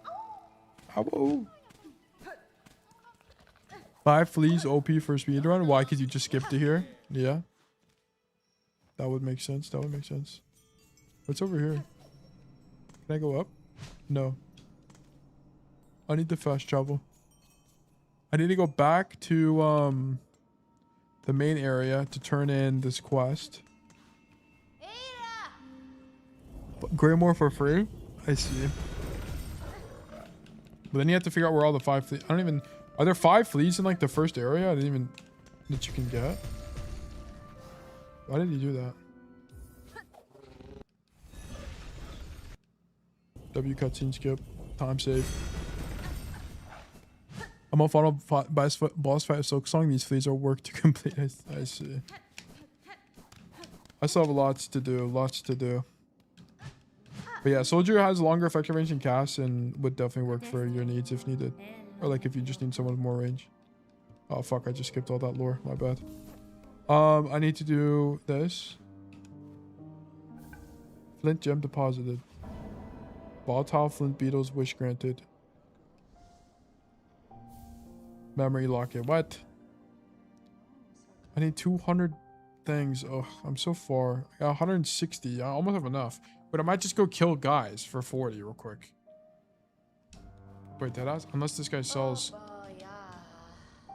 No, he does not. W citizen? Dude, I am a W citizen. Doing great, accommodating for the great needs of the people of the bugs. These guys drop 40... How many of these... How many shards do these... Dude, die. 1 shard? Are you out of your mind? I need 40, bro.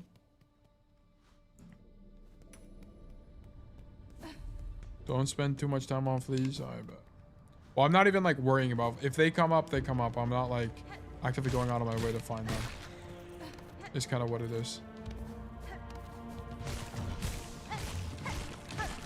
If they happen to show up, then they show up type operation. I needed 40, right? Because I need 200. So, I need to kill a bunch of random things. Okay.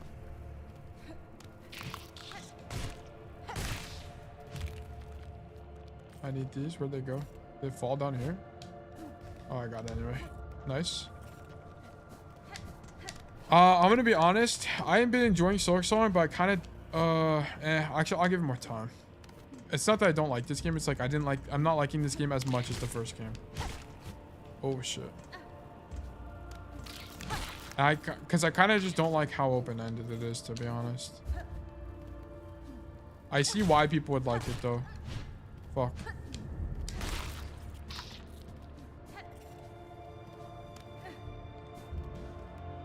Like if you're someone that like likes a lot more autonomy in your game, then like I think it totally makes a lot of sense. But I kind of like it when I like kind of like the first game, or maybe I'm just misremembering the first game. Like I might legit just be, but I felt like in the first game, it was a lot more obvious like what you're supposed to do, which I kind of like appreciated.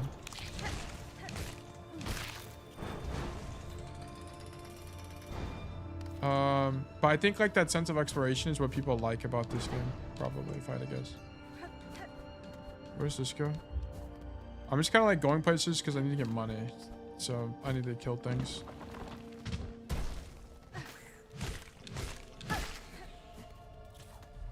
Or I need to get these like whatever these things are called, shards or whatever. Yeah, you won't get like permanent penalized if you don't have them all by the end of the game. Oh, I see, I see.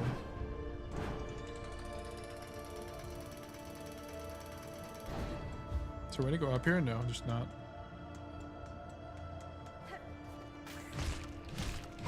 Nice. Okay, 40 now. Okay, perfect. Now we can go back and we can use the 2 ones that we have in our back pocket to turn in the quest. And then we're chill. I think maybe since you just finished Dark Souls, which was a game like this too, it's the yeah. I think that might be part of it as well. Maybe I don't know. Like maybe I'm playing too many Souls-like games back to back. Okay, 2. But I don't know. I think I'm just misremembering how the first game played, to be honest with you, because I feel like in the first game there was some level of backtracking like this that had to be done as well. Oh, whoops.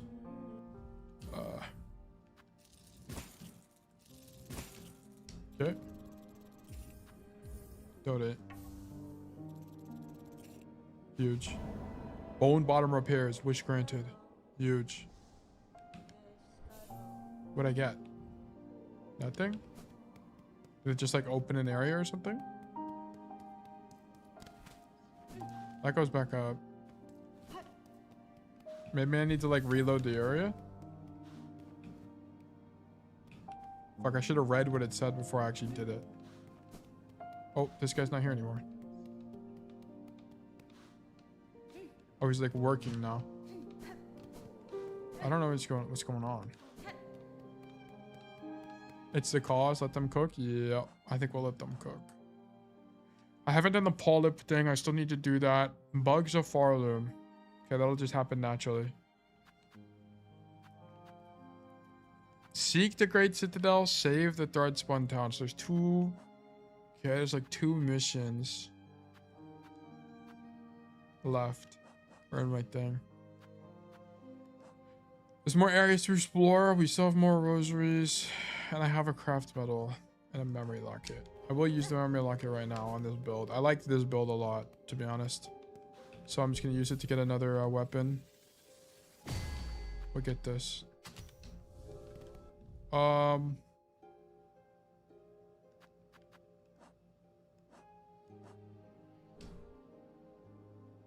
Okay. We have made great progress. I think this could be a good place to call it, or a good time to call it. We've made great progress today. We've gotten the fleas were done. We did we explored a bunch of areas. There's some loose ends we still haven't done yet, which we need to explore. There's so many loose ends. So much backtracking has to be done. And then we must go from there. Did they nerf Shion, bro? They did, thank God. Thank God that hero got nerfed. That hero was broken. Actually OP broken. She needed the nerf. That's kind of like what she needed to. Like her right click is what needed to be nerfed. The bike is whatever, but the right click it's too strong. It's actually way too strong. I guess like hold on. I guess I can boot up the game real quick and just see like what the nerf is like. Let me boot up. Let me black screen and let me boot it up while I'm here. I might as well. Battle.net. They saw your stream? Dude, they did. They said, once Tail is an expert in Overwatch balance, we need to do exactly what he says. And I was like, you're absolutely correct.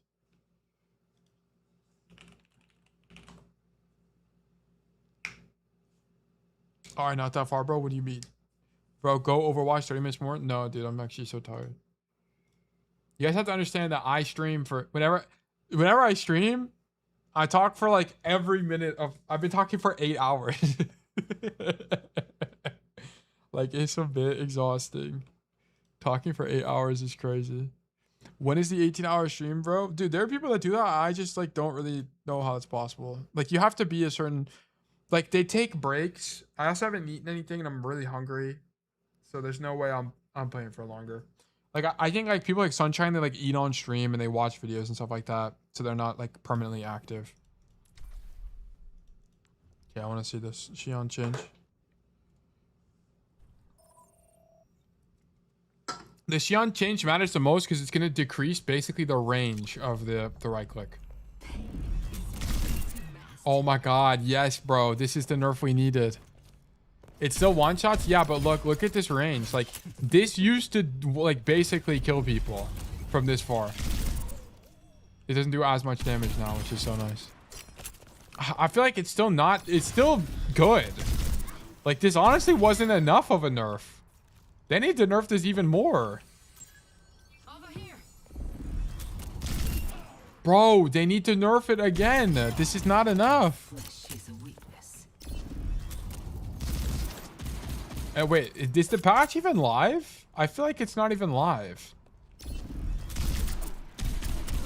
And the recovery is nothing. The recovery is a nothing burger. This is a nothing burger ass nerf. What the fuck? They need to nerf it even more. Dude, it needs even more of it. Is it slower now or am I just lagging? I think I'm just lagging. Hold on. I had 200 ping to that practice range server. Okay, I have way less ping now. Okay, the recovery is actually pretty noticeable, I will say. It is pretty noticeable, but like, this shit still needs to be nerfed. This is still OP. Yeah, what? Didn't they listen to you? Bro, they needed to listen to me more. Yeah, like, what the fuck? Of course, people are going to be moving around, so it's going to be hard to hit that, but, like...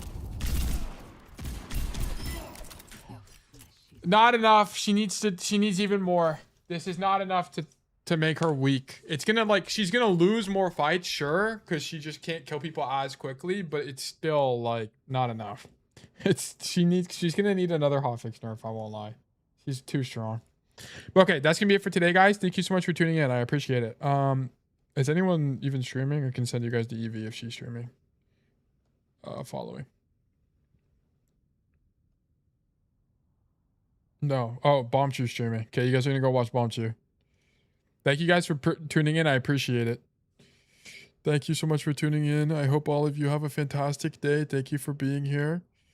Bomb Chew is streaming. Go watch her as she does. I don't know what she's doing, but she's doing something, I suppose. But thank you for being here, and I hope all of you have a fantastic rest of your day. Bye-bye. Leon Kennedy from Resident Evil 2, 4,